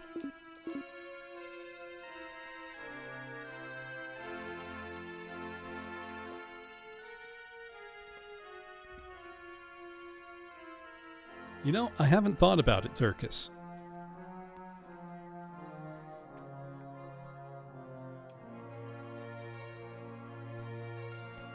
I'd love a weapon other than the dagger for when we eventually fight Mr. Vampire. I don't think I've ever had a run go this long without a weapon. Hey, Flannel Man, how you doing? Not the bees. Were you doing something with the terrible Wicker Man remake? But thank you for the raid. What were you up to? Bug Dumpy might not be a good world seed after all.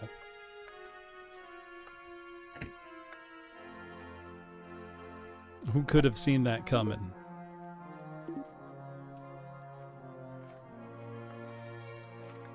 Gotta find 2 more orbs to ponder. Oh, there's one of them. That looks like finally a new weapon. I haven't played Populous in forever. Also, hello, Emva.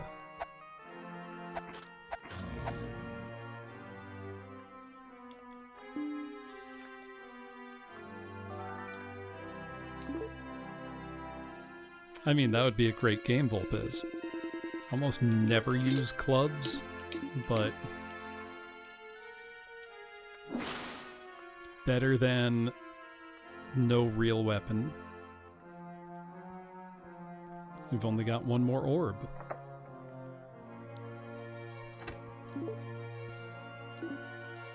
I think the current speed run world record for this game is somewhere around like 26 minutes. That's with a known and practiced world seed, so it's a fixed value.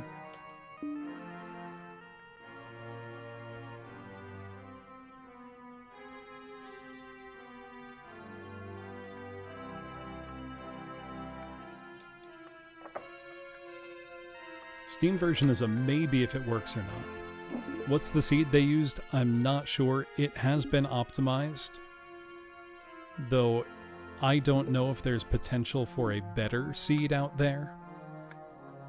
Oh yeah, Zolfar is one of the best speedrunners of this game.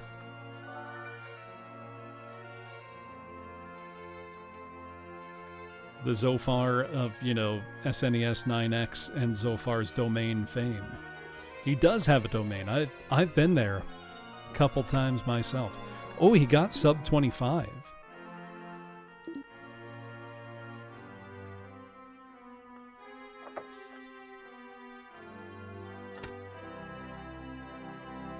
Now I know another VTuber I know, Fiora, has reached out about adding a new category, which would be Pro Mode. And I told her if she gets that approved by the mods at speedrun.com, I will submit and record a Pro Mode run.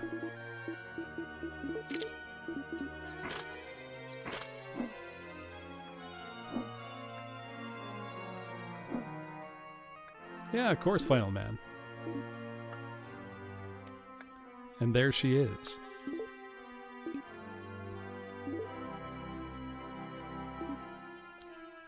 We are using a non-random seed based on what I was playing earlier, which is code Bug Dumpy.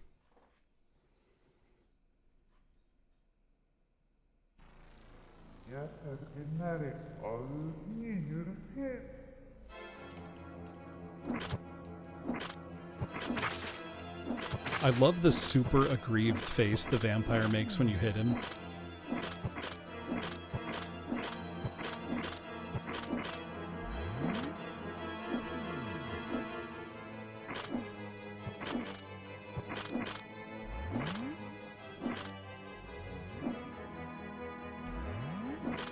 Almost never let him move around on me.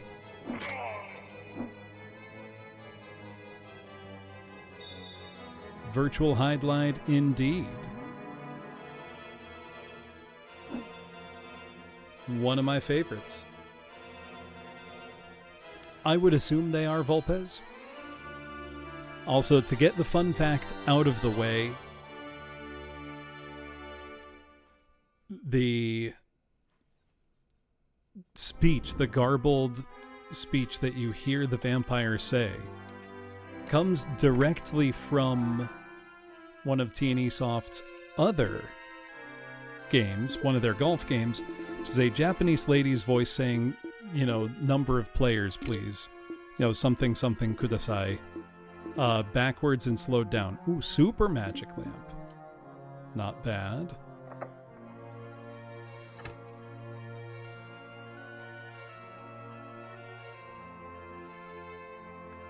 Let's get out of here.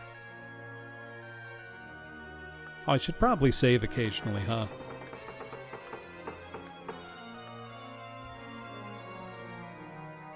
Is emulated that much faster than real hardware? In terms of, loading time and whatnot?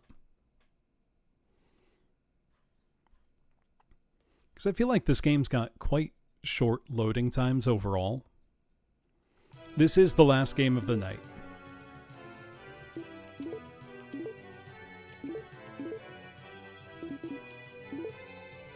Let's see.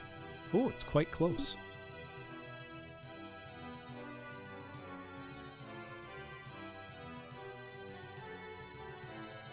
Our next location, that is.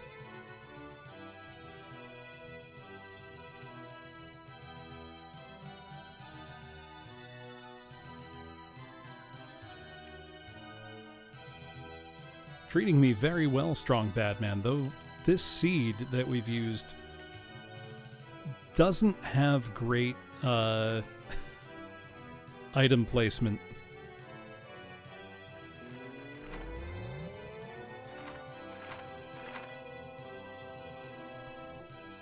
Thank you for the follow, Exiani.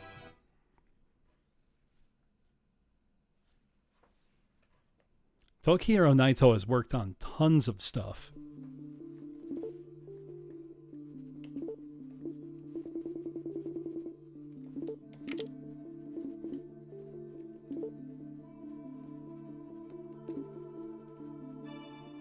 Let's hope we can get some... Oh, wait. I think I have a scroll of detect. He's still active in the games industry. He is still working.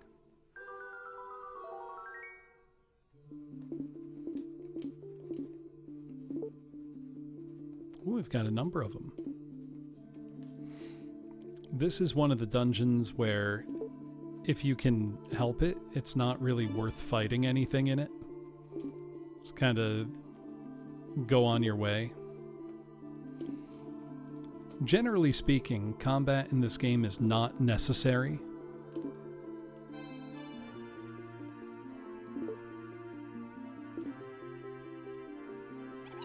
It's really just best to keep people out of your way.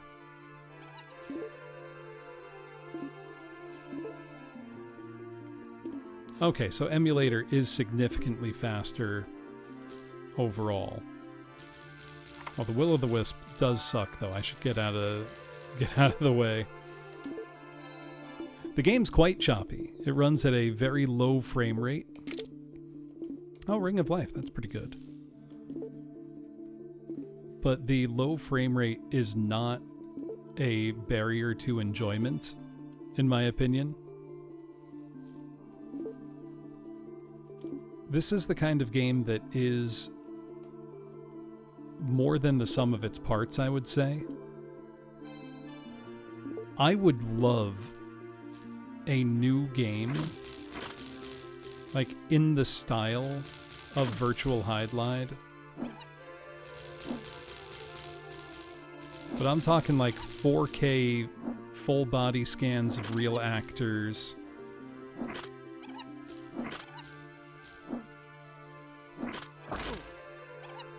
You know, same visual style.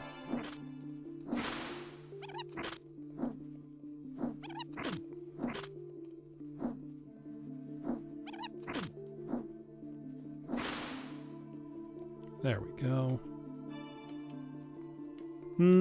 Maybe make 10 FPS a toggle.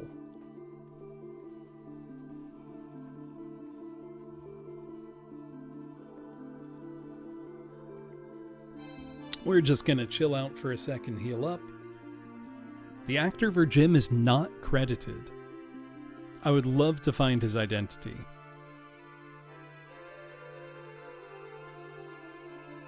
Just buy him a beer. You know.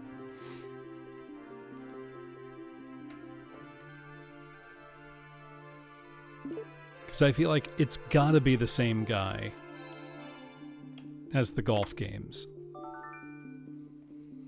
I have played Death Trap Dungeon.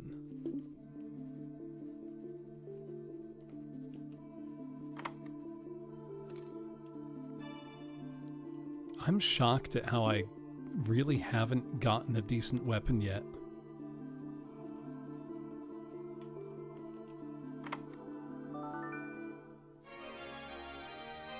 It's gonna be our, like, Eye of Truth. Oh, a shield finally. Ooh, Dragon Shield's great.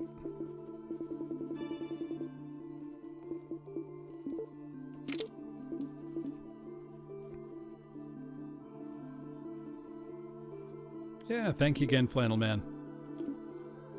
Let's get out of here.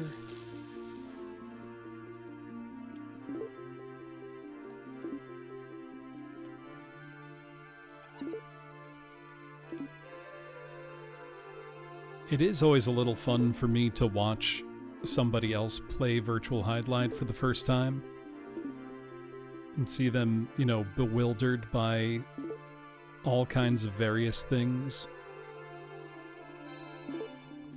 Though I feel like once you kind of understand what the game's about, it becomes a quick, fun, snappy little adventure.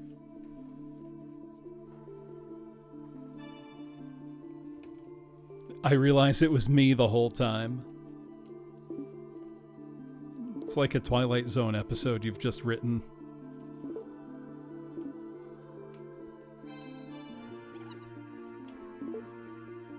But if this is the same guy as the golf games, you know, the caddy that cuts in and goes like, nice par.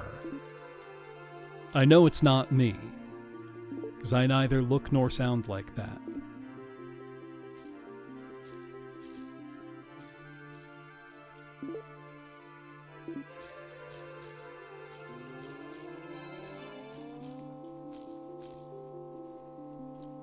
I would just assume it is Darples because it's all right around the same time, you know?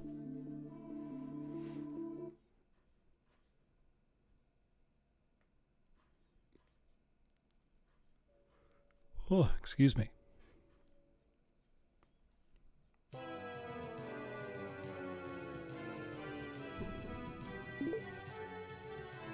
Let's save.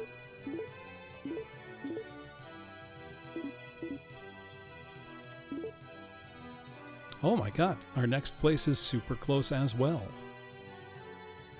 Pretty much all our locations have been very close.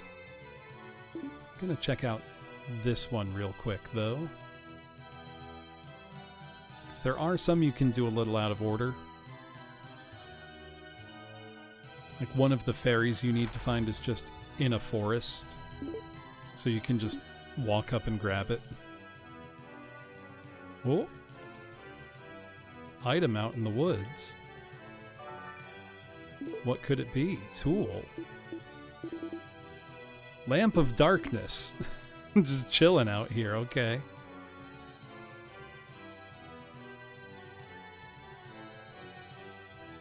I don't need that, but cool.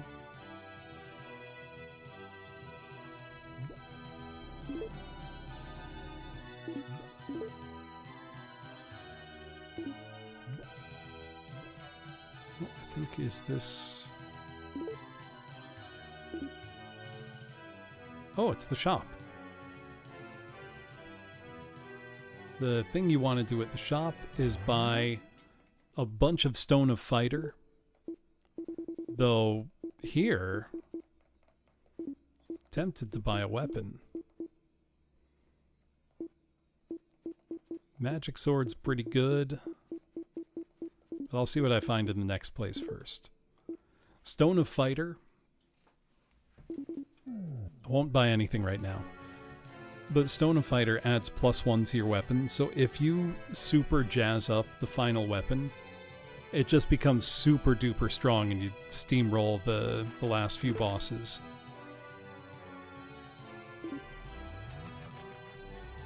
Not that they're particularly hard to begin with, because 2 were just a refight.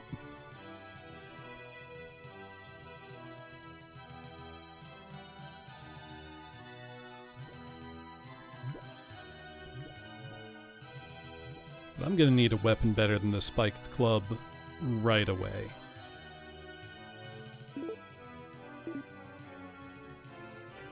Also, you might be thinking, it looks like the map says we're near our next destination, but what is it? How do you get inside? There's no door. You must reveal it with the spectacles of truth. And now the way in will reveal itself.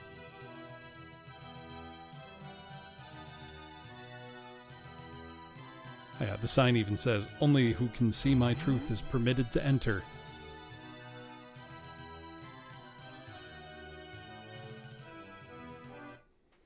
Okay, we gotta find some good stuff in here.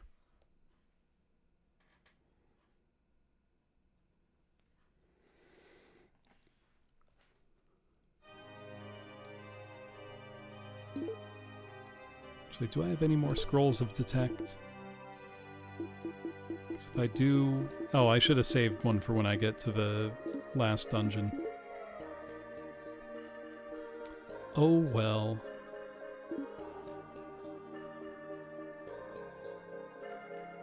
Gold? Sure.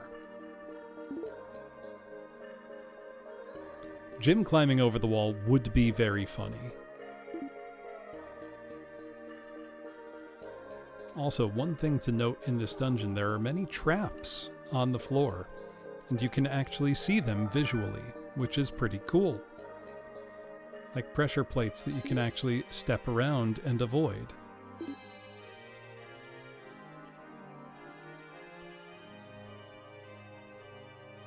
Oh yeah, this game's got a good soundtrack. Strong Badman. Is there randomness to the layouts? Yes, Diasalur. This game, effectively everything is randomized. And so there are over 40 billion combinations.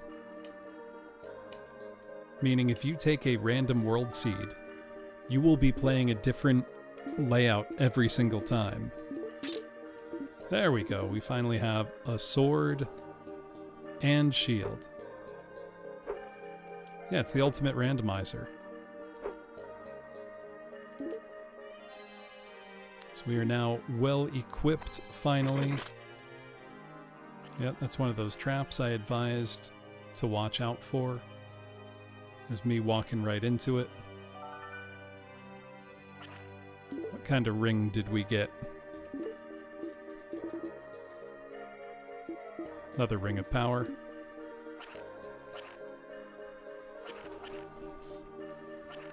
The places look nice. They had a good visual sense. What was the seed I did on stream that was like actively hostile? Like every single item was cursed or poisoned or something.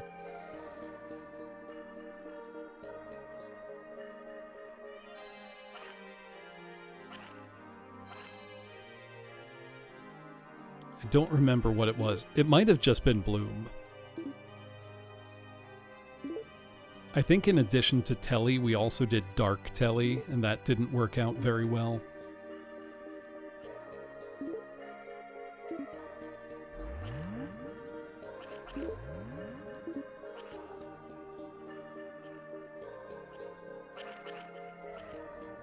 Your own name being a bum seed in a game you like feels particularly insulting, you know?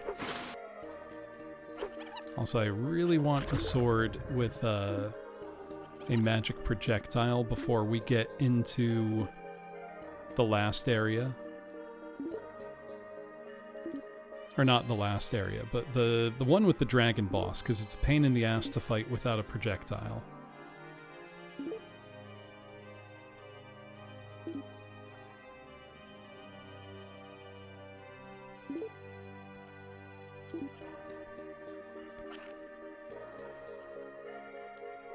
It's doable. You just wouldn't want to have to do it that way, you know?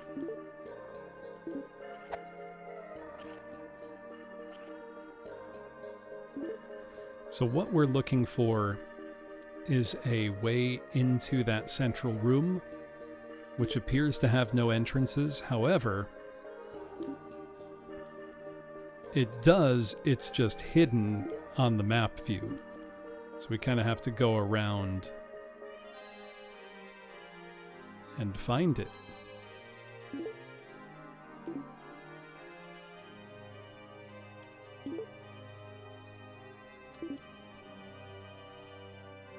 So we go around. I was really thinking it was going to be right there. It was not.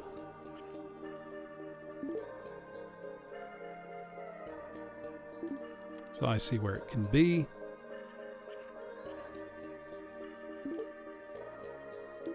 I'll do a little backtrack.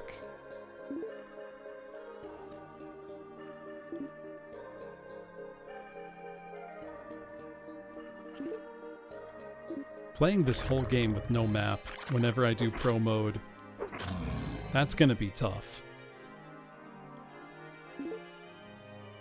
That's going to be a real challenge.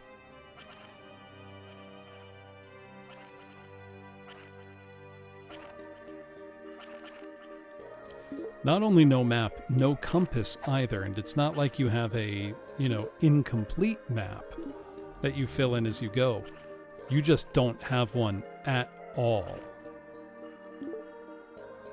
Which is like extra, there we go. Extra challenging.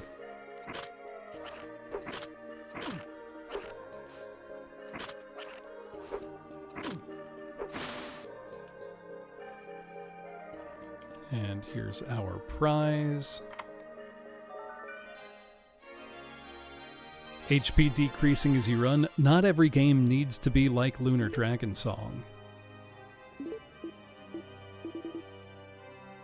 There's our flame amulet. That will keep us safe in the hot area we're going to go to soon. However, I want to find the way into this room, because it probably has treasure. Yeah, the Varia suit really kind of is.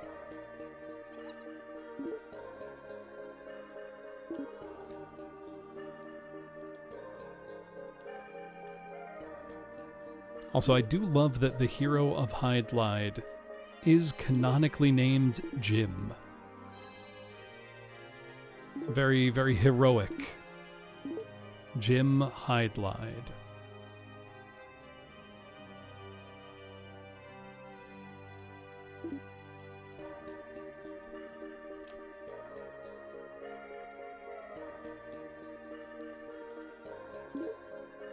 Make sure I'm going the right way. What is the Hydlide? I don't know. I think they just thought it sounded cool. It does. They were right. But I don't think it's a word meant to have a meaning. It's more the kind of word meant to just give some sort of impression.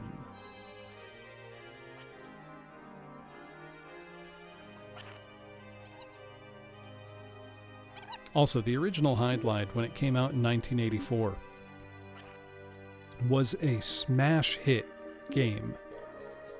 Between its original, computer releases and slightly later Famicom port, it sold over 2 million copies, which in 1984, with how small the gaming market overall was, that is a smash hit of almost unbelievable proportion.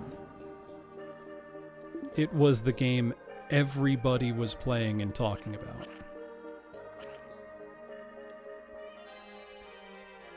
The reason it never achieved a similar reputation in anywhere but Japan, it came out too late. By the time we got Hydlide in the US, it was in 1989 on the NES, and we'd basically seen 2 generations of RPGs that took their inspiration from Hydlide come to market by that point. So it really just did seem hopelessly old-fashioned. Oh yeah, Ultima had been out for years.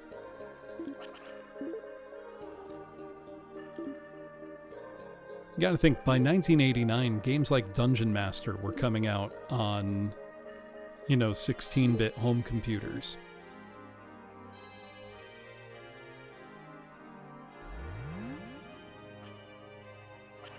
What do you mean by up it? Because it had 2 sequels, and then this.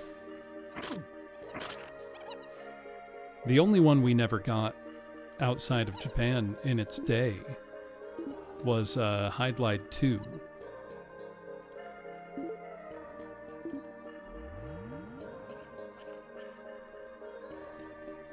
But we got Hydlide 3 on the Sega Genesis as Super Hydlide. And that's one of my favorite RPGs on the Genesis. It's great.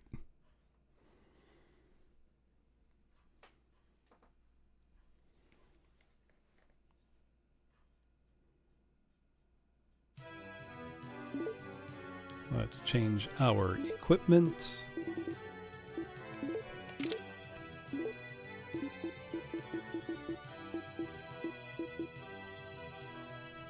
They called it super. Don't look at me.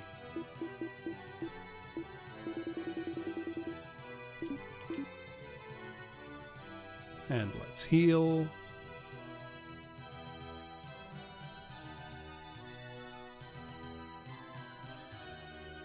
Ugh, excuse me.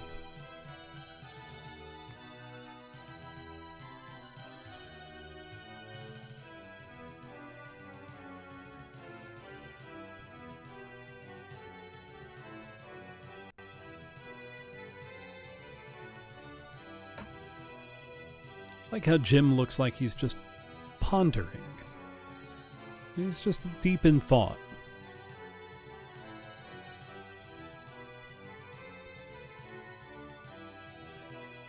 Aura farming. Whoops. Didn't mean to do that.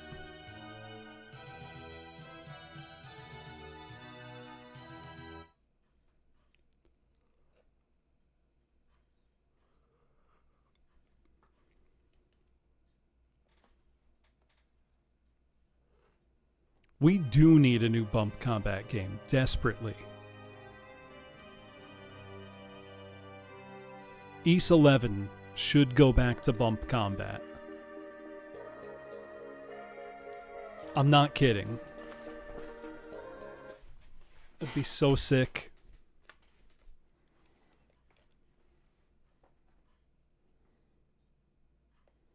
Unfortunately, I don't think gamers would tolerate that anymore.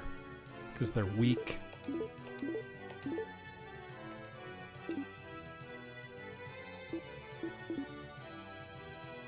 Can bump combat work in a 3D space? I don't see why not, honestly.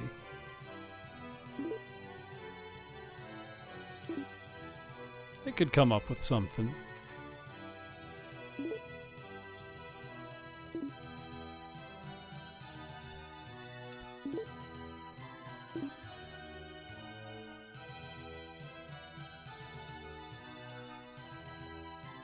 Look at this little pond. Isn't that nice?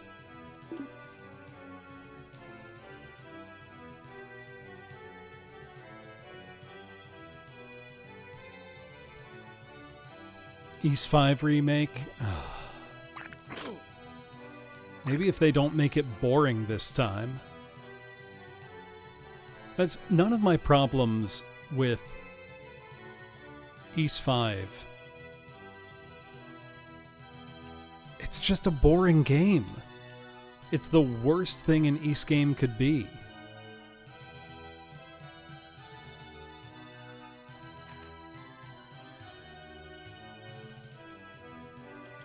Five is incredibly easy. And you're not alone in thinking that. It was so easy that players complained, and it was replaced a year later with Ys 5 Expert, which is still really easy.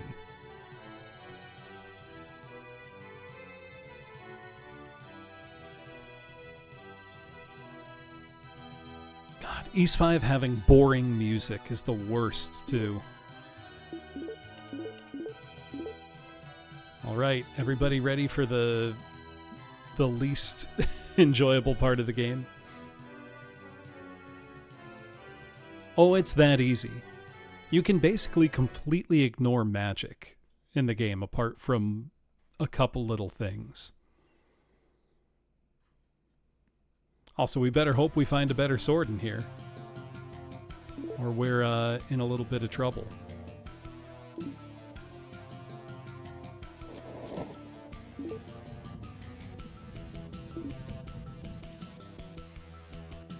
This place has bitchin' music, though, so it's fine.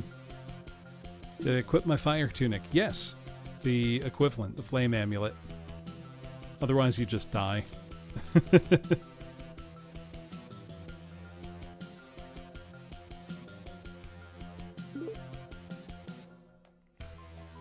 I know I've said this before on stream, but I'm going to say it again.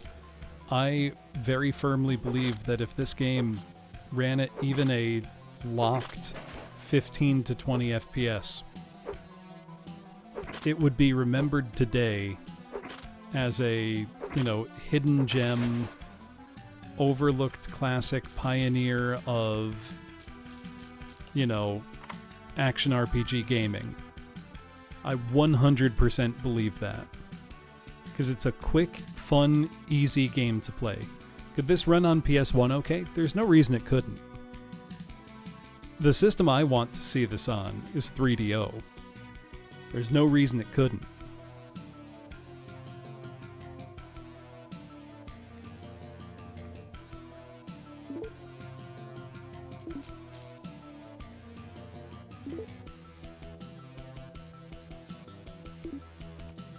Ocarina of Time runs at 20. Didn't stop people from loving that game. It's me, I'm people. I love that game.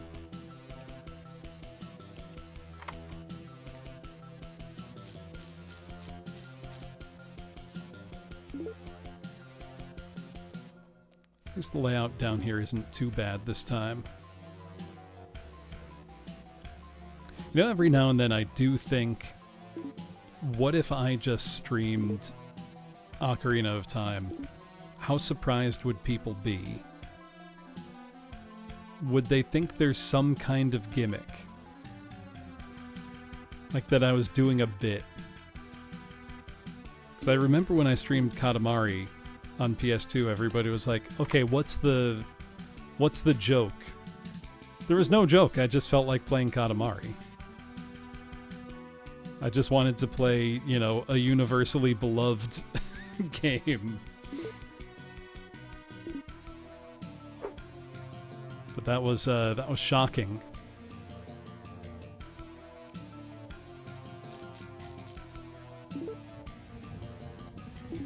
I mean, I've thought about doing Ocarina as a single sitting. Because I know the game well enough, that wouldn't be unreasonable, I don't think.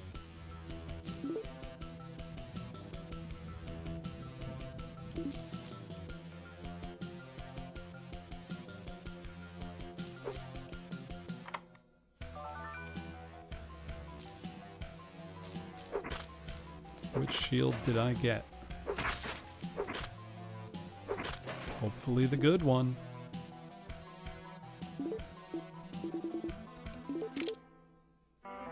Oh no! That's no good. Scroll of Purge. Curse removed. Now the extremely funny thing, you could unequip that and re-equip it. Curse means you can't take the item off. But if I re-equipped that, I would be cursed again. Which is incredibly funny. Let me just drop it.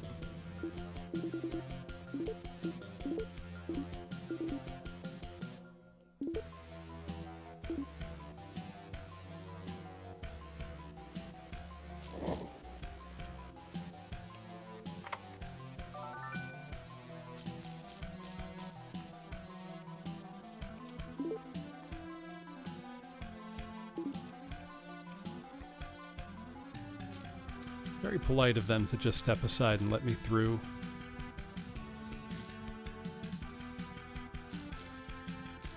Also, for anyone who thinks the frame rate looks pretty rough, don't worry. We're gonna play some more dungeons that run even worse than this.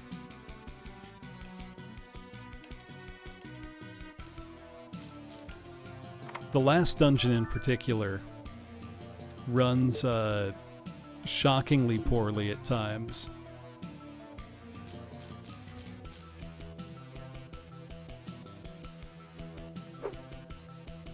Also, we're going to be in for a really annoying boss fight if we don't get a better sword.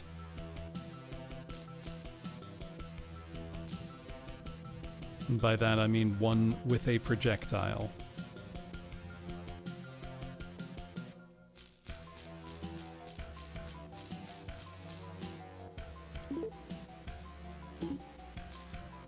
The Dr. Hauser slow minecart cutscene was incredibly funny, but not actually representative of the game.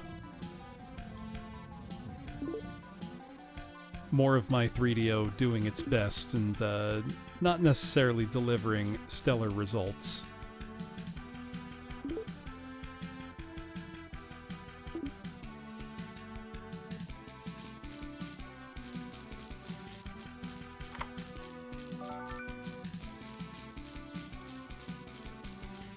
Let's see, what shield have we gotten?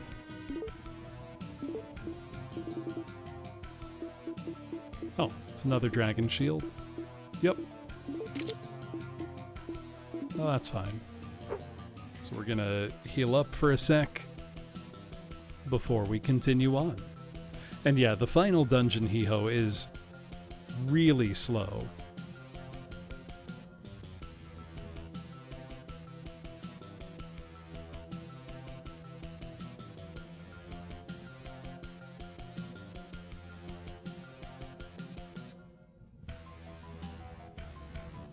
Wonder what Jim's thinking about, you know, sitting in a uncomfortably hot cave.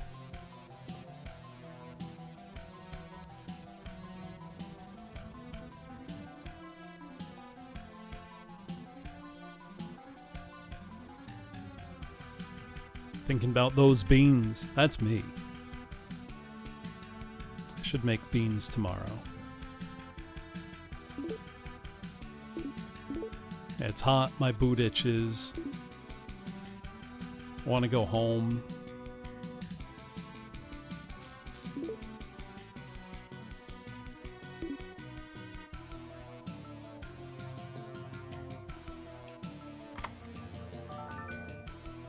Soak the beans first. Look, you don't have to tell me.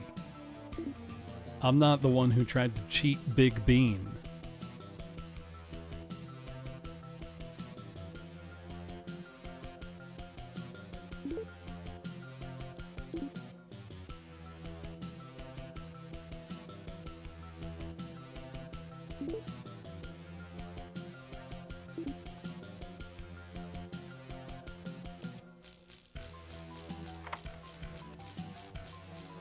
Also, I'd just grab a can of beans. I don't I don't start from dry every time.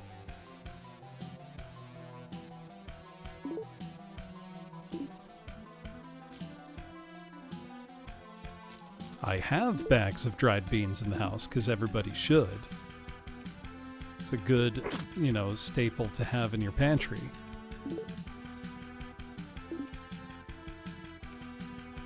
But it's also not how I'm going to cook them every time.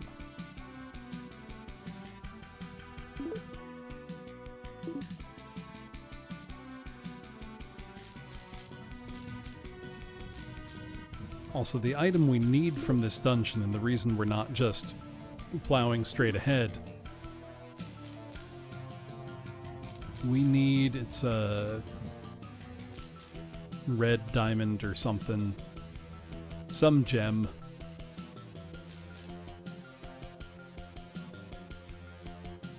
I forget which one.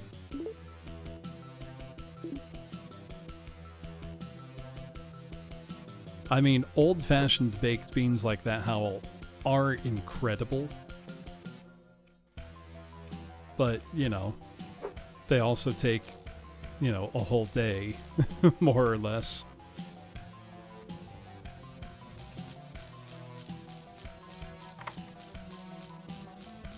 I can't carry anymore.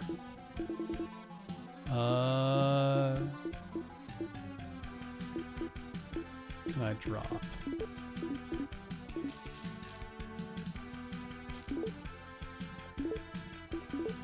Let's drop a dagger, drop leather armor. Drop the club. I don't need 2 dragon shields, you're right.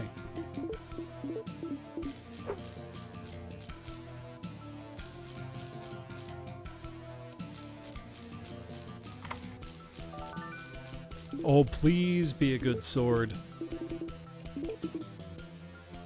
Can't use this too heavily equipped.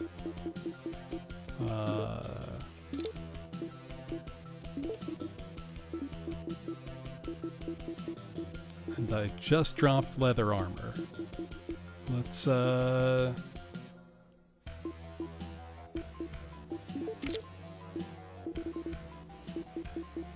I equip my ring of power? No.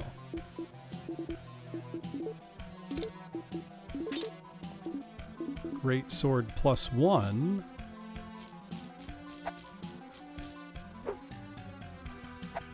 But no shield ain't gonna work.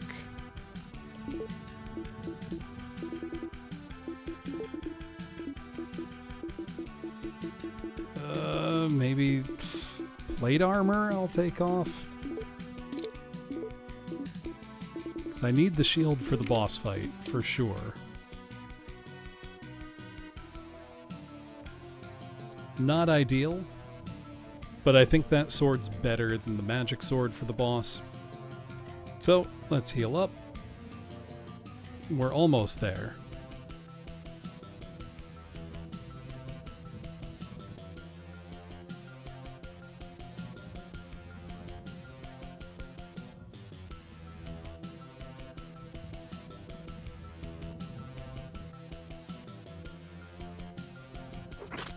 Hey, don't attack me.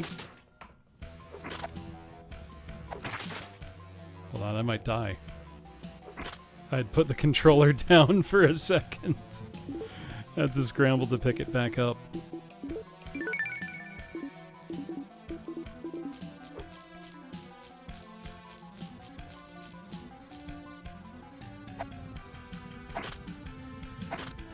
Well, this sword is strong, though. He wants some smoke too? Come get it. Alright, now we can focus on healing up. My favorite dinosaur. It's been a long time since somebody asked me that, Lawyer Ganondorf. And I'm trying to think, has my answer changed since I was a kid? Might still be an Allosaurus. Everybody was at the time talking object because Jurassic Park was the biggest thing in the entire world. And the coolest.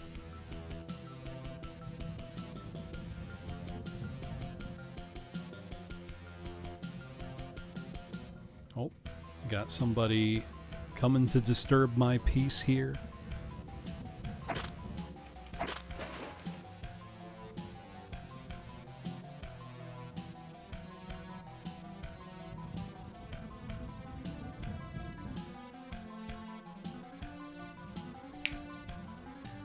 Oh, my knuckle made that sound.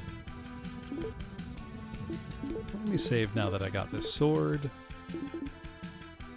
That's not even the item we need from in here.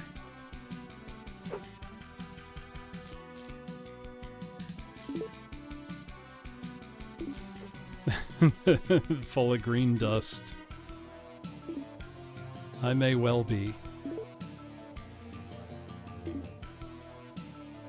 Does this ever happen to anybody else? Wake up in the morning, go to stretch, and your chest pops. Like your sternum cracks. Anybody else, or just me?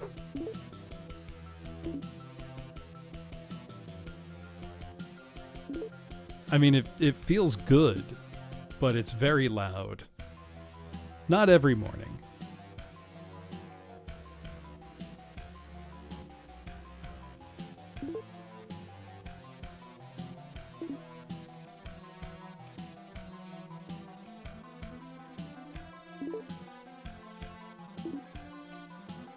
Okay, there's got to be a chest down here.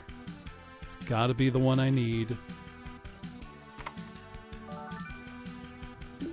Maybe not. Flame sword, that's what I want.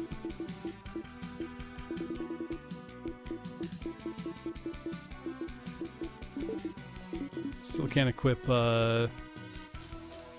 armor, but I can do this now. And I need to be able to do that. Is it going to work on a flame boss? Yes.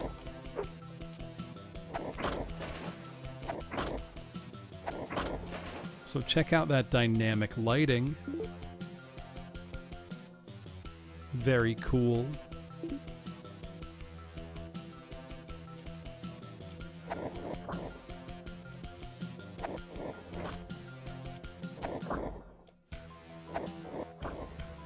Very advanced.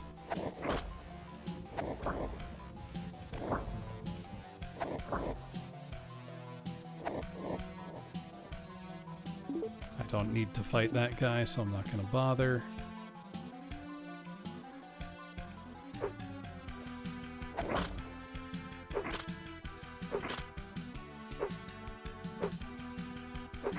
Going in here with such limited armor, though, doesn't feel great.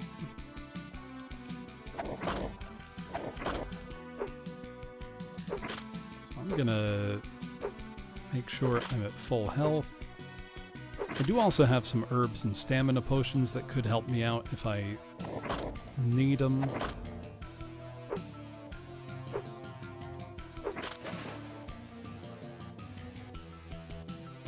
Let's let Jim heal up a tiny bit.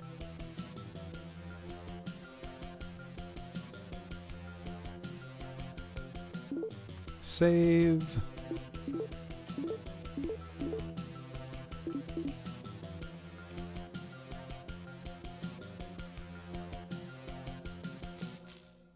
Head into the boss. I love the way this boss looks, by the way. He is super cool looking. Three-headed Hydra dragon thing.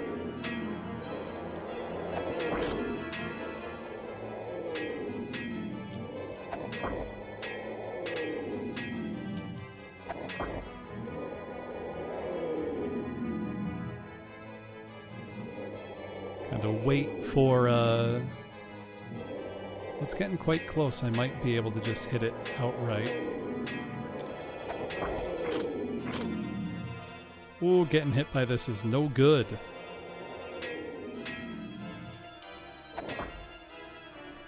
Actually, I'm wondering, maybe my flame sword is not hurting it. Let's switch back to the great sword. I'm also going to drink a stamina drink. We're just going to get as close as we can.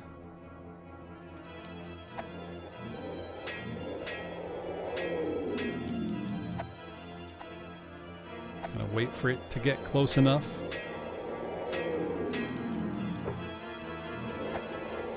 Unfortunately, we do need to kill every head independently.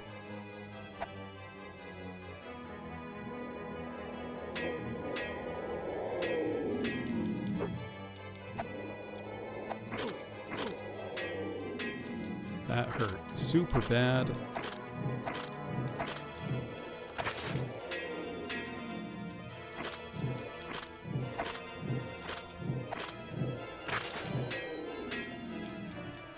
Okay, this is great. Two heads dead just like that. Look at the way they spew blood. Isn't this boss sick? Like, graphically, this is a super cool boss.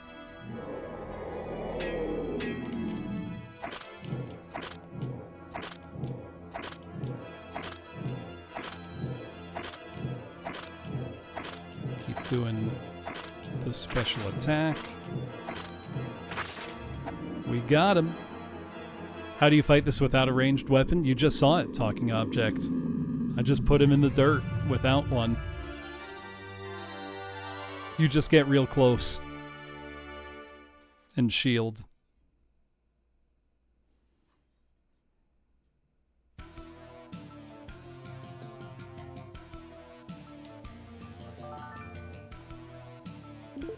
You get tool.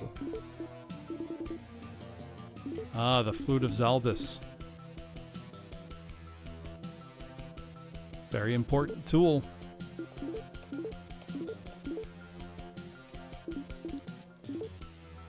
But unfortunately, I'm not done in here.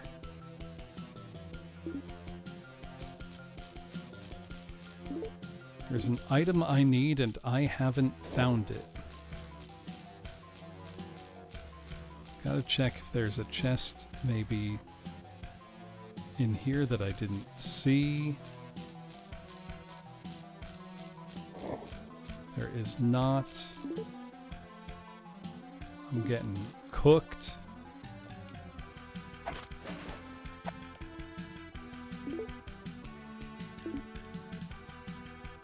So the problem is I need to...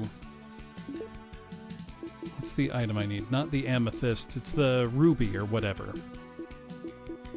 I need to pick that up in here. And it's gonna be a pain trying to hunt down whatever last treasure chest I didn't see on my initial way through. So I'll ask you all to keep your eyes peeled. If you see a chest, call it out.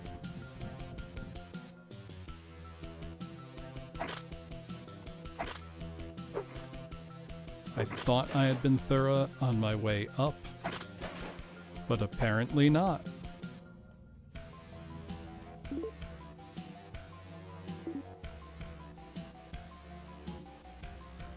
Probably right in here somewhere.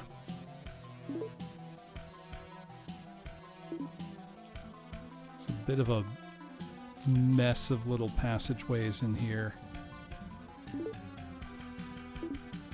Oh, I'd gone this way.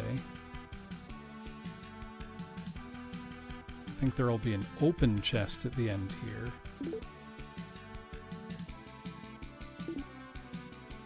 Nothing in the corner.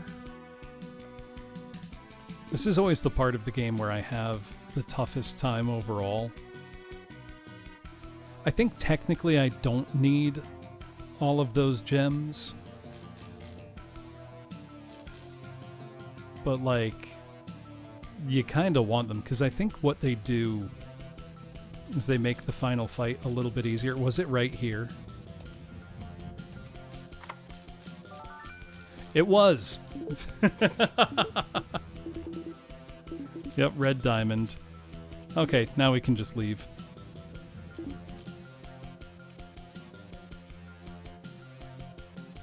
Just tucked away on a little shelf.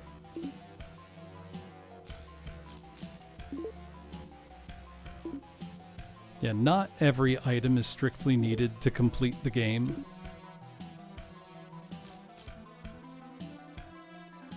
Oh, wait, has my level gone up enough that I can now equip my armor again?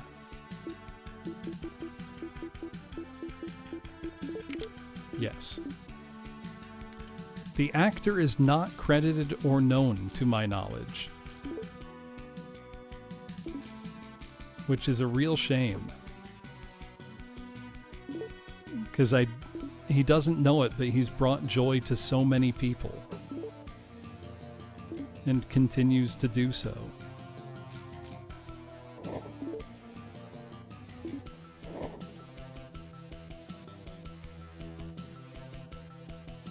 Now there is an item, Fairy Tears, that teleports you out from any dungeon.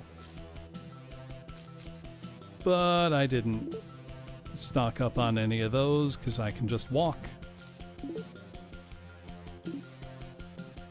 He's not credited, Maho. My guess is he was just some foreigner that somebody at T&D Soft knew, who was, you know, living in Japan at the time and then got hired for the gig. That would be my guess. You know what? I might try... It's a long shot, but maybe I can reach out to Naito-san on Twitter. Tokihiro Naito, who's the director and ask, who was the actor both in your golf games and in Virtual Hydlide? Were they a T&E Soft employee? Were they, a friend?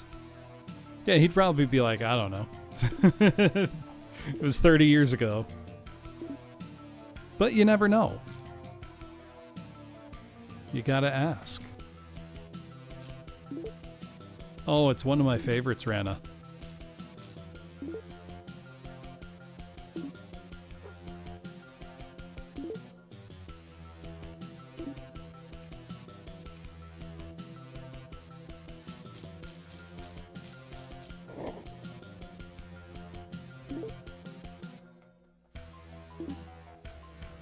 There we go.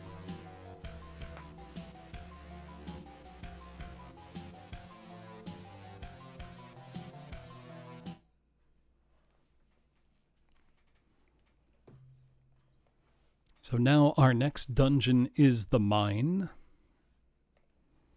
Well, I don't know that I need to start a hunt. I could just ask the director of the game. He's on social media. And from what I've seen, he does respond to people who reach out to him.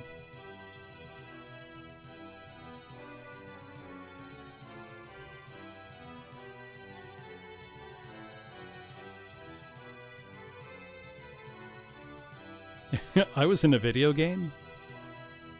I went in to get photo scanned one day 33 years ago and recorded a couple of lines.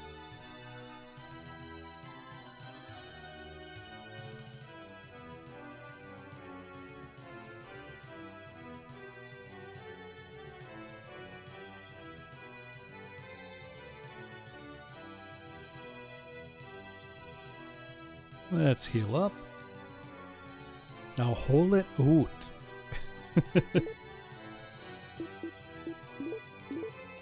I would love, even if, he doesn't remember who it was, if we could get confirmation that it was the same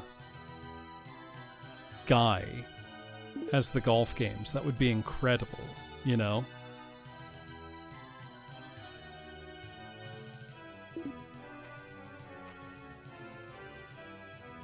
The odds are low, but they're not zero.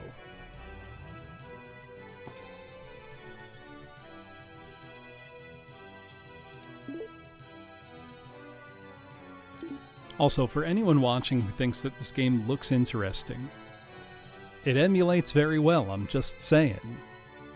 You could just play Virtual Hydlide. It's fun. It's a good game.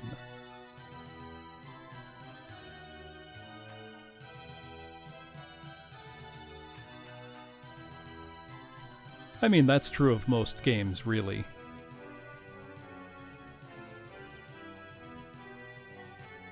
I actually got to meet some of those actors orphan at a convention. It's quite fun.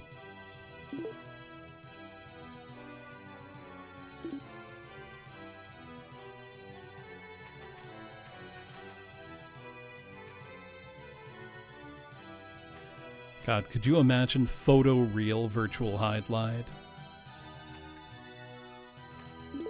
I mean, it's already photoreal, but could you imagine?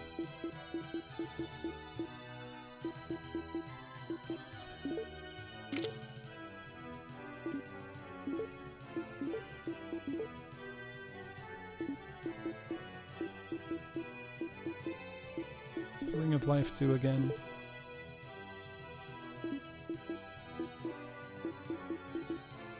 The use item.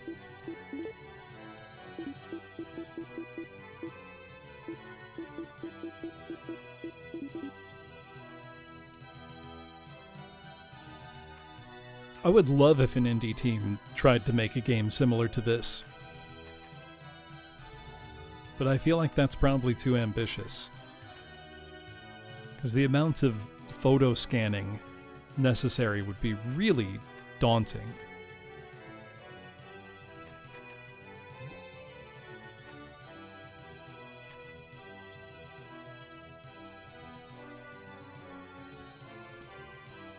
Play the Holy Melody. Okay.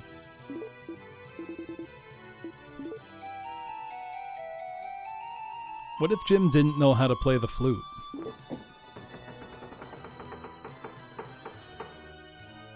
Now we enter the sealed dungeon.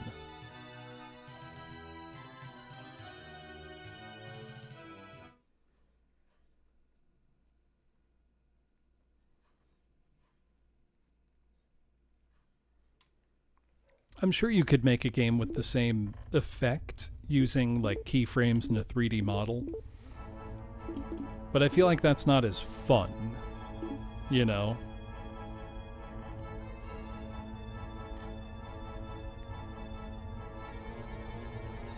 So in this dungeon, really I think the only thing I need to do is just go fight the boss.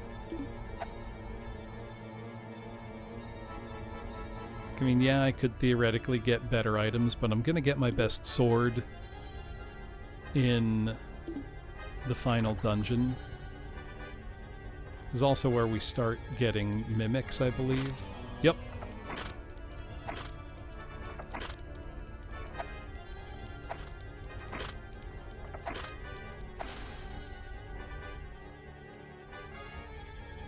So it means the treasure chests are not as they seem.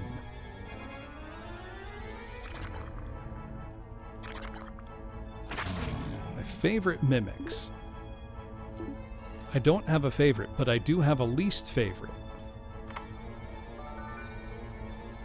And it's Grand Stream Saga on PS1.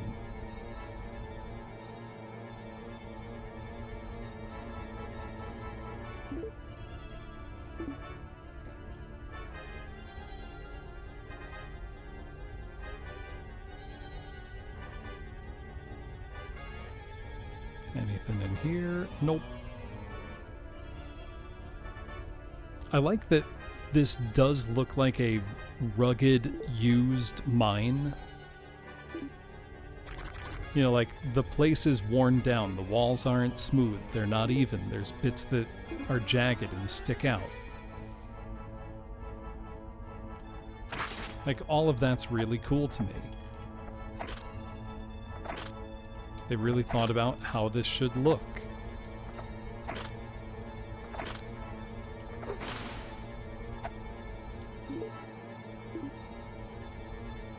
I'm not going to go crazy looking for treasure down here, but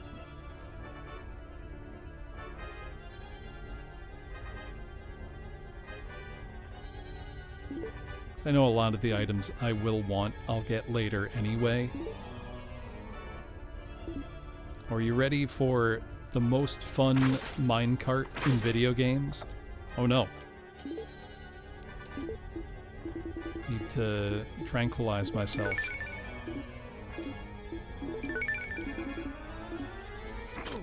That's the danger of mimics in this.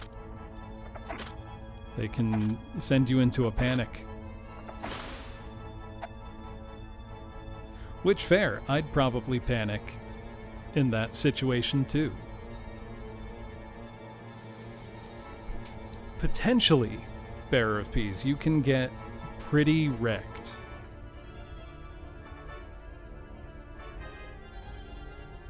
I know I've been, you know, flying through the game, but I don't want to give the impression that it's, you know, not got any challenge. It's not a brutally hard game, by any means. But it's not, you know, a total walk in the park.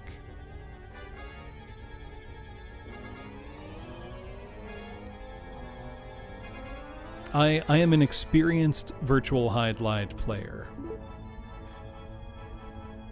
I've played this game a good number of times. I'm no expert yet, but I hope to get there soon.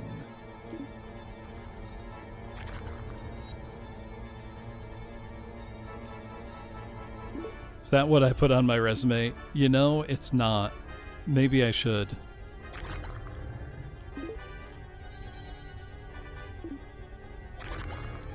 Alright, who's ready for a thrilling minecart chase?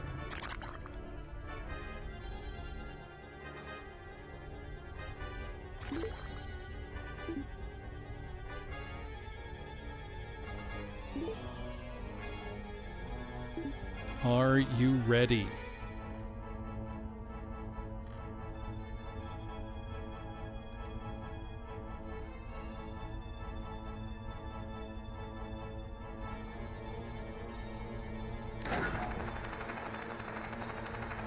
Whoa!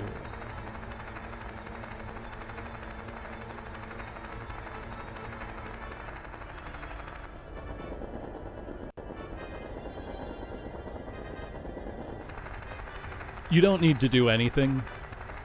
There's no control. It's just a fun little sequence.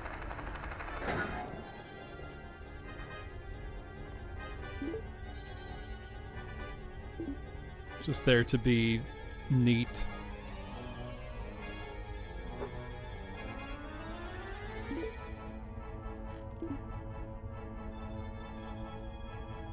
Now there can be poison down here.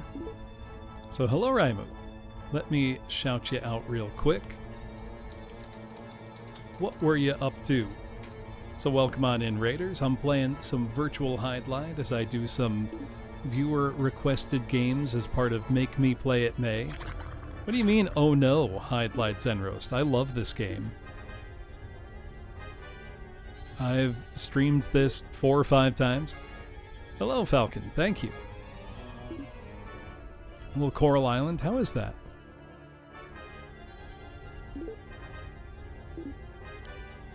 You guys are watching Virtual Hydlide for the Sega Saturn.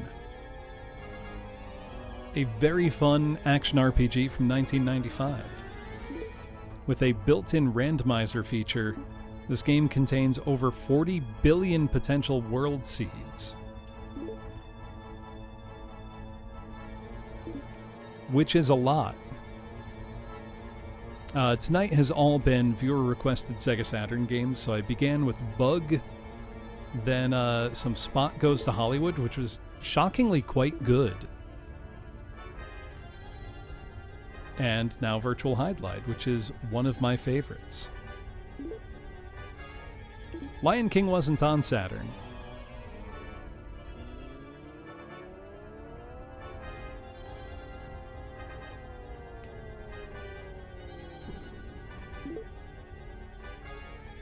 Alright, we're headed straight for the boss. We've got an evil monk wizard guy to fight. Hello Madsen, how you doing? It is a peak game. I may also have promised to another VTuber friend of mine that if she gets the category approved for, there is something called Pro Mode in Virtual Hydlide, which has neither map nor compass, meaning you need to navigate the whole game without any map assistance whatsoever. If she gets that approved as a category on speedrun.com, I have promised that I will also run it. I'm actually quite looking forward to that, if she does. Do I think I could do that? Yeah. I don't see why I couldn't.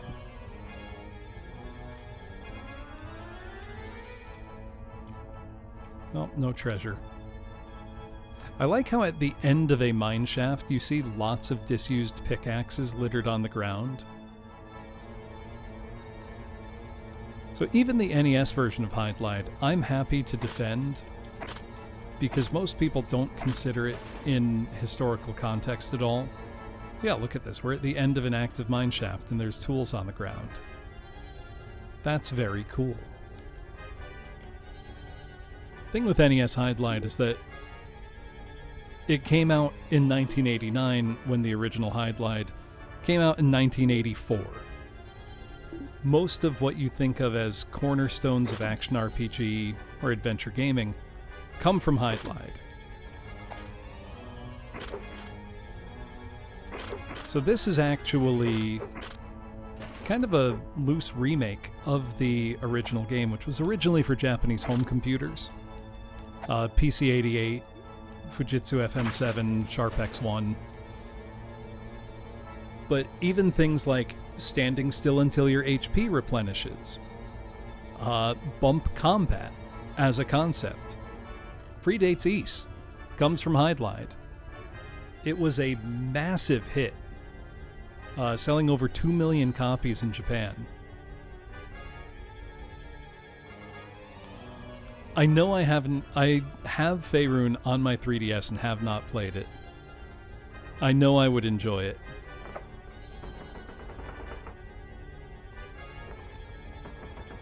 But the Saturn one here, Virtual Hydlide, is a very snappy, fun, fast RPG to play through. That is the correct release date in the West, Jatobi. But Hydlide as a game predates even, the FTS version of Zelda 1 by a full 2 years.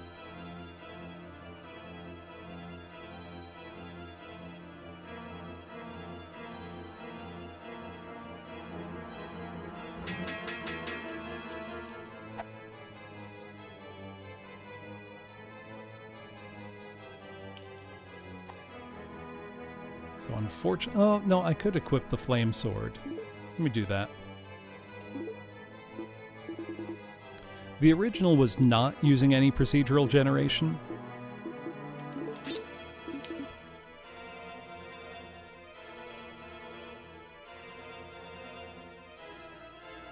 So what we're going to do here...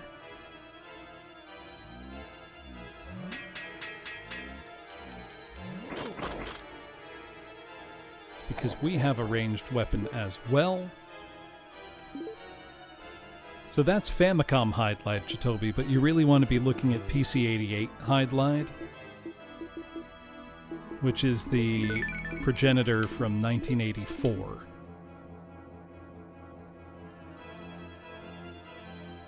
Came out the same year as Dragon Slayer, so both, Falcom and T&E Soft were the vanguard of action RPG gaming.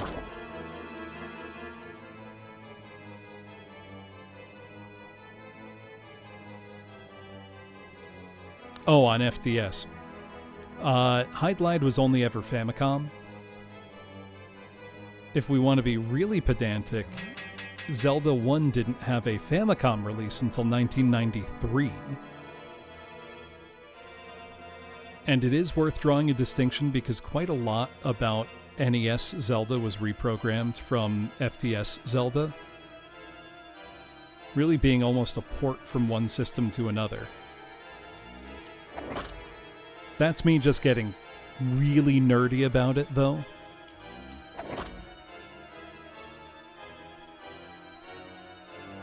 But there was eventually a Zelda 1 cartridge release for Famicom. I don't believe there ever was for Zelda 2. I think that stayed on the FDS until later ports came along. Somebody fact check me on that, though. Zelda 2 turns 40 next year. One of my favorite games ever.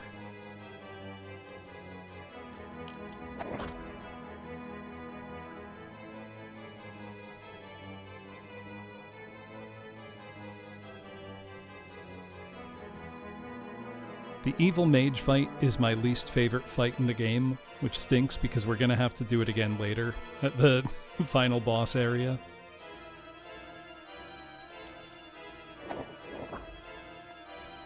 Just because, as far as I know, there's no way to force him to, land and actually start the fight.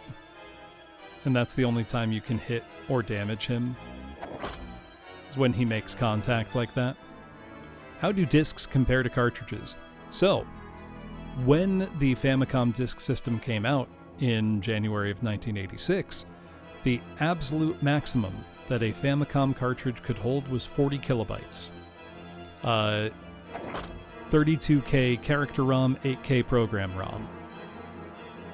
Meaning the largest games you could have were still quite small. Something like the original Super Mario Bros., with its clever use of tiling to build out levels, and 32 of them was one of the largest games available. The move to a disc meant that suddenly games could be up to 160 kilobytes, 80K per side of the disc. That's a huge jump. So suddenly games could have just way more in terms of graphics. So a great example is Castlevania. Castlevania was a Famicom Disk System game. Akumajo Dracula. And you can really tell because the backgrounds have this tremendous amount of detail to them. They're gorgeous. I mean, I'm sure you've noticed if you've, played Castlevania. That game would have been completely impossible on a cartridge. What changed, and rather quickly, was the development of what are called memory mapper chips that allowed the Famicom and NES to swap between different 32K banks of data, on a per scan line basis almost. So, more than roughly 60 times per second. What this then meant was that you could simply house more program and game data than you could before. And very, very quickly, cartridges then outstripped discs in terms of how much data they could hold. Right, and then later mapper chips started adding more features like new coprocessors or audio synthesis. So the FDS was really kind of dead by 1989. How come America didn't?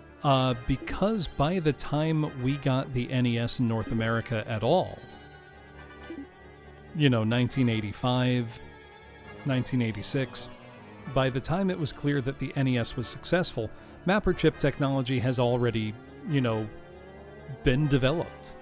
There was no technological shortfall for the disc to address.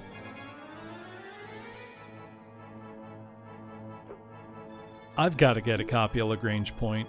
It's such a cool game.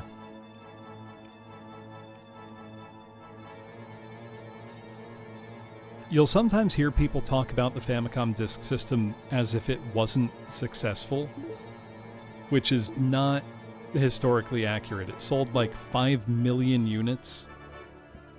It's up there with the PC Engine CD as one of the best-selling console accessories of all time.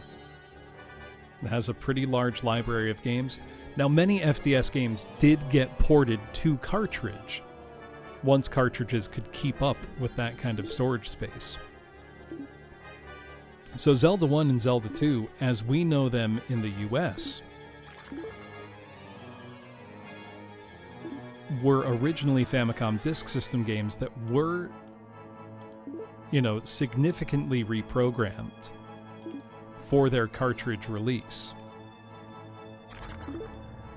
There's also one minor difference in that the FDS adds one channel of wavetable synthesis audio, so the games sound a little different. And quite cool. Yep, Metroid was another.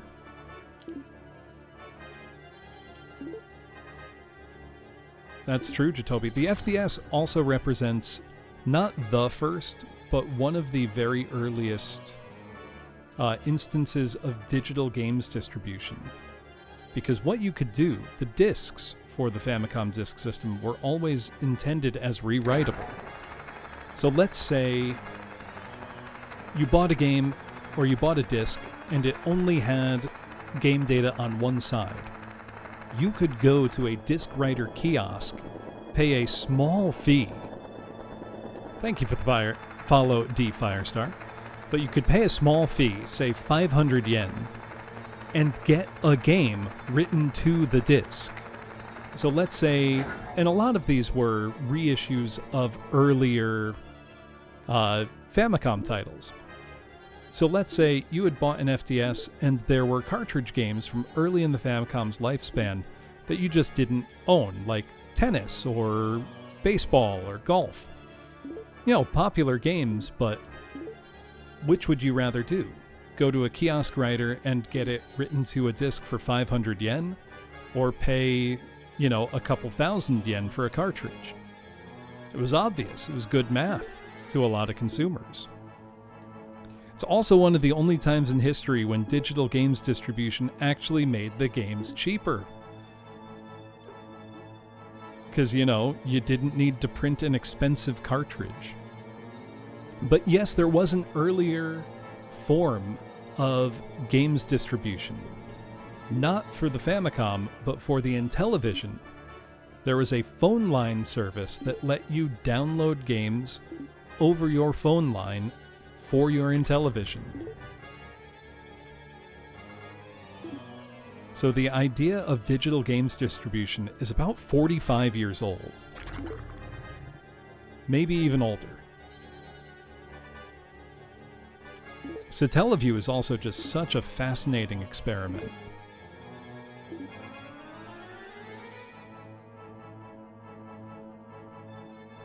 Yeah, it was over a phone line.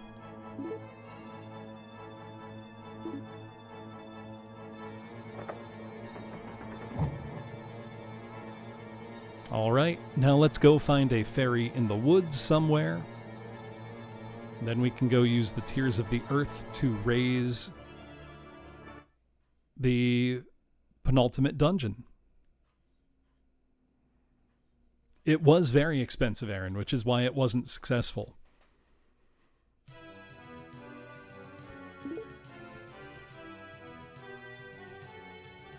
But it's good to remember, I think, that anytime you think of, you know, some kind of gaming innovation, there's always a pretty good chance that somebody in some form has already attempted it.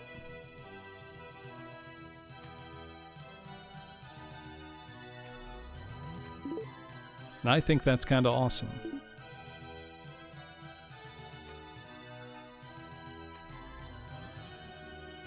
Yep, play cable. Right, without those ideas, the industry wouldn't be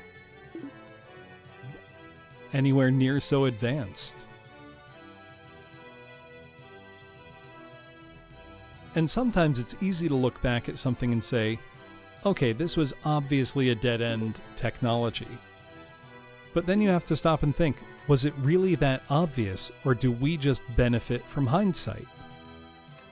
You know, it's easy for us to look at failed experiments and be somewhat dismissive or cavalier about them and go, well, of course that wasn't going to work. Sure, it seems obvious to us now, but who's to say that it wouldn't have worked, whatever the idea was?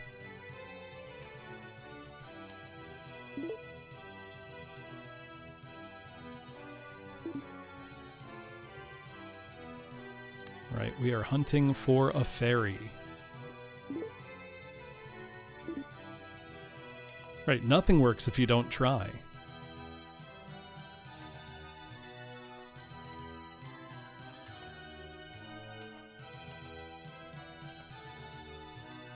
I mean, file this one under things that once seemed like the obvious future of gaming.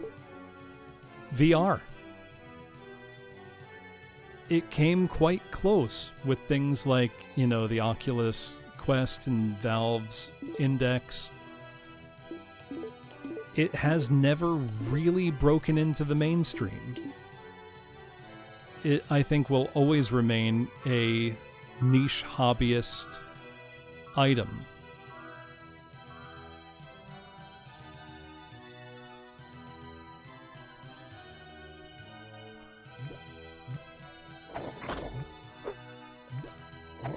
You know, if Valve making Half-Life Alyx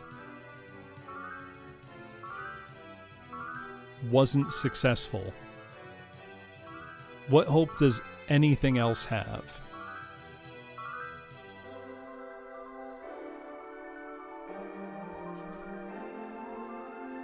Ferry acquired, and that's true, Volpez.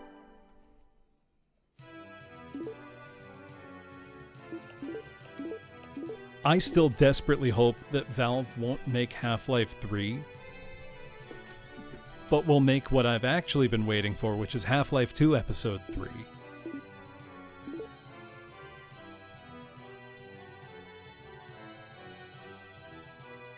But why? Because It's bothered me for a long time now. Everybody saying Half-Life 3. That's never what we were waiting for. We were waiting for Half-Life 2 Episode 3. Half-Life 2 Episode 2 ended on a massive cliffhanger. They didn't say see you in Half-Life 3. No. We were waiting for the next episode. Valve were trying to do episodic gaming and did it maybe worse than anyone's ever done it. Which is impressive in its own right, I suppose.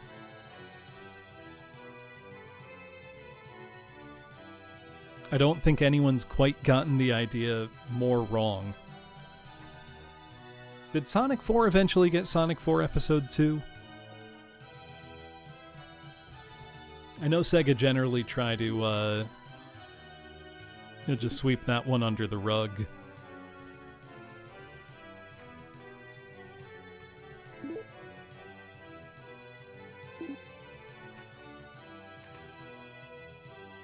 I think they're just kind of stumped, Talking Object. They just kind of gave up.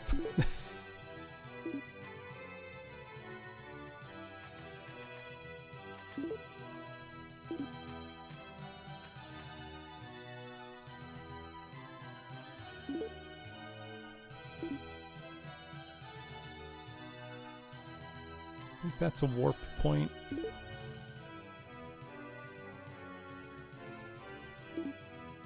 Not going to take it, though. Telltale did it right.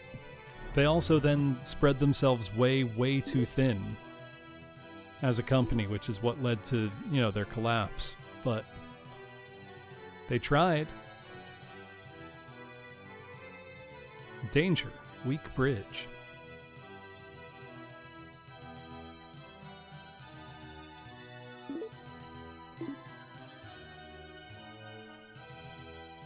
Yeah, too many licenses, too many games too quickly.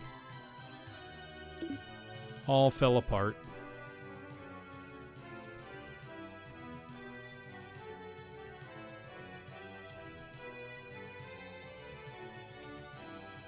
When the lost tier is returned, I will re-emerge here. Are you ready for a very cool looking scene?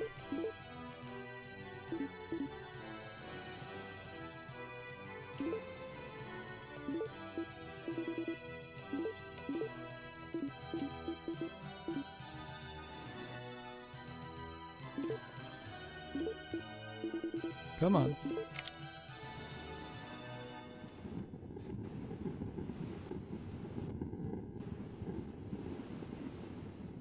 The Lost Castle.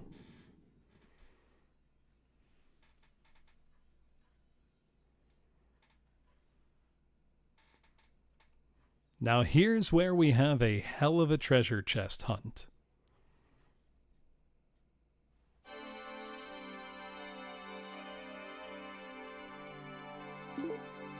Because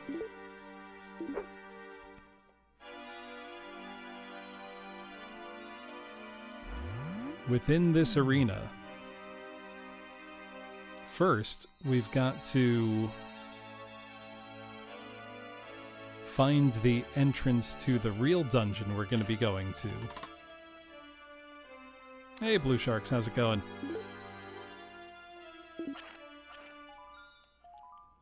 But more than that, what we really need to do here is we've got to, once we're in the dungeon, there is a special sword we want to find.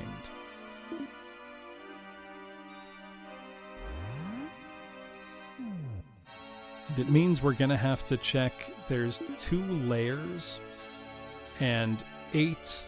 Okay, we need to go up one more layer.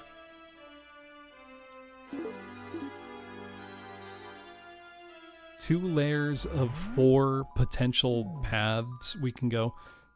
The Master Sword, yeah, basically.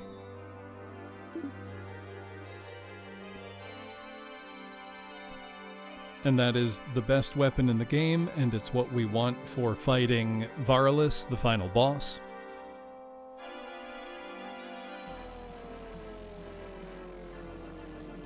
Now this is the part that runs worst in the game. Hey, Fiora, welcome. What were you up to? We're at the best part of the game. You've been listening the entire time while streaming. Oh, that's funny. Oh, Sega CDI of the Beholder is awesome.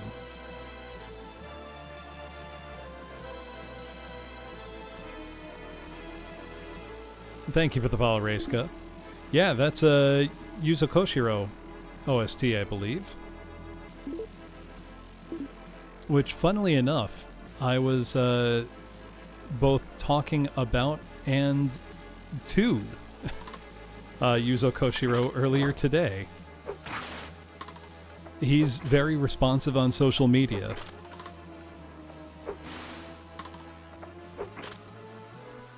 And he had posted himself playing Little Nemo, the Dream Master, on Famicom, and was kind of surprised at how many Western fans reached out and said, you know, they knew and liked the game. And I'm certainly one of them. Oh, I was hoping... Could you imagine if the first chest had been the sword?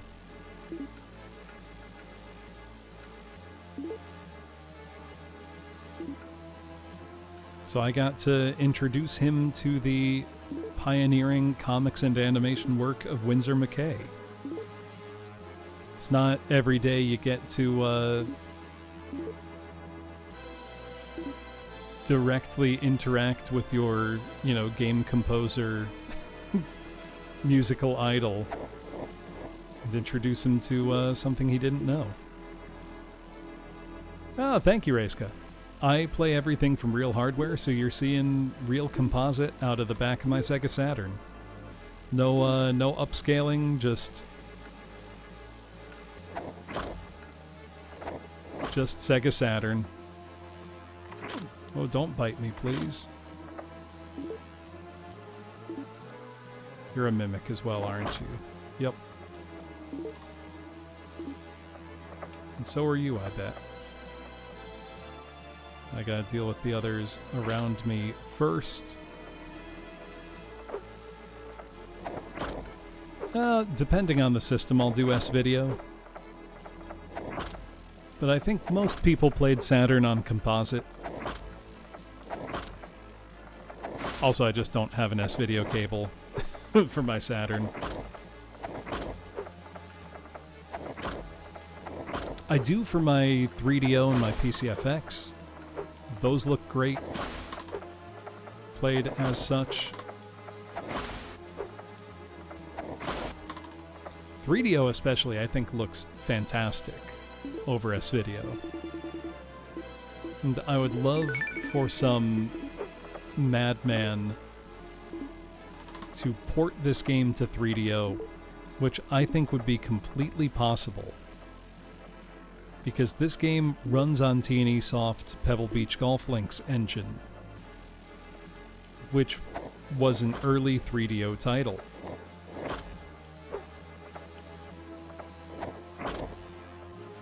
I mean, depending on how similar the golf code is on Virtual Boy, it could be possible. This is an action RPG built on the bones of a golf game. Yes.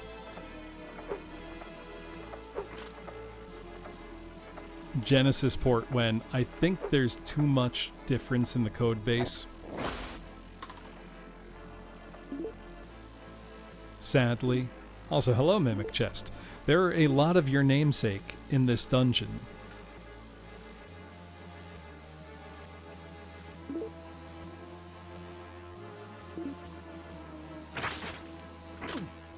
A great many of them, in fact.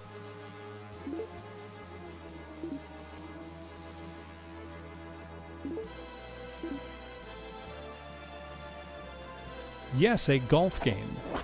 So Pebble Beach Golf Links on the first PC 9821 or 9801, then PC 9821, then 3DO, then Saturn, was TNE Soft's very highly successful line of golf games, which kind of was their bread and butter at this time. I don't think I have a Tranquil. This is bad.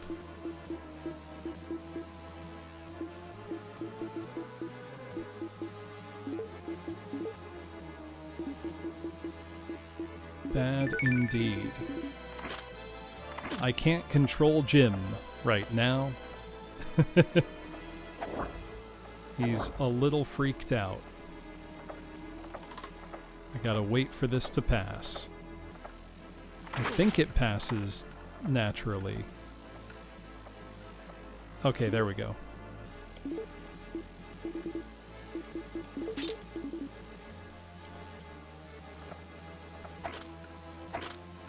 It's tweaking a little bit.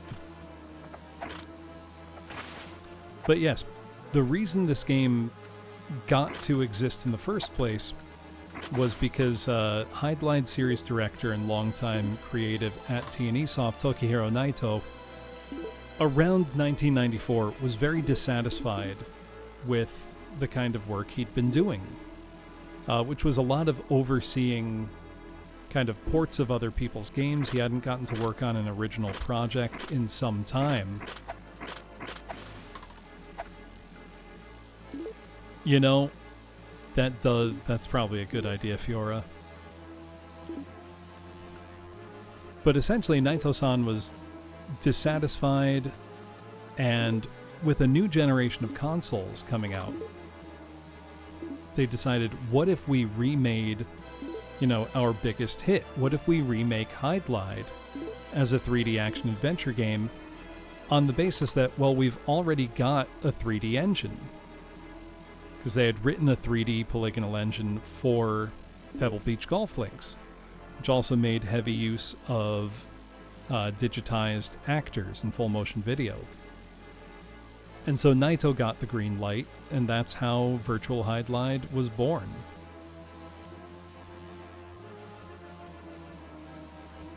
And it was promised to Sega as an exclusive for the Saturn, because Hydlide as a name still had a lot of, you know, cash with players of a certain age, who were then going to be one of the primary demographics for the Saturn.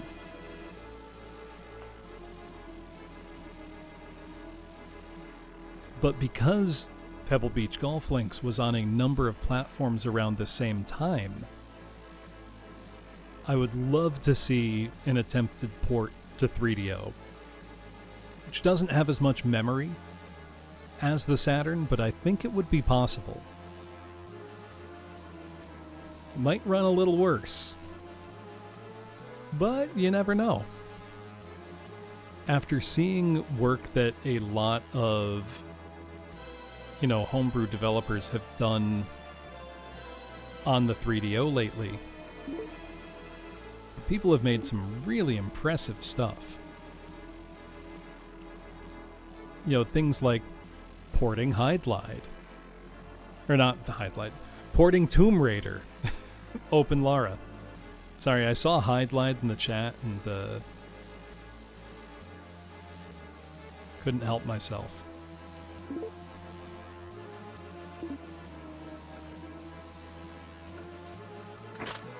But if anybody was wondering, you can download and play Open Lara, which is the Tomb Raider like open source port that's been around for a few years now, that has been ported successfully to a number of platforms, including Game Boy Advance, is crazy impressive, Sega 32X, and 3DO.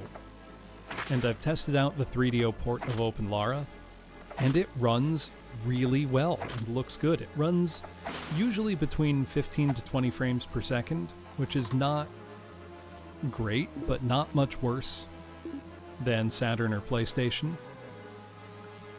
And that's still just, you know, an alpha build made by pretty much one guy.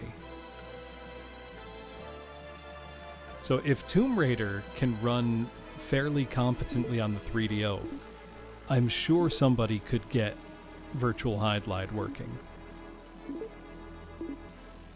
That's a mimic.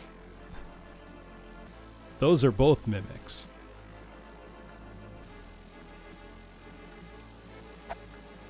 I kind of just have to deal with them. Oh, quite a lot. Well, especially as we entered, an age of, middleware engines becoming more and more common.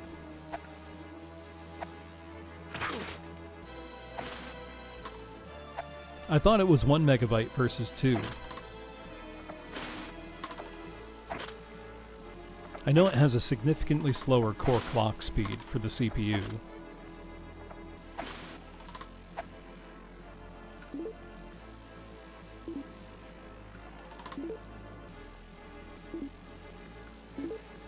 But I'll still put the best looking and performing 3DO games, especially from like 95, 96, up against the things that were coming out on other platforms and say it holds up just fine. Games like Starfighter, Blade Force, etc. all look great and run great.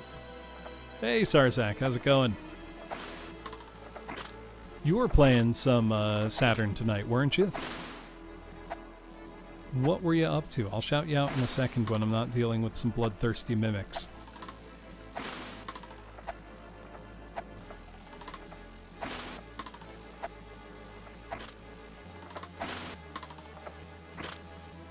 Everybody should play Sega Saturn. Too many people have deprived themselves of an excellent console. Look a bit worn out. I mean, I am tired. Panzer Dragoon 1 and Spy? Hell yeah.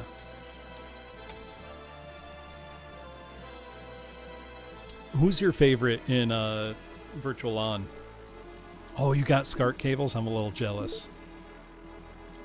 I'm rocking composite till I die.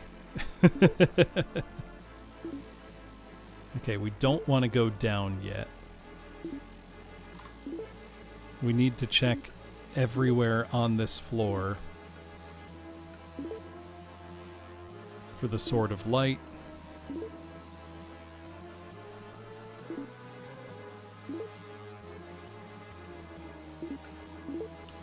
What I really want, more than SCART cables or S-Video for my Saturn, I want the Virtual On twin stick controller for my Saturn.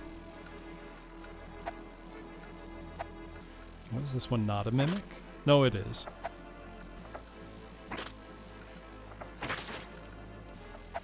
It would be amazing, Veronica. It is Kayla Gator. Saturn is one of my favorite consoles. I sure can, Aaron. I could use them with Capture, actually.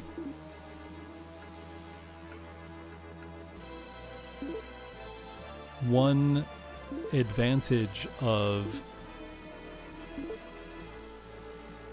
When I say SCART was better at transferring the signal, yes. Composite is inherently kind of messy. Just how it works. But frankly, on most consumer equipment, the gains are pretty marginal. You know, unless you had a high-end, broadcast monitor. Though some consumer televisions did have SCART in European markets. My approach with my, everything real hardware streaming is never to get the absolute best out of a console in terms of performance, but to target squarely the broad middle consumer range.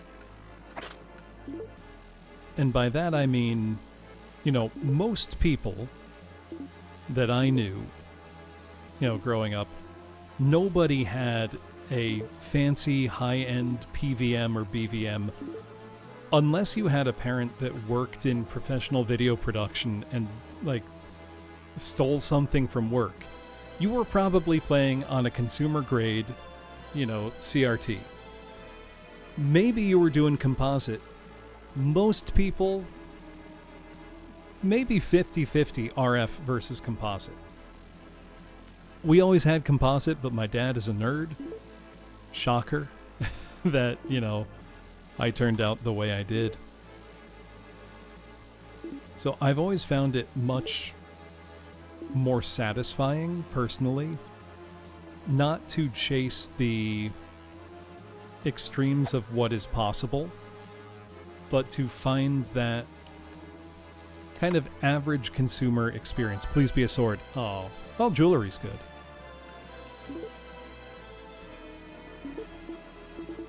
Yeah, okay. We've got all the jewels at least. That's solid. No, I don't need this magic sword at all. I'm going to drop that.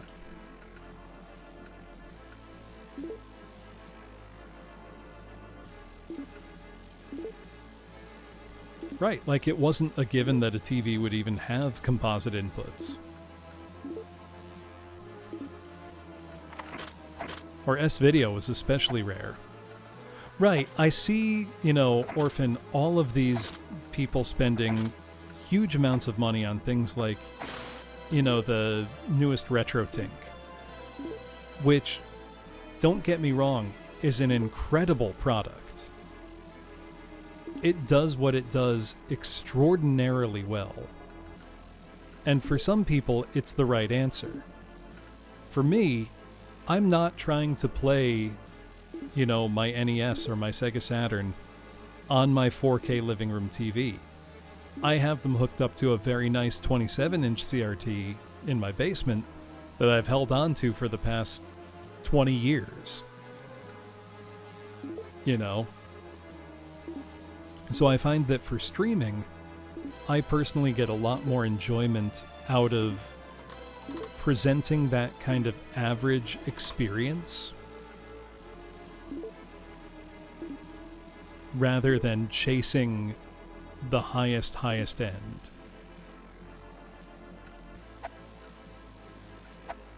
Oh, that's not a mimic.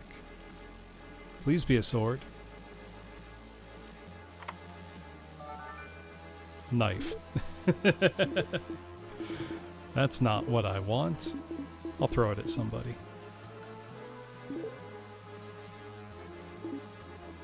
It's kind of a sword. I mean...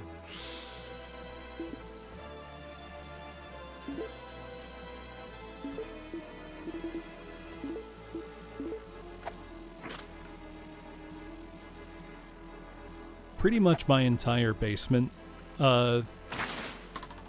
Gaz, is devoted to old games, consoles, etc. Sword, please, sword of light, sword of light. Let's go!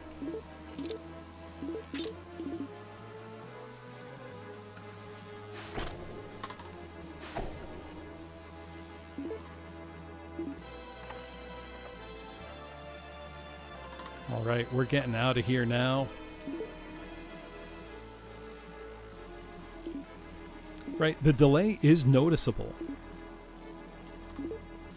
Know what I would recommend is a very happy middle ground for most people nowadays, because frankly, having a CRT is not realistic for a lot of people. You know, you might not have the space. Finding one in good working condition. Oh no, it is noticeable depending on the type of display. But what I would personally recommend, not, you know, any modern TV, but go to, you know, go to Goodwill, go to a thrift shop, find an LCD TV from the mid-2000s by like Sharp or Samsung, because they'll have every input you can think of. You know, they've got RF, composite, S-Video, component. They're not a CRT, but they're effectively zero latency. Things look great on them, and you can get a nice one for under $10. Yes, it needs to be an LCD TV. They don't come in sizes much bigger than like 13 inches, but that makes them perfect for like a nightstand or, you know, kitchen table. Remember when kitchen TVs were extremely common? Those little like 5-inch black and white dealies that also had a radio built in.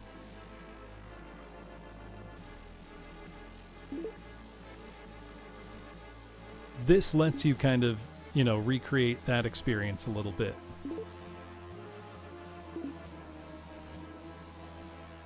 Right, that's kind of how I feel about it, Kayla. And to be completely honest, I think, you know, what you're seeing here, the image you're getting on stream right now, this is composite. I don't stream higher than 720p. Relative to the screen real estate this takes up, I think this looks great. You know, I think this looks totally fine.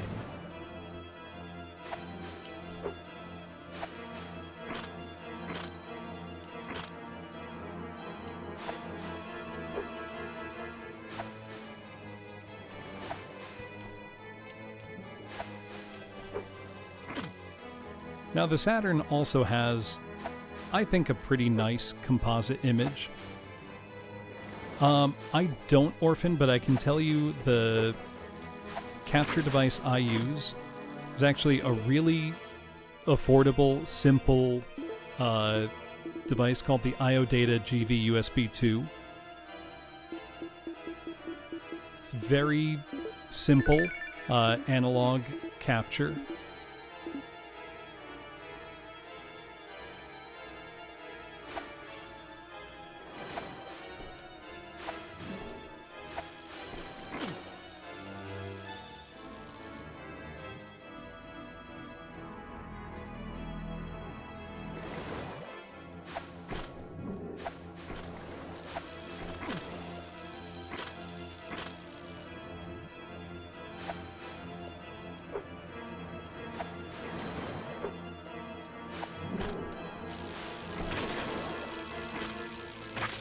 This one's going to be a little close.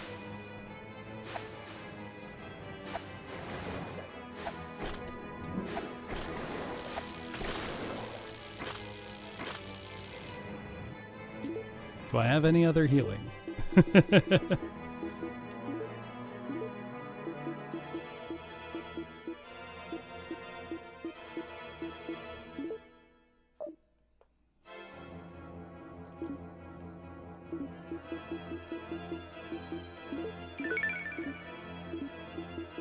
Just to be safe.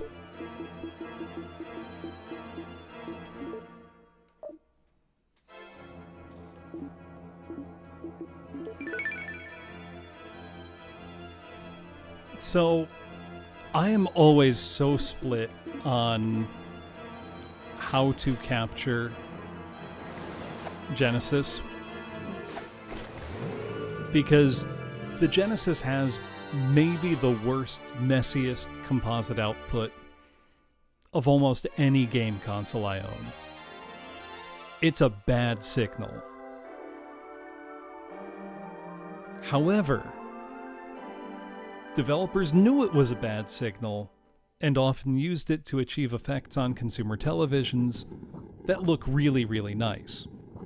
However, SCART looks so clean and crispy that it's kind of worth the trade-off, and it supports it natively. So it's like, I almost go on a game-by-game basis. Typically, just for ease, I do composite, though I do have SCART capture for my Genesis if I want. Right, Sonic looks way better. Earthworm Jim looks way better. Oh, I forgot to buy a bunch of Stone of Fighter. I'm an idiot. Do I have any tears?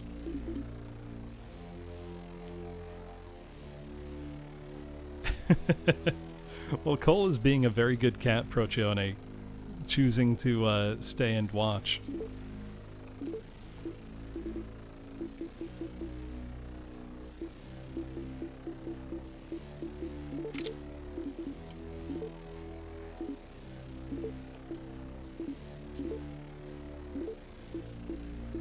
I feel like an idiot now, not having upgraded anything.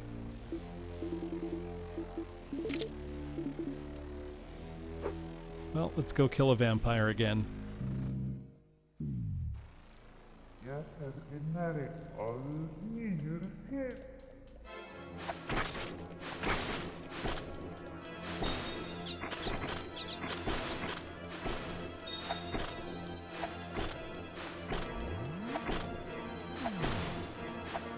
Crowflow, how's it going?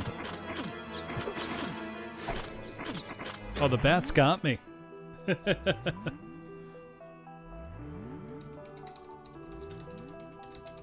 What were you up to?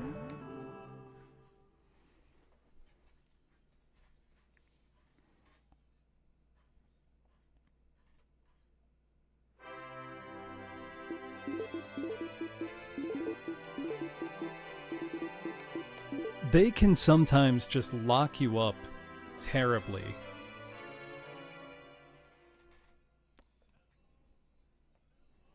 Wild Arms, hell yeah. Hydlide's great. Genuinely one of my favorite Saturn games.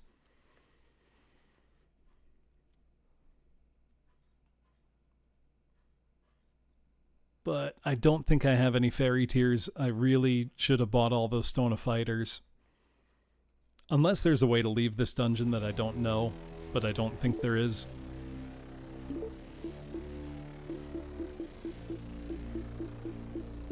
Nope.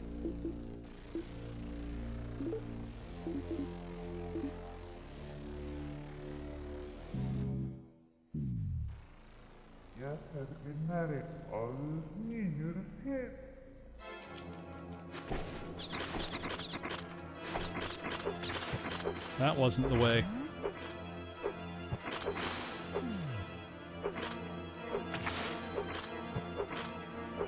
I've had success before just rushing him.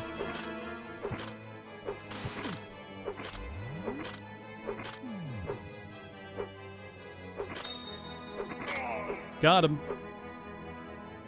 Barely. Hey, still counts.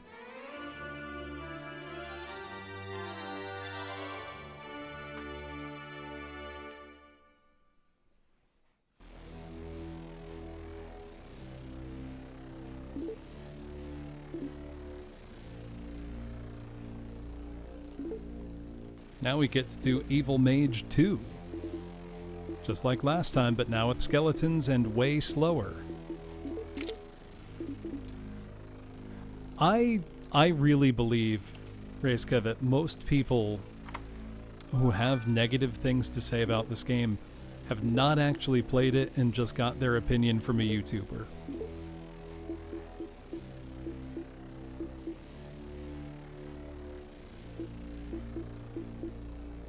Because I don't know how you could genuinely dislike this game.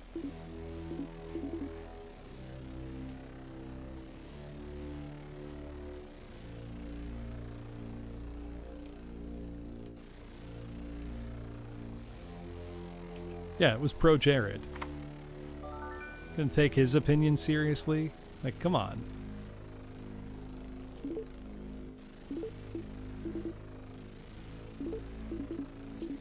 Alright, these will be good if I need them. I am just gonna heal up, though. I do have quite the bone to pick with AVGN in general. I do like NES Hydlide as well. My favorite, besides Virtual Hydlide, which is kind of its own category for me, my favorite is probably Super Hydlide on Sega Genesis, because that one is super ambitious and works really well. And it's just a very granular RPG, like a serious role-playing experience.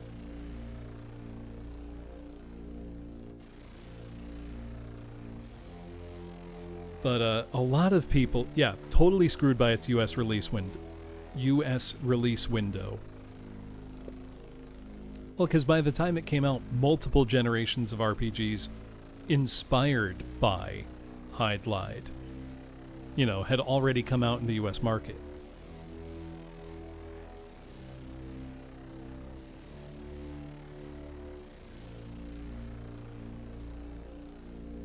But I was just about to say, much as I enjoy AVGN's early videos,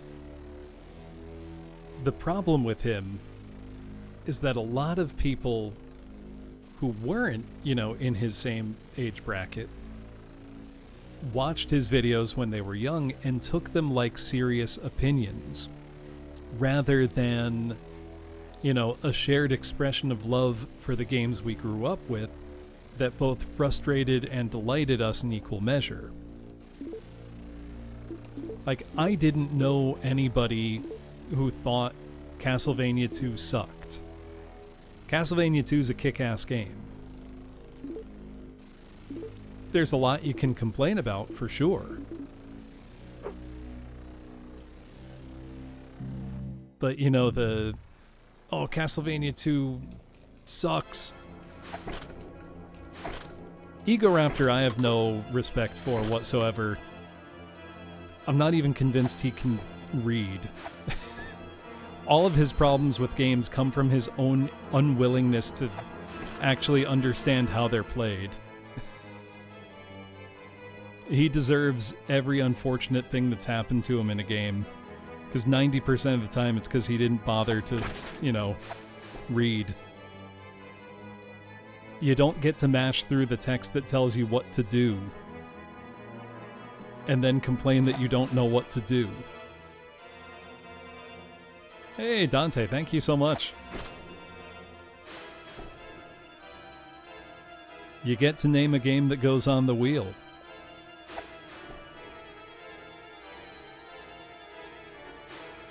But yeah, with someone like James, AVGN, his early videos especially, it was obvious that, these were games that he loved. Or in some of them, they do suck, but, they were memorable. They had something to them, like Dr. Jekyll and Mr. Hyde, which I actually like quite a lot, but that's neither here nor there. Karate Kid's fine. It's not good, but it's not horrible. You can play it. Bugs Bunny Birthday Bash, totally fine. Nothing really wrong with that game at all.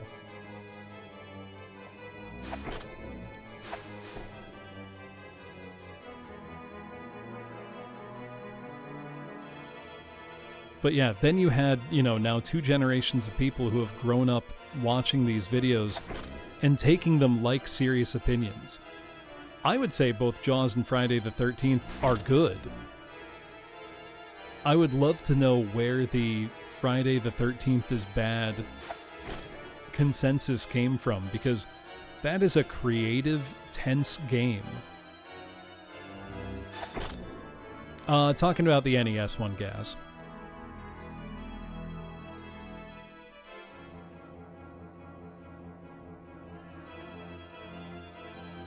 Also, I don't know who could play Jaws NES and be like, no, this sucks. What do you mean? It's got good controls, good graphics, a cool structure.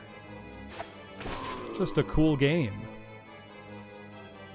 Got his ass. It's developed by Westone, who, if you know, the Wonder Boy series, that's them.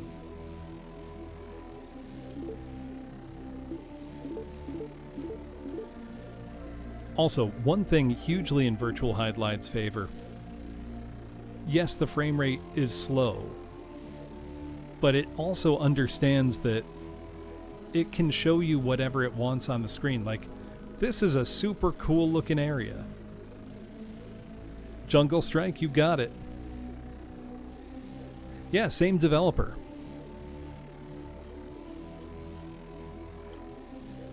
I have Jungle Strike for my Genesis, so that's the version I will choose, because playing it on SNES is kind of painful.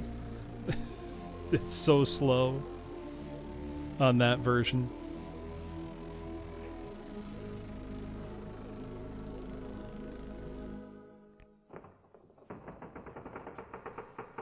I loved the Strike games as a kid.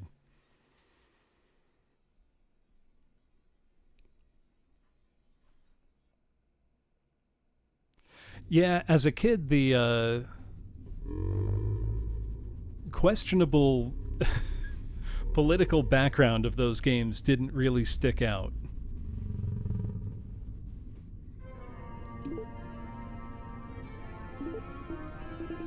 I think I can use the Spectacles of Truth and you see where he's hopping to.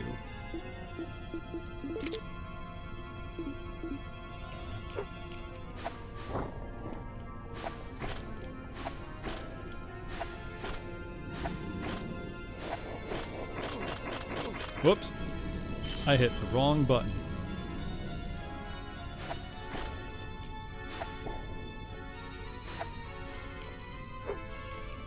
There we go. That's what getting the diamonds does for you.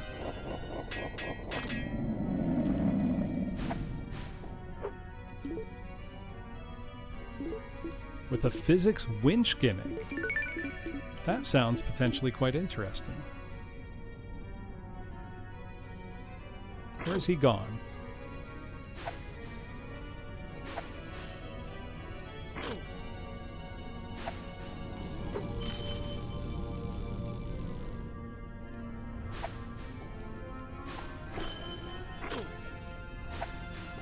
They are digitized graphics.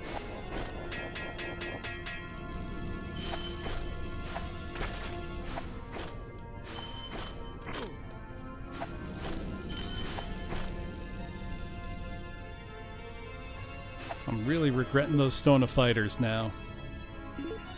Oh, Soviet Strike is a huge jump.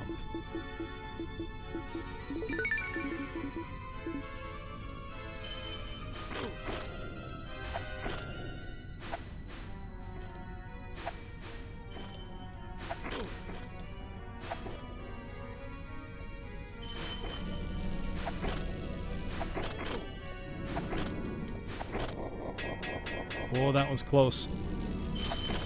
Alright, I think we got him. Yeah, we got him. Oh!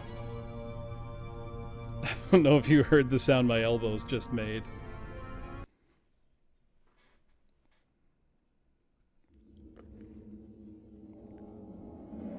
Oh, Rayska, I still remember looking up the manual for, like, X-Wing.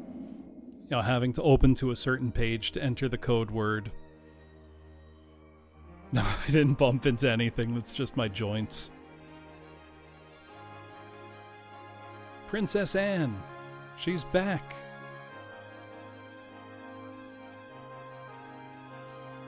I need to know the actor and actress for this.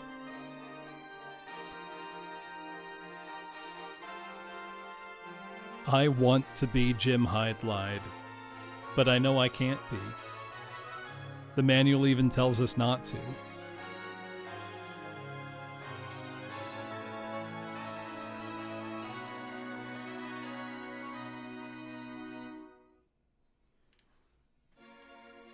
Know what must have been the most...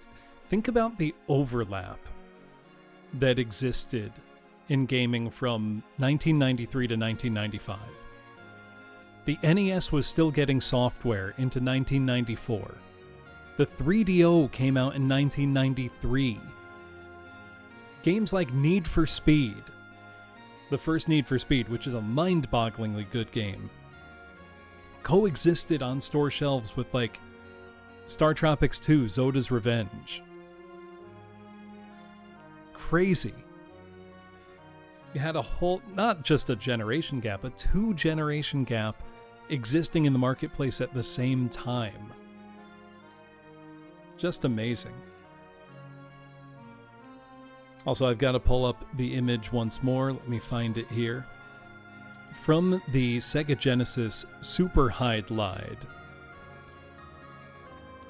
manual. Where did I put it?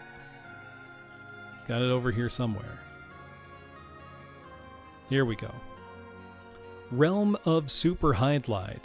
Note, it is important to remember that the player and the character are two different people. Try to keep the two apart. Very important. You can't forget this. You are not Jim Hydlide. You're controlling Jim Hydlide, but you're not him.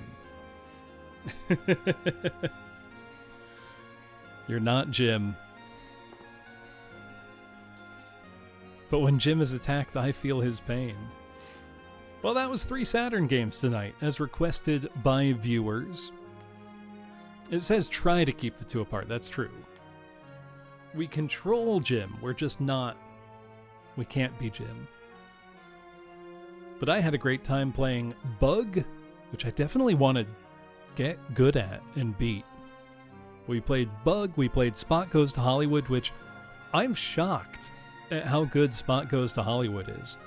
And of course, Virtual Hydlide. Now, even though every time I would boot up a game, you'd see the Saru logo, all of these were off disk. I just keep the Saru plugged in, because there's no reason not to. I haven't put anything new on the Saru in a while. Let me check what's on there right now. Also, if you don't have a Saturn, you should get a Saturn. Oh, Air's Adventure was fun. Congo the movie, the game, keeps calling out to me. It's dark whispers in my ear. What else have I put on here lately?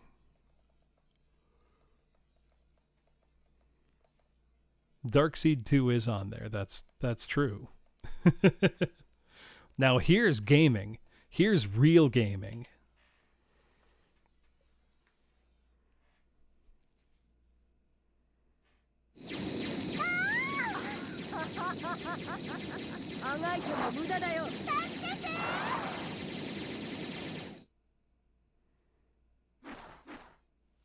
They are, Kayla. That's why I just leave my Saru in and take the SD card out of it. And that's after years of, you know, action replay and 4 meg cart usage.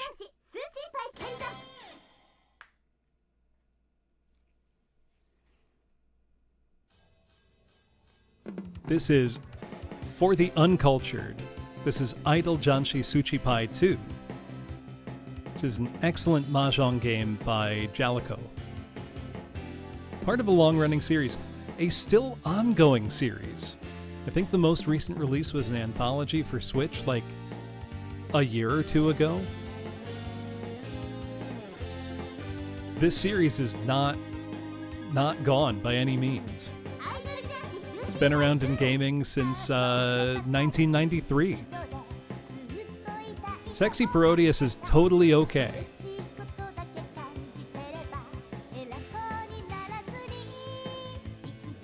This is a great game, though. Very, very high production value.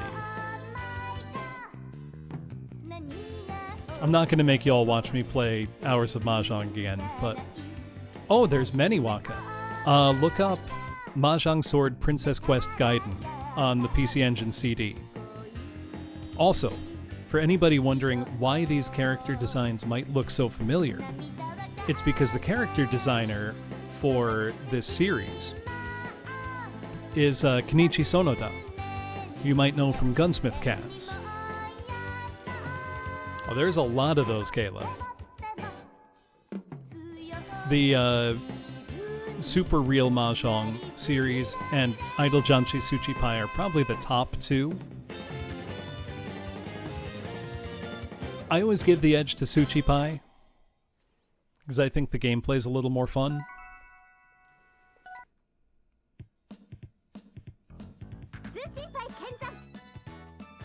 This, though, this is like a must-have game for Saturn, in my opinion.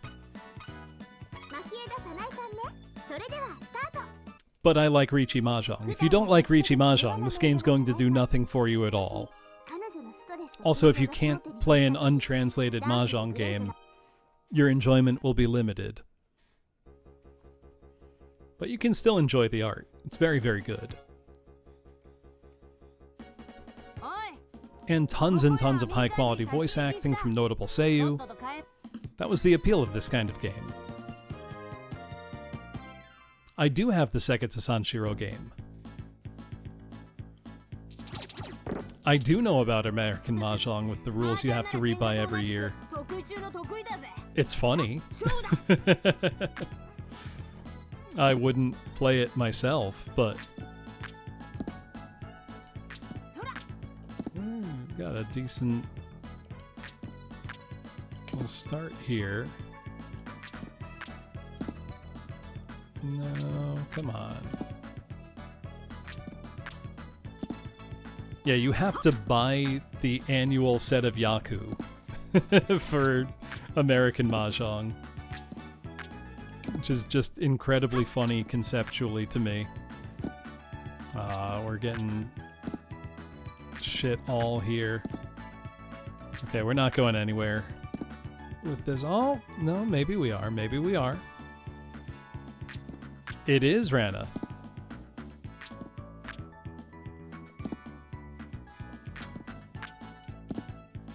Nah, we got nothing this time. Oh well. Come on, I just gotta win one hand. Spoken like a true addict.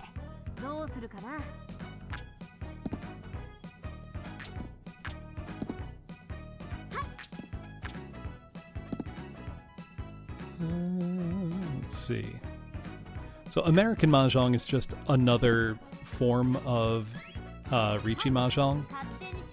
Well, not of Riichi Mahjong. Of Mahjong, played with the same tiles. It's not, Jay. I did just beat Virtual Hydlide, so I naturally had to boot up a little Idle Janshi Suchi Pai too, as one does.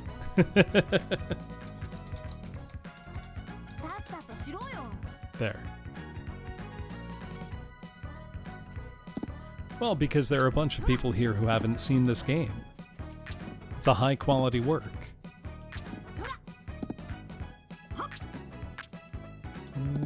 Don't love that. Ooh, give me a 3 mon. That would go nice right now. No. No. Not opening my hand for that. You have no idea what's happening? Don't worry about it.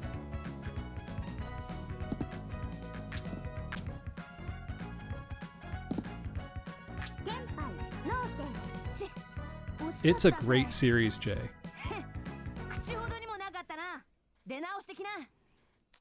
Are you thinking of like, yes, it did orphan. It just came out a year or two ago. Gaz, are you thinking more like the matching Mahjong Solitaire? Ooh, oh, hold on. We've got some pretty solid potential here. I could try to go for a very funny hand, get a Yakuman, and completely bury her. I just need a couple lucky draws. Oh! Oh, okay. If this comes in, I'll have a 4 concealed triplets Yakuman, and we're sending her straight to the Shadow Realm.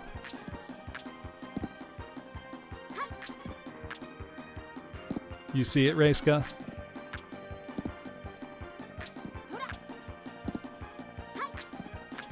Come on, deal in. You know you want to deal in. Also, for any... Oh, if we get it after a con, that would go crazy. If you are a Mahjong player, I would recommend playing one of these older Japanese lawless one-on-one strip Mahjong games, because they teach you to adjust really quickly, see hand shapes as they go, and you're playing without the guardrails of modern clients like, you know, Mahjong Soul or Riichi City. Come on, after a con, after con. Oh. So it's really good for your development as a player. Okay, she's going... Yeah, so because I drew that 4th red dragon, I could declare a closed con, even though I declared Riichi, and keep drawing. I might need to cut the video feed if she takes her clothes off, so let me just get my hand over the button real quick.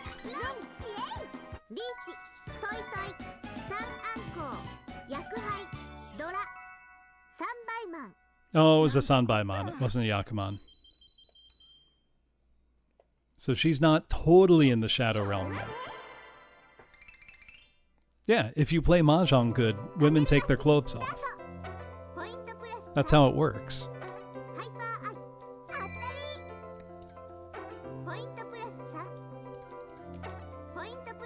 Yeah, it's true. I wouldn't lie to you.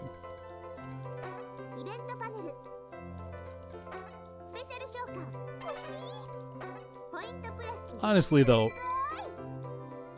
Twitch lets so much worse go on than just, you know, an anime girl taking her shirt off.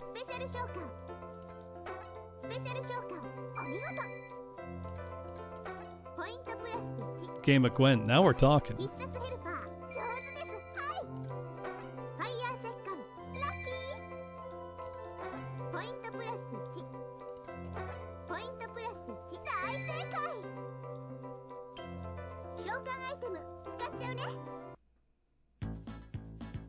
Alright, she's almost out of it.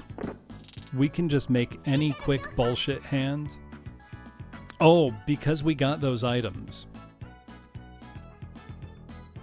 we can now get rid of some stuff. We can cheat.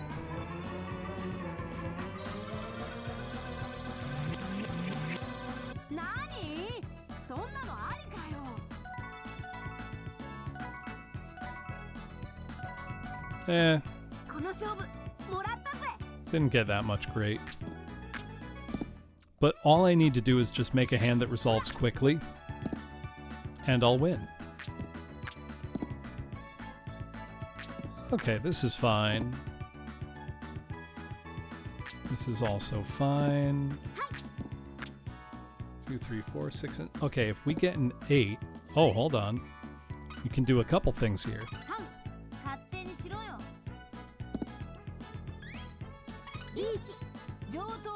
Actually,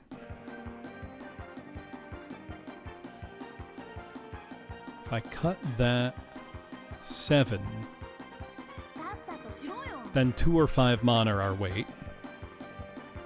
If I cut the 5, then it's only an 8 mon as our weight. So we'll cut the 7. Hey! Another closed con? Come on. Oh yeah, that's right. Oh, she's... Oh, we've got this.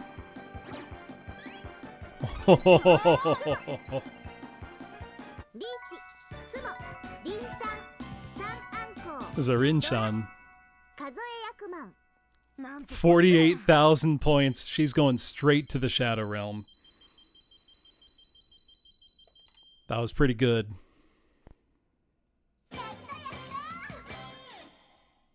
Yeah, Kazuya Yakuman Boniface. Also, how nice are the graphics, the animation?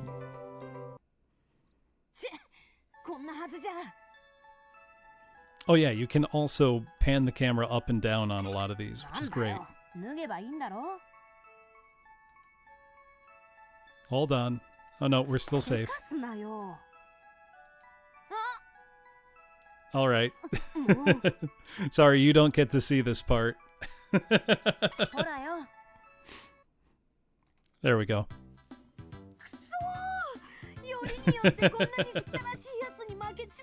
I'm being safe about it.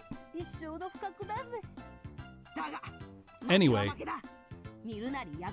you should play... There is Kayla. I've gotten that exactly once in my life. And it was in this game. And it was a quintuple Yakuman. It was like... I think it was all terminals and honors. On the draw. Just like... 144,000 point hand. I've never experienced that ever before. I'll never experience it again. The odds of it are astronomical. Anyway, I should go to bed. It's 1 in the morning, and if I start playing Mahjong, I won't stop. I'll just keep going. People here could tell you, when I first got my 3DO a couple years ago, I was ostensibly doing a 3DO grab bag stream. And somehow it turned into an 11-hour stream. 8 hours of it were me playing Super Real Mahjong 2 Hyper Edition. Or no, not Super Real. It was Idle Mahjong Final Romance 2 Hyper Edition on 3DO. I played it for 8 hours straight. I couldn't stop. It was a lot. Anyway, let's find somebody into whom we can retro raid. It is a good game. No, Jong doesn't have an evil hold on me. Jong has a positive and healthy hold on me. And let me tell everybody what's going on for the rest of the week. So, for the rest of this week, Wednesday, in a rarity, I am not playing Doom on Wednesday. I am using OBS, yes. I could add a layer behind it, but it's fine. Instead of Doom on Wednesday, this is going to be weird, because I've played Doom every Wednesday for almost 5 years now, but I will be playing Unreal Tournament UT99 with all of you. You are free to join in and play Unreal Tournament with me on stream. It's highly encouraged. If you want the details, we do have a download link for the client for UT99 that we will be using. Please join. I used to play a ton of UT99 back in the day, but that was an awful long time ago. I've done a little practice with bots to see, how am I at it still? And the answer is pretty good. I'm not bad. So I'm hoping I can get some wins. So Gaz, every Wednesday I'm usually streaming Doom 2 Custom Megawatts. UT99 is free now. But so I play lots of brand new content for classic Doom. That's my thing. Anyway, I think we're going to raid into Rena, who's playing some Wind Waker. See, Tribes was good. I was always Team UT over Quake 3 Arena. But, both are good. Anyway, and then Friday, I'm doing more viewer-selected games, because I've got a bunch to catch up on, but that will also include, there will be Mahjong, because I will be playing games on my N64 that were never released for the N64. What I mean by that? Oh, Gaz, there's 32 years of that now. There's more Doom than you can play in a lifetime. And much higher quality than retail Doom. But I will be playing games on my N64 that never came out for the N64, because they came out for the ALEC 64 arcade system, which was used by SETA and some other companies from the mid-90s all the way up to 2003 or 4 as a low-cost arcade platform. And some of them have been patched to run on a stock N64. So I'll be playing some of those. I'll be playing Crusader No Remorse on my Saturn, and a couple of other games. Might have a few surprises too. But that's going to do it for me tonight. At the end of this month, I am going to be doing a big wheel stream where every time anybody's subbed all month or used channel points, I add a game to the wheel. I'm going to be doing them all from real hardware still, and that's everything from Atari 2600 through to 6th generation. So Dreamcast, PS2, GameCube, Xbox. All are fair game. I have means to play almost any of them on real hardware. If it doesn't work, I'd let you know. But people have chosen some good stuff, so it's going to be a very fun time. Anyway, that's it for me tonight. Let's go see how Rena's doing with Wind Waker.